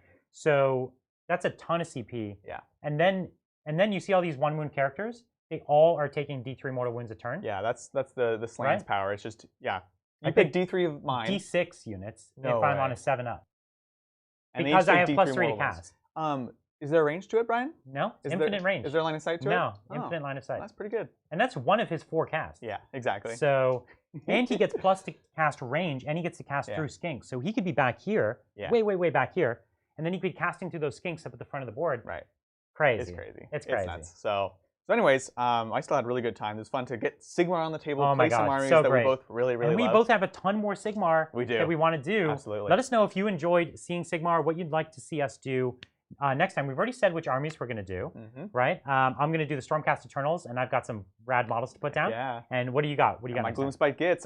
It's a basically all Squig army. I made it like a pretty decent army, and then I kept adding Squigs for other stuff. So it's not terrible, but it's very stylish. I'm gonna love to see that. And we're going to do that game definitely before the end of the year. There's so many new book releases, so we'll squeeze it in. Speaking of book releases, books go for pre-order this Saturday, just 2 days from now, if you're watching live. And that's the Imperial Armor book, the Death Watch book, and the Space Wolves book. You got it. Is that right? Wow. So we're going to be playing. The Death Watch on Saturday, Saturday morning, our typical time. It's morning for us, and we're going to be playing that against the Necrons because we wanted to bring a Xenos army. Right. And we needed a Xenos army that could hang with the power of the Death Watch. And I think that the Necrons have the tools. You've got some new models, too, for your Necrons. I do. I'm going to be running on almost all Canoptic lists, so super excited for that. Just tested it out against Space Marines. Actually did quite well. That's amazing. And special for you all, we've got a Sunday game. Oh, so we're doing a Sunday live game, same time. And this is going to be playing the Space Wolves this time. Have we picked the opponent for the Space Wolves? We have not. We'll have to figure out something. We'll find something. Maybe something that has a bit of Forge World that can compete against it. The army I have with the most Forge World is either Custodes or Tau. So it might be interesting to show off some of that. So really cool weekend planned for you. It's going to be so fun. Lots of exciting stuff. And then, of course, going into next week into our members-only game, we're going to be probably playing the Death Corp of Krieg, which have rules now, and actually kind of got expanded quite a bit. They can use the whole guard codex or whole guard line of models, where they only used to be able to use like a third of it. So tons of exciting stuff. You're really definitely not going to want to miss that. Yeah, absolutely. So thank you guys so much for joining us. If you, I know we have Q&A, but I just wanted to reiterate that if you're a 40K person that just watched the channel, thank you for joining us, watching something different. So hopefully it was interesting for you. And if you're a Sigmar person and came to see the show, thank you very much. And definitely let people know because we would love to do more. That's right. So the more interest, the more we do. Q&A? Let's do it. Time. Let's do it. Thank you, Junkun. AOS game. Yes, yes. You guys look amazing. Is Bridger also in a costume, or is he just wearing the dreaded shorts? Why not both? He is in costume with dreaded shorts. That's right. And earlier in the game, you'll have to find it. It's I can just pause. That's right. It's now, Bridger. a little further. No, a little further. He's Mr. Ash Ketchum. No, it's gotta be backwards, Brian. No, it's backwards after you throw the Pokeball. Well, all right. I threw a Pokeball. Okay. Yeah. That was actually a first, I think. All three of us were on camera at the same time. Whoa, the universe is gonna implode. It's proof that there are three of us. That's true, actually. There were a lot of theories. Excellent. Thank you, Dirty Mike. Nice costume, Adrian. Brian, why didn't you dress up? That's true. This, I could probably see myself not too far from this and not, like, ironically wearing something. Yeah. I've been hipster enough in my life to be close to this. We've talked about the Canadian tuxedo. I had no idea it looked like this. That's right. Thank you, Mark. A single WFB Lizard Man was the first GW model I ever painted in 1999. Go Seraphon. Either way, you guys have a Gits army? You probably have heard the answer. Yes, we do. Absolutely. That's going to be our next Sigmar game. It's going to be the Gits. A single Source Warrior is the first one I painted from the original, not the original starter set, but the second edition starter set, I think, was Lizardmen, and they had the little round shields. And they had like really dinky faces, but they were still actually nice sculpts. They were just super duper monopose. Yeah, exactly. And that actually came with like these ones. And it came with like 100 cards for magic spells and relics. That's cool. And you could do this weird thing back then where you could take like 3 relics on one character. Yeah. And so you could just dig through the stack and like find three things that they never planned an interaction with. So it's like never ignore or never take armor save modifiers and then have a like -2 save and ones never fail in the game. So it's like you're invincible. Yeah. Great. Like, good for you, kid. And I would just like show up at the local games workshop, be like, I have a high elf lord who's invincible. They'd be like, cool, like I'm not playing you tonight. Right. So, yeah. I'm like, why does nobody want to play with me? Thank you. I now know. Yeah. Thank you, Greg. Very spooky. The Nighthaunt looked beautiful. Thank you guys for the best 40K bat reps. Appreciate it. We're gonna try to get the best AOS bat reps one day. Yeah, I like how it's like specifically not best AOS. Yeah, I feel low key attacked. Yeah. Thank you, Immortan Joe. Stick with what you're good at, kid. Right. Immortan Joe. Hey from Titans. I play Grey Knights versus Khorne Demons. Everything I own just hard counters him every game. That's right. Yeah. What can we do to even things out? Give him more points. Which is always like when he already has more points because he gets that thing where you have to bring a unit back. I was waiting for it. That's what they always say. Like, well, you can bring back a whole unit. I'm like, well, you. Doesn't matter. My whole army's dead. Yeah. I'll bring back one model and everything's dead. It's not a fair match. You can legit do more points for him.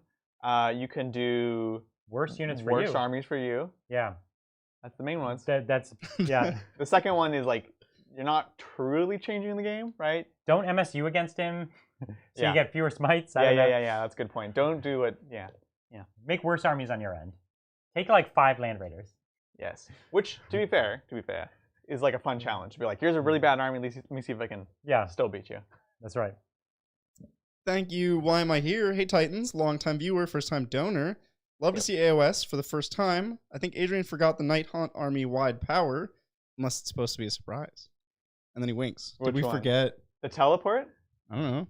The teleport was a good cool thing. Is that what you're talking about? Oh, the deep strike, which I also covered why. So the whole army can deep strike, but as I mentioned, Brian was screening off first, and so I saw that during deployment. I saw I had the units. I was like, nope, not going to do anything. He actually could get closer turn 1, not deep striking, than he could with deep striking. Yeah. So I don't know if that's what you're talking about. I did not mention it when we went over the rules, so maybe that's what he's saying. Maybe. Yeah. Thank you, Baxter. Happy Halloween Eve. Thank you. Which it wasn't. We just said it was. Yeah. It's close enough. I don't know why I said it was the Eve either. I was like, I should have just said Halloween. Listen, it's the Eve for as long as you want it to be. It's Halloween Eve. As long as you're excited about it, it's the Eve. The whole month for me, man. That's right.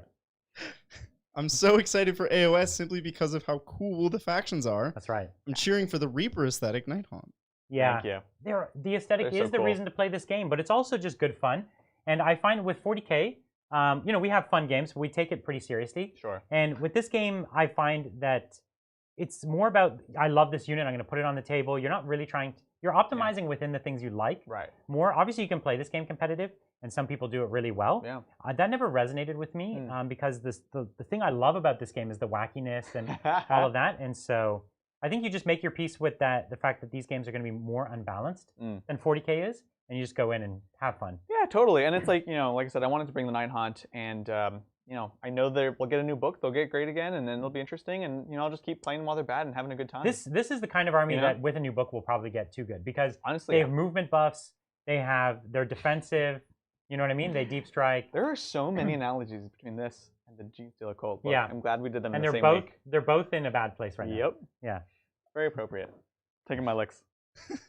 Thank you, Casey. Happy Halloween, Table Terrors.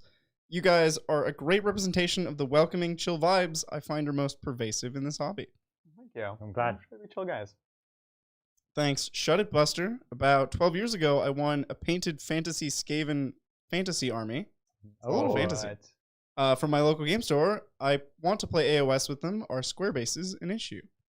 With your friends, no. Not with your friends. It just makes it easier later on, but like all of us played with that. They also look better. Yeah, that's true. I rebased this. This was all on square bases. All the Source Warriors, all the Skinks, most of the characters, all the Croc Scores, everything was on a square base. Yep. And I rebased it. It took me maybe 2 nights. Yeah, so a good project. I was just watching TV, rebasing. Not the end of the world. Actually, these were the old slot bases. So when I say 2 nights, like 1.5 nights was cutting them off the slots. Yeah. Only half a night was rebasing them. My fantasy army was always Night Goblins, Orcs and Goblins, but I played mostly Night Goblins, and so that's a lot of models. That was a project. That's why I played it. Yeah. Thank you, Edward. Mom and Pop Shop James Workshop is up there with small indie developer Blizzard Entertainment. That's right. That's so true. Thanks, Will. What are your thoughts for Broken Realms? Many fixes to factions before 3.0. P.S. I'm definitely becoming a super member for more AOS. Oh, thank you so much. Appreciate it. And then, again, that's what we want to see. They were just previewing Broken Realms really yesterday? Excited for it. Yeah, they just announced the first book is Marathi. It has Edeneth, Stormcast, Toy Space. It's all order armies, but it's like that kind of thing. I think it's great. Psychic Awakening was great. I thought Vigilance was great beforehand, and a similar sort of idea. These little campaigns that give rules. I was so sad about Vigilance because my Tau was like always waiting, like my turn now. That's so true. Got nothing. My Vigilance, and not only that, my Psychic Awakening was like the second last or third last to come out. So I just waited forever for new rules. It wasn't that great either. It was okay. It's aight. But now it's the worst. Right. No, I think it's a great way to patch the game. I think it's a great thing. Yeah, and more content is always a lot of fun. And I hope those books are sometimes excuses to release like one-off cool models. Like they did that with Psychic Awakening a lot. Yeah. And I hope they do that. Yeah. Thank you, Casey. You guys have mentioned in the past that you are part of a narrative club. What does that actually entail, and how do you do a more narrative-driven game or campaign? So the Narrative Club is local here to the Bay Area. It's called Faultline 40K. You can look it up. It's on websites and Facebooks and all that. And the Narrative Club, we say narrative, but most of the games are match play. What we mean by narrative is generally when you're coming to play a game there, you're trying to make sure it's a balanced game. Right. Whereas match play, sometimes the spirit is I'm trying to ensure my army is the strongest it could be, regardless of what my opponent's, in spite of what my opponent's bringing. But the club, we have a rule where every game, the opponents have a discussion, like even the week before or 2 days before, like, what's the kind of game you want to play? What are you hoping? Oh, I want to bring 3 knights? Cool, I'll bring something that works for that and we'll have a great game. And so every game is fun and balanced. Nobody feels like they're getting left out. Right. What we would do is every third Thursday, was that what it was? Every third Thursday was a narrative night. And we did more of a club-wide narrative game, which was planned, like someone would take over this month, someone would take over the next. And then every so often, we'd have a bigger weekend campaign or things like that. That's about it. Yeah. Also Chili's. Very important. So we'd play until like 10 p.m., 11 p.m. the store 8, closed. 9. Yeah, I don't know what time it was because I didn't get home until like 2 every time. And then we'd all go out for dinner. Right. The only thing open within like a mile was a Chili's. We all hate Chili's, but we all ate there. Like I've eaten there more than any restaurant. Brian. I loved it. Yeah. Yeah. Well, Bridger did love it. Taco Bell. He did love it. Yeah. Trash monster. So, yeah. So yeah, we would eat at Chili's every night, and all of us university hated Chili's, and there were so many memes about the Chili's local there. But honestly, I miss it a lot. We all miss it. I really do miss it because it's the same thing for tournaments. It was like you have to go to Chili's. Like doesn't matter where you are, you have to find a Chili's. Nobody wants to go, but you have to. It's tradition. That's the funny thing. That's what you so do. Not only did I have to eat Chili's on Thursdays, okay, and then on Saturdays, but then too. every weekend we would go to tournaments, and then after the tournaments, the whole tournament crew we'd be like, let's go to Chili's. I'm like, whatever. I used to eat at Chili's more than any restaurant, and I hate it. I hate every single thing on the menu. It. You just I know. have to. Oh my god. The worst. I miss it so much. This is either the best or worst commercial we've made for Chili's. You know, their business is booming. I went to a Chili's yeah. where like you can only sit in your car and wait for them to bring the food out. And in the time it took for them to bring me my food, like 30 cars had gone in and out. I mean, you know what? Since they took all the random stuff off the walls, there's no reason to go in anyways. So, that's right. You know, if I can't see surfboards next to tires and air horns, I'm not even. Why sit down in Chili's? That's right.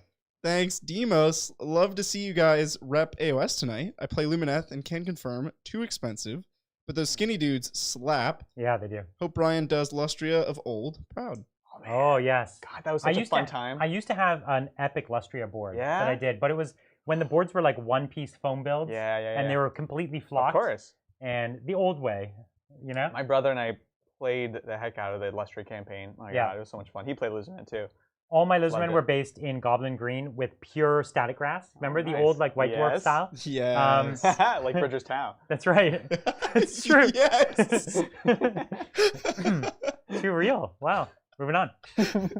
Thank you, Cade Mon. Hey, Titans. Nice to see some fantasy warfare. What were your favorite pre-Age of Sigmar fantasy factions? Orcs and Goblins, man. High Elves. Yeah. Man, I love the High Elves. I think the Ogres are the coolest. They weren't in the game until halfway through when I was playing. So they were like a newer faction. But yeah, they were cool models. I actually owned a lot of OG Fantasy. I had probably, it was around 9 to 10-ish 2,000 plus point armies. And actually that was one of the ones I never had. Huh. But I always liked it.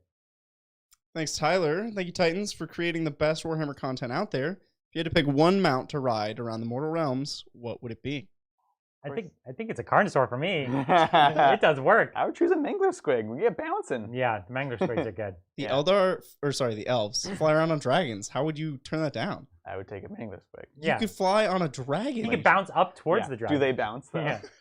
You know they this? breathe fire. All squigs have fly because they bounce. It's the same as a dragon. It's the same. Think about that. Equivalent abilities. Although every time, if it bounces too high, you just die. When Well, even in the game, it's fine. It's always random. Yeah. But unless you use the command ability, let's get bouncing. Oh. Oh. I love it. Adrian would definitely have that as his command ability. For sure. Thanks, Jubal. If your Necron versus Salamanders game, in your Necron versus Salamanders game, you had crystal terrain, from where are they? And do they come in purple? I have no idea. We have little crystals that we put on the board. Yeah. That board was made by a friend in our narrative club named Marcus. He actually made 2 or 3 of the boards that we've used. And I don't know where he procured them. We get a lot of questions about his board's materials, actually. Yeah, he finds some rare stuff. We've got a bag of orange and a bag of red. Yeah. I guess you could find them in other colors. I've seen some, because I looked, again, for my Gloom Spite, actually. I've seen some on eBay. Some people make them. Oh. I would look there, but yeah. Yeah, maybe there's some weird stuff on Amazon. I was just looking for like big crystals and things for bases. So, yeah, these are pretty huge. He actually got 3 sizes, like a big one, a small, and he had these little cubes, which we scatter around. It's great stuff. I'll tell you, there are 6 sizes. Oh, that's right. I sorted them by size. There are, actually. It's a very Bridger thing to do. Thank you, Martin. This is an even different. This is a third Martin. Oh, whoa. Welcome, Martin. We got to find out what this Martin is. Yeah. We got to coin him as something. Well, let's find out. Hey, Titans. Greetings again from Sweden. Just wanted to share, as I'm fairly new. Yesterday was my first APOC game. 1,000 power level. That's a lot. 7 players with 12 hours of blood, sweat, and pizza and coffee. Can't wait for yours. So fun. We didn't announce anything about that, have we? No. Oh. Do you want to? Yeah, let's do it. So if you know, we committed to doing an Apocalypse game this year, and one of the things we did is we put up a vote where premium members could vote for the 3 factions. The #1 faction was Orcs. So of course we're gonna have the Orcs. Lots of cool stuff. Gargantuan Squigoths, Stompas, Morkanauts, Gorkanauts. We're thinking about adding a few other big things now, whether it's some more Morkanauts or Gorkanauts, or maybe some Mecha Dreads. That's right. Which we'll have to see. We have to see the rules for them, whether they look rad. Now, the other 2 armies were a tie, and it was between the Tau and the Titan Legions. And ultimately, we were really excited to play them both. We decided to go with the Tau for 2 reasons. One, of course, shocking, my faction. But one of my good friends, Israel, he's got an epic collection, and he's offered to lend us a bunch of models. In fact, we're talking things like 2 legendarily painted Mantas, like 3 or 4 Taunars, like 4 Storm Surges. We have something between us, like 7 or 8 Riptides, like 6 Yavaras. I think if we wanted Hammerheads, there's like 16 Hammerheads that we have between us. It's going to be worth tuning in just to see the models, because they're ridiculous. Well, we're not even going to be able to field half of what I've said. No. And I'm not even starting. Like, what I've just said is roughly half of the points that we have to put on the table for Tau. For Titans, though, we probably could have put 2 Titans on the table. We have collectively maybe like 40 Knights. So that would have been cool, too. Cool. There's always next time. This does not have to be our last Apocalypse game. No, and if you really enjoy Apocalypse and you have a great time, we'll definitely do more. Yep. We want to do what you all enjoy. That's true. But we're going to start with the Tau, because that is epic. I have never actually played with a Manta, and I'm really excited. Like a quarter of the table. They're actually hazardous. They are hazardous. The whole time you're afraid of all the models like under the Manta. Yeah, we're going to have to be very careful. Yeah. Super excited. Yeah. I might try to find a way to get both Mantas on the table there. Oh, God. Like physically just how to put them. I think we should just hang them from the ceiling. What you have to do is have them at different base heights. Yeah. So. But the base is like, if it's a proper Manta base, it's so big. You have to have a rule where you can like put models on the base. For sure, yeah. Or it just eats up too much of the board. This is going to be nuts. Anyways, it's happening. It's going to happen. I don't have the date yet. I do have a date in the schedule, but it's not fixed yet. So we'll talk about it later. Sounds good. All right. Thank you, Phil. Hey, guys. Love the costumes. Thanks for reading my super chat from Tuesday. Bridger, what's your favorite Pokemon? Also, if Adrian loses, does he walk the plank? Nah, he can join my ghost crew. Yeah. I like it. I would have to say Cyndaquil. Cyndaquil, like, okay. Why is that? That's because that was like my first starter. Cyndaquil tells you about the person's age. It does. It does. So it tells you actually, you can like reverse engineer someone's age based on what they said. Yeah. That's your starter. All right. Are you walking the plank, Adrian? Me? No. You joined the ghost. I joined his crew. Ghost crew. Yeah, man. Oh. This is like a Jack Sparrow situation where I look alive, but I'm really dead. Yeah. I like it. Thanks, TCC. Hey, guys. Love the channel and community you've built. Please tell Mary Saul to play a game with her hubby. She's watching the stream with me. Oh. Go play a game. Play a game. It's fun. Yeah, do it. Great. Now, is this a Sigmar game or Doesn't a 40K matter. game? Dealer's choice. Yeah, play it all. Whichever you think is more fun and cool. That's actually, yeah. Thanks. Magnus did nothing wrong. Yo, Danzig plays AOS. You guys look great. Who's Danzig? He's a celebrity that I'm spacing on who he is. Cool. Oh, is it? Yeah. Should I know who this is? Yeah. Am I outing myself? We should all know, but I think I outed myself. Me, so that's cool. Brian's going to stay quiet, so he doesn't have to answer. Anyway, you guys look great. Any suggestions on what to do with 8K Wood Elves? I played Fantasy 7th and 8th, loved it. Skaven were silly. Most of what I have are out of production or too small and metal. Yeah, I don't know if they're going to get more coverage because the Sylvaneth, in many ways, are the wood, the wood elf equivalent. Yeah. So the Wanderers do have some support, but obviously it's kind of on its way out, right? Yeah, I'm very sad about that. Yeah. Wanderers was, Wood Elves at the time was probably my largest collection. Right. And really, really sad about that because I loved that faction. And High Elves was one of my largest, and they phased that out entirely. Like you can do 2 units in Cities of Sigmar, basically. You can basically do just the Phoenix Guard and maybe a few Spearmen or something. What I will say is, again, I know it's far out, but there is the Warhammer Fantasy coming back. I have no idea what their plans are, if they're bringing out back factions, if it's going to be relevant. I have no idea. And they said it's a long way off. It's years. Yeah. Yeah. But hold on to it. Hold on to it. And can you play, how many of the Wanderers units are even playable at all? Not many. Right? There's a lot that aren't. I'm just going to describe them. The bowmen are, the riders are. So the stag ladies are still really good. I do have a solution to your problem, though. Yeah. Okay. This is how I've tried to solve this for my High Elves. You use the Cities of Sigmar Codex and you proxy. So, or you like stand-in. So it's like my Wood Elf archers are actually the bowmen. Yeah. Right. And as long as you're fairly clear, and probably not at a tournament, but that's the spirit of Cities of Sigmar. It's supposed to be this ragtag band. Sure. And then you can ally in what actual Wanderer units there are and try to make it work that way. Right. And I was trying to do the same thing with my High Elves, where they don't have Spearmen. Well, I'll use the human Spearmen, and I'll just use my Elf models. Cool, I like that. And then real quick on the note of the celebrities, did you guys saw the Chris Metzen Chris Metzen, yeah. Crazy. The War Chief Gaming. Yeah. So, and this is not actually a plug, I just found it the other day. He has their gaming club down in SoCal. And they're actually going to start producing like tabletop products, basically. They alluded to it. They didn't announce anything in particular. The funny thing is, though, in the video where they sort of introduced the project, they talk about the whole thing came from him and his buddy playing 40K at home, and he had a kid, and they moved to the other guy's garage, and then it grew into like 12 people showing up, and then now they bought this other location. So this amazing thing with Chris Metzen, all out of like 40K We're all huge Warhammer. fans of Metzen. Obviously, yeah. Classics. That was really cool.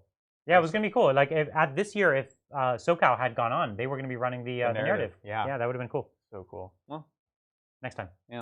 Thanks, Nora Masa. Hey guys, greetings from Japan.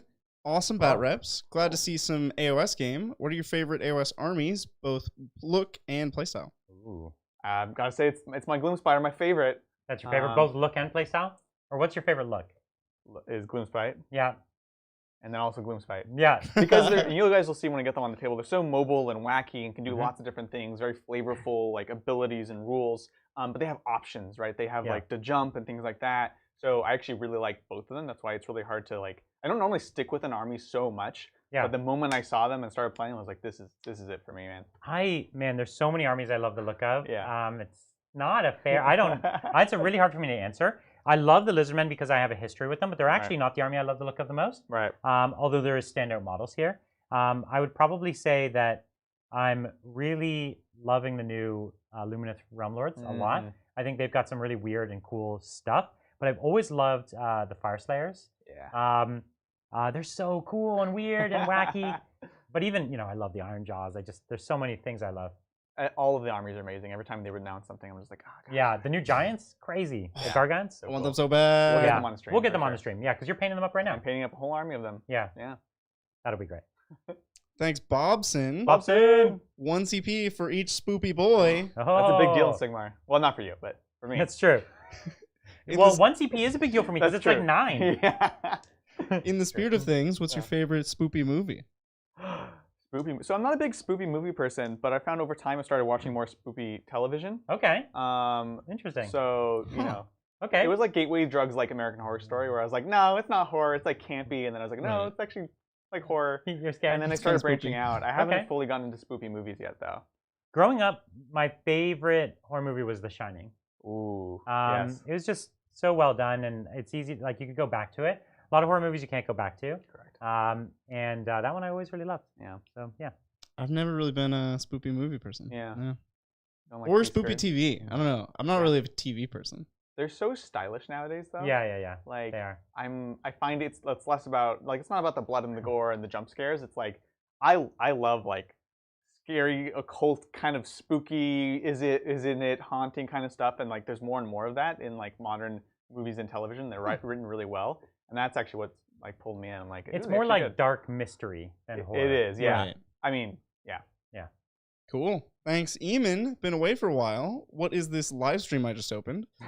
Also, do you think Dark Angels are going to be competitive for a while? Or is this the ever-present transhuman only going to be a fleeting moment in the sun? Boy, I hope so, because that rule is broken. No, listen. They wrote that knowing where they've already written the codex. Right. It's already been printed, right? Yeah. I'm sure. It has to be coming sometime soon. Yeah. So I doubt that you're going to open the codex and see that it doesn't have that. That would be very shocking to me if they like planned these rules for such a short period of time. Agreed. And they're Space Marines. Yeah, they're going to be good for a while unless they change Space Marines. So yeah.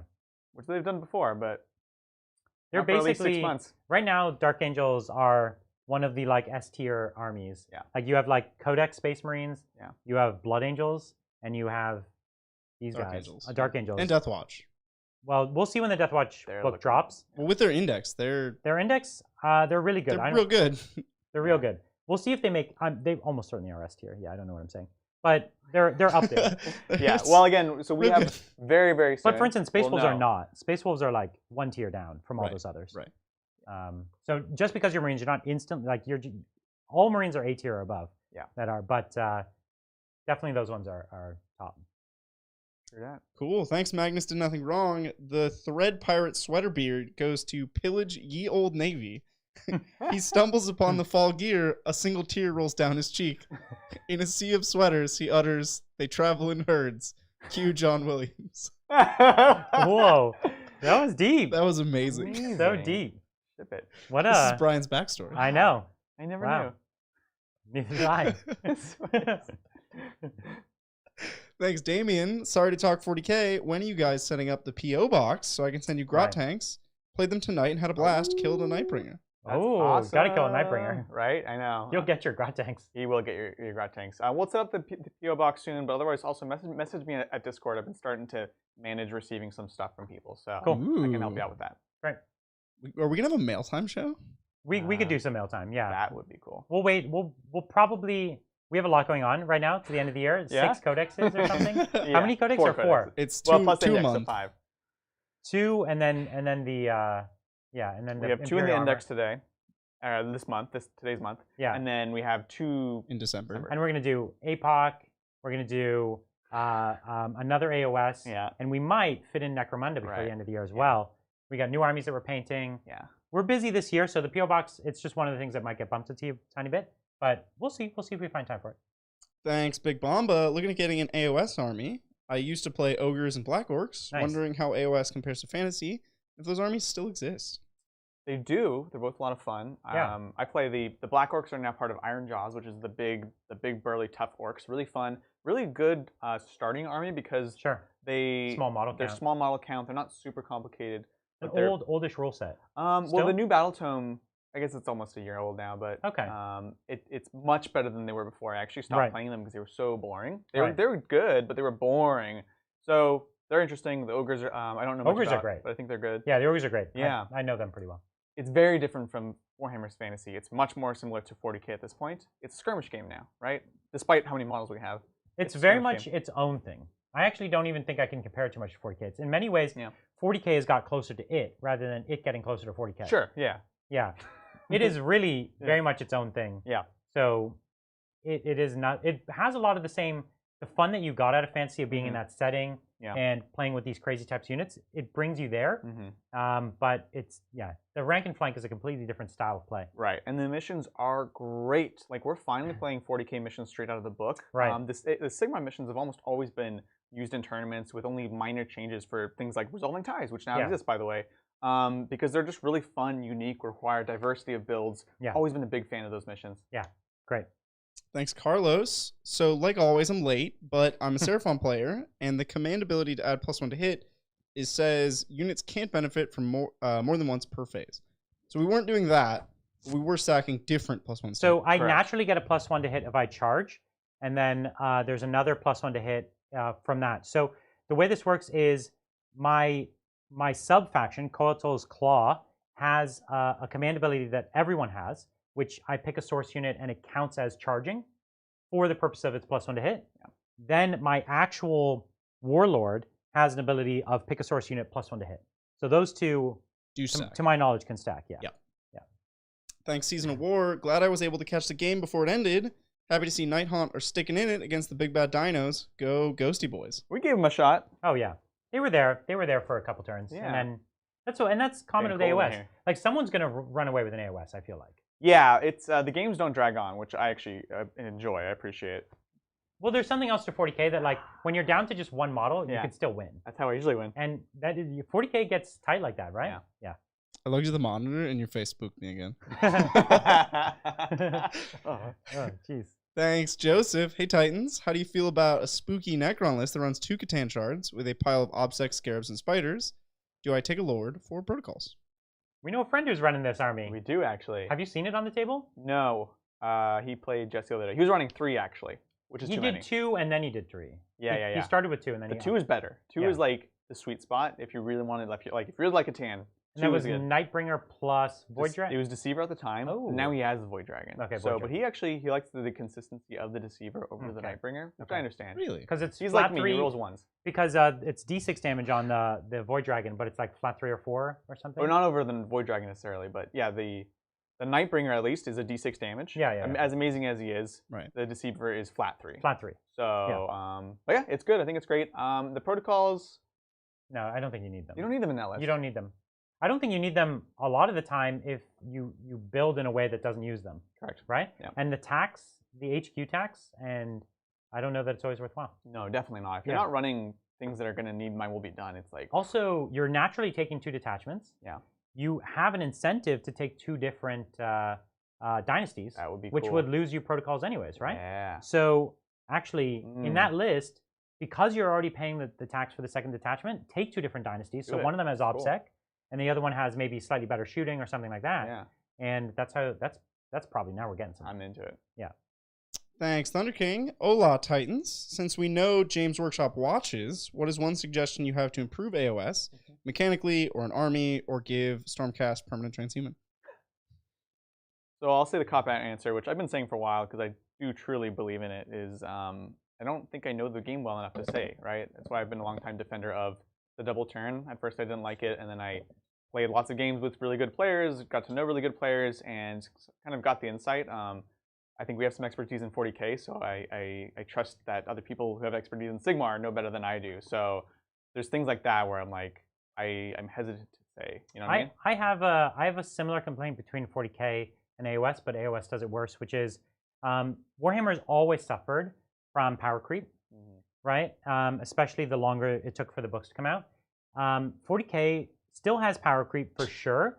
They work a lot faster. They work within roughly the time span, it feels about 6 to 8 months to try and correct it. They don't always correct it enough. Sometimes they overcorrect it, but at least they're coming at it at a faster time scale.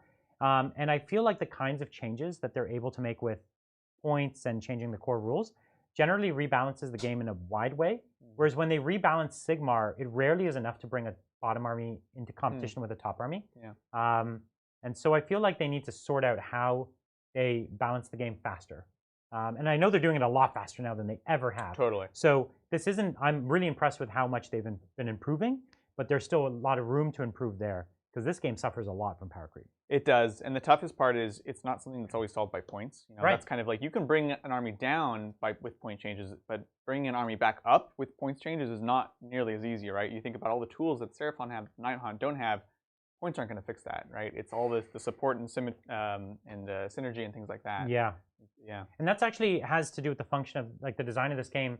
The design of this game, everything is so much more unique. Whereas in 40K, everything is fairly comparable. Yes. Right? Everyone has like a heavy bolter equivalent. So we can just fix every bolter and it goes to all the codexes, right? So In this game, though, not so much. Everything's so unique that you really have to rewrite the book. Yeah. Yeah, tough problem. Totally. Thanks, Fulgrim. A suggestion: could you have my beautiful children go up against some Imperial Guard? That's a game worth doing. Emperor's Children versus Imperial Guard? Imperial Guard, yeah. That'd be really cool. Took me a second to... How much Emperor's Children do you have ready? Ready? Yeah. Not many. Not many. They're all, like, not ready. We'll do it in the future. Because then we will be playing Guards soon. We're gonna play. Oh, I see. We're gonna play the Death Corps of Krieg on Tuesday, right? Showing off the new rules from their book. But I don't know what we're gonna have against them. I think the sisters would kill me if I pushed anything in front of them. So yeah, we. What did we talk about? We talked about, I think, orcs. We did talk about orcs. Which you're like, oh, it could be too slow. Yeah, which is always the fear. Yeah, it's fine. It definitely will. Well, I was like, but there's buggies, and then he's like, but they have 12 different guns, and I'm like, that's true. And none of them hit. So none of them hit. Yeah. I don't know. It's the orc problem. We'll see. It's also the guard. Let's be honest. Both those factions have the same problem. They have the exact same problem. Lots of shots, nothing hits, nothing dies. Yeah. Yeah. Thanks, Demos. My reptiles aren't enjoying Adrian's behavior towards their brethren this game. But Sid, my skink, agrees that all skinks are definitely coalesced. They are. I love skinks in real life. They're so cute. Aww. They look really cool. If you haven't seen what skink look like, definitely Google it. I don't know. I wouldn't want to meet one of these skinks. These look very mean. And they're like a little blow pipes. Oh look, they're kind of mean, right? Yeah. Yeah. A little snippy. I know. No thanks. Thank you, Zach. Loving the AOS. Go Lizardmen. Hoping to see Space Wolves versus Necrons for Werewolves versus Zombies on Halloween. Ooh, that's a good one. But we really wanted to show the Xenos hunters against the Xenos. Yeah. So it's Death Watch. It's definitely a haunting because it'll be canoptic. That's right. So they're spooky, and then they're Ghostbusters. That's right. It's, the Ghostbusters are coming in. And actually, we're really excited to show the Death Watch because we haven't played them at all in 9th edition, and we only played them once in 8th edition, right? It was a game. blowout. Yep. A really fun game though. Last time we had the Yavarna. Was that the last Which time? one? We had both the Arvarna and Yavarna in that game. Oh, there you go. Should have just stuck with it. Like I knew what Tau stuff I was talking about. So I'm really excited to get the Death Watch back on the channel. Yeah. I'm sure there's a lot of Death Watch fans out there who have been waiting for it. It's a big debut, and I think there's a lot of questions about the Death Watch stuff. Yeah. So we want to talk about that as soon as totally. possible. And we're going to be playing Space Wolves on Sunday. Yeah. So you're going to only have to wait one day, but we don't know who their opponent is yet. We'll find someone who can hang with them because it's gonna, they're tough boys.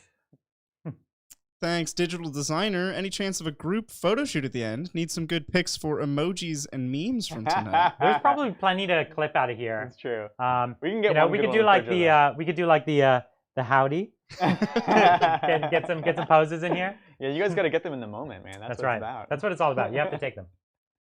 Thanks, Kaldorf. Using the rule of cool for other AOS armies, not in play. How would you rank them? Great to see AOS. Bridger, are you by any chance wearing a lion costume? Oh, that would have been so good. So good. No, I'm Ash. Ash Ketchum. Some people call him the lion of... Oh, jeez. That's what it was? That was the reference? What? No. Oh, you just got it? So what was the first part? Rule of cool, which army you rank the highest? Just like the coolest? So we already know which is first. Pick a second. Wait, what's first? Wait, in 40K is it or Gargants? AOS we were saying, right? It's Gargants is the coolest, right? The coolest. Rule of cool. Which one's the coolest? I can't say Gits again, can I? You can't say Gits again. You cannot have the same answer to every question, Adrian. Okay, fine. Caradrons. Yeah. Oh, they're pretty cool. They're so stylish. They're pretty cool. There was we went to Warhammer World together last year. And they had like a really cool flying city. It was amazing. With that they had set up in their. It had all like these amazing almost like cotton sort of clouds and the tentacles coming up. To fight them. It was gorgeous. Really, that was a cool. That was a really cool diorama. Yeah, and such a good translation of old world to Sigmar. Yeah. Of how do you take these old tropes and narratives and connect them and aesthetically make them in this new world. It's so good. I'm gonna go with the new Gargants. Yeah, they're super rad, and that is definitely rule of cool right there. Yeah, yeah, exactly. Thanks, Notbeer the Pirate. Hey Titans, great game. Looking at the War Scroll for the new Warcry DOK unit with a free deep strike every turn. What do you predict they'll be pointed at? Whoa, really? What's DOK? Daughters of Cain. Yeah. Oh, they get a free deep strike every turn? Apparently. That I mean, sounds and that's like a pick up put down. That's what it sounds like. Yeah. Sounds good. There's a lot of things with that ability. From the Warband. So the Warbands are weird because generally they have some potential to be really good, but generally speaking, they actually don't see that much. You lose other abilities, don't you? Yeah, well, you're it's a small exact unit, right? So their abilities can be really powerful, but they can be a bit pricey. Yeah. They're a mono build. They right? force you into a certain build. But I don't know. I'll check it out. But that sounds interesting. Yeah. Definitely give it a look. That's the way I used to play my Seraphon back before the book. So this land could teleport 2 units a turn. Yeah, that's right. And if you failed to teleport, you couldn't move at all. Yeah. But I always rolled well. Of course. And so not only did you get to teleport, but if you rolled a 6 on the teleport, yeah. you got to teleport and then move. Right. Like it was what? Unreasonable. They've always been unreasonable. Even so, there was the first time I played a game like that.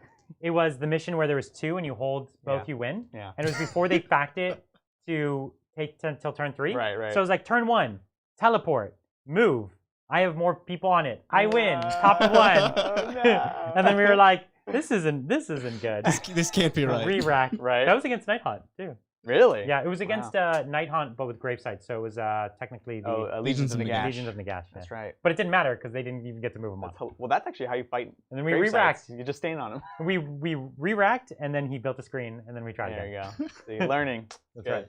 Thanks, Demos. Brian talking about his broken relics reminded me of a VC Frostblade, which instantly killed models from 1 unsaved wound. Was very fun against ogres. Yeah. Yeah. Oh god. Yeah. It was good. And specifically, I did it with High Elves because High Elves had access to take more relics per army than any others. And there was like no restriction on putting multiple on one character, so it was silly. It was Hero Hammer at the time. Right. Like you would build, instead of building an ultimate unit, you'd build an ultimate hero. Yeah. And I would take, there was a thing called when you took a dragon, you could take what was called an Emperor Dragon, which was, you basically, dragons came in 3 levels. You took like the baby dragon, the medium dragon, the Emperor Dragon. The Emperor Dragon was a straight 1,000-point dragon. And then you put a High Elf Lord on top, and then you made him invincible. And then you just he looked like Trogdor, right? The dragon. Yeah. He was like an S shape, and he just marched across the board, burninating the countryside. Battle Cruiser Warhammer. Bring this back, James. This is how I want to play every game. We should go on eBay and find one of those starter sets. We could play one of those games. We should play that edition. Should play that edition. Let us know if you want to see it. Thank you, James. Battle Tome, not Codex. Also Semantics. AOS 3.0 this summer or not? Ooh, I don't know. Legitimately. I don't know what they call it. I always just call it the new.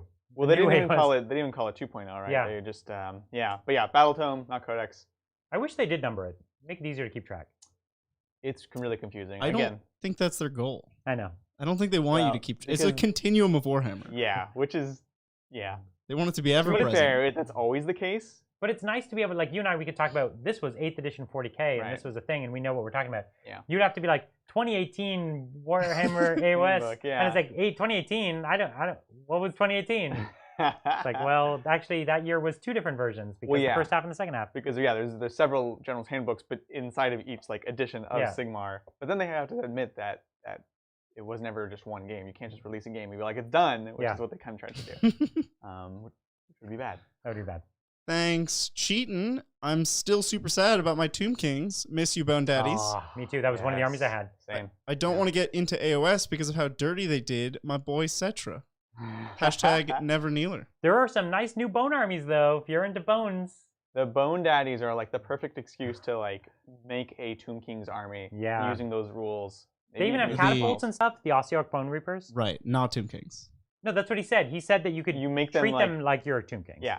You do them in the style of Tomb Kings. You could probably bring some of the old models. My Tomb King chariots, I was just digging through my boxes looking at them. I had a ton of Tomb King chariots. Yeah. And the Screaming Skull catapults and things like that.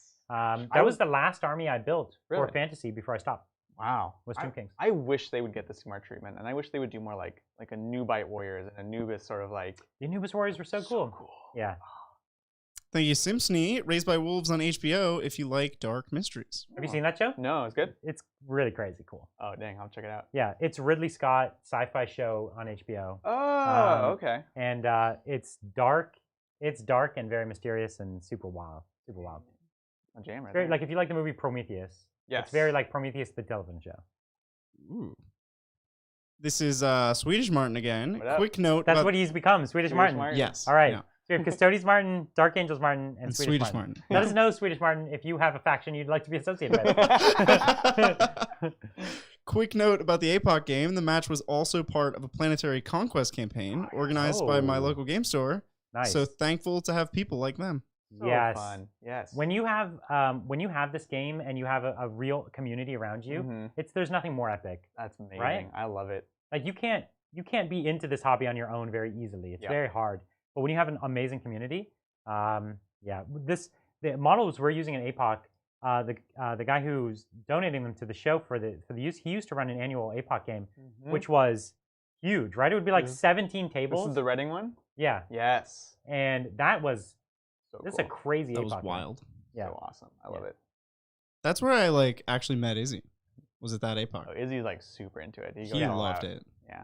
I remember he opened. He had to rent a van. Yeah. A special van to transport his army because he owned like hundreds of thousands of points of just Tau. Crazy. He would have like storage bins, and you would open the storage bin, and it would be like 500 crisis suits, and it was like your job to unpack and sort the crisis suits. Holy crap. Yeah. I was convinced that the dude had the largest Tau collection in the world. Yeah. I don't know, but it certainly looked like it. It was cool. Wow. Thank you, James. I have 10 of Space Wolves with enough leftover bits to outfit about 3,000 of another Space Marine force. I am torn between Blood Angels and Salamanders. Do you have suggestions? Well, if you want something different than wolves, do Salamanders. Yeah. And they're obviously really good right now, but I like them. We both like them because they kind of do a bit of everything. They're fun to be like some shooting, blah, blah, blah. Yeah, I agree. Because the Blood Angels want, like if you have an Assault Intercessor, both of those armies want it. That's right. You want to paint up something different, right? Yeah. So go to your Salamanders, do something different. Those are probably the weapons that you have left over from the Space Wolves not using them. That's right. All right, last one of the night. Thank you, Alex. Brand new to 40K. Took me ages to paint up 5 units. How long does it normally take you guys? Also, I really enjoy the channel. Thank you. I think we've gotten really good at painting quickly. You're pretty fast. I'm very fast, yeah. But you paint professionally. True. Right? Yeah. So, you've made it your business to be good at fast painting. True. Yeah, you have to. It's hard to put a time on it, though. Like if you and me said today, let's paint up a new 2,000 point army. Okay. Like we really wanted to, we could have it on the table in 2 weeks. Yeah, for sure. Yeah. 100%. Yeah. Yeah, exactly. So we'd be putting in real hours though. Yeah, for sure. But we'd get it done. Which is how we do it. And I think you and I both do the same thing where we don't just paint. We're like watching TV, spending time with our wives, something like that. It's like those like chill moments, like that's paint time, man. Find time to fit it in. Exactly. Yeah, exactly. And I'll even like if there's a step that's going to take a long time, yeah, like I'll quickly go and wash a thing and then like go chill and fit in between, and I won't waste little opportunities where I know I'm going to have downtime. Right. So fit in steps. Or if I'm like doing a base and I need to wait for it to glue before I dry brush it or something. 100%. So definitely, but I'd say my typical pace for a new army is about a month. Mm-hmm. So if I start and that's where I'm fitting it in, occasionally I'll have units that'll bog me down. I remember I keep talking about these Source Knights. Yeah. There's nothing particularly special about them. There's just, it turns out it's a lot of colors and it's a lot of fine elements. And this one unit of 13, because I can't count, this one unit of 13 was like, dude, it was the amount of time I could do a 2,000 point army in. Right. It was silly. Nuts. And why? They don't look that much better than anything. Like they look fine, you know what I mean? They look good, Brian. They look good, but they're not. Some units just bog you down. No, I feel you. I'm making progress on the sisters, but my goodness, it's the same kind of thing. Lots of different colors, tons of edges, and lots beautiful of models too. And you want to do them justice, right? That's the thing. That's the thing. I'm like, oh gosh. So some armies are forgiving, right? If you want, you could paint up a ghost army quick.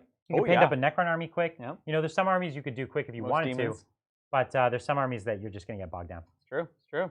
All right. Well, thank you so much. I hope you enjoyed it. We had a lot of fun. It's so fun. I look forward to doing this again. Yes. And I almost feel I'm going to feel weird playing OS without a costume next time. I know. We might have to get you like a squeak hat or something. This is like AOS First Edition where you had to like actually have a beard to do dwarf abilities. Yeah, that was the least inclusive game they've ever considered. Even Bridger couldn't get score a point in that game. So really glad you all can make it. We look forward to doing it again. As we said, we have an epic weekend ahead. We hope you join us for that because so many new books coming out, lots of new rules that we're just so excited to preview. If you haven't already, please subscribe. It really helps us grow the channel, make more of this kind of content. And of course, if you haven't checked it out already, check out Titans Premium. Just hit the join button on our channel. It gives you access to so much great stuff, including extra games like the one we're going to be playing next Tuesday, showing off Imperial armor with the Death Corps of Krieg rule, which is an epic army that rarely gets to see on the table. And this might be the first time we're playing them with Krieger rules. I think it is actually. So that's kind of rad. And now all my tanks are going to be shooting on death. It's going to be great. So really excited for that. So we'll see you hopefully this weekend. See you guys.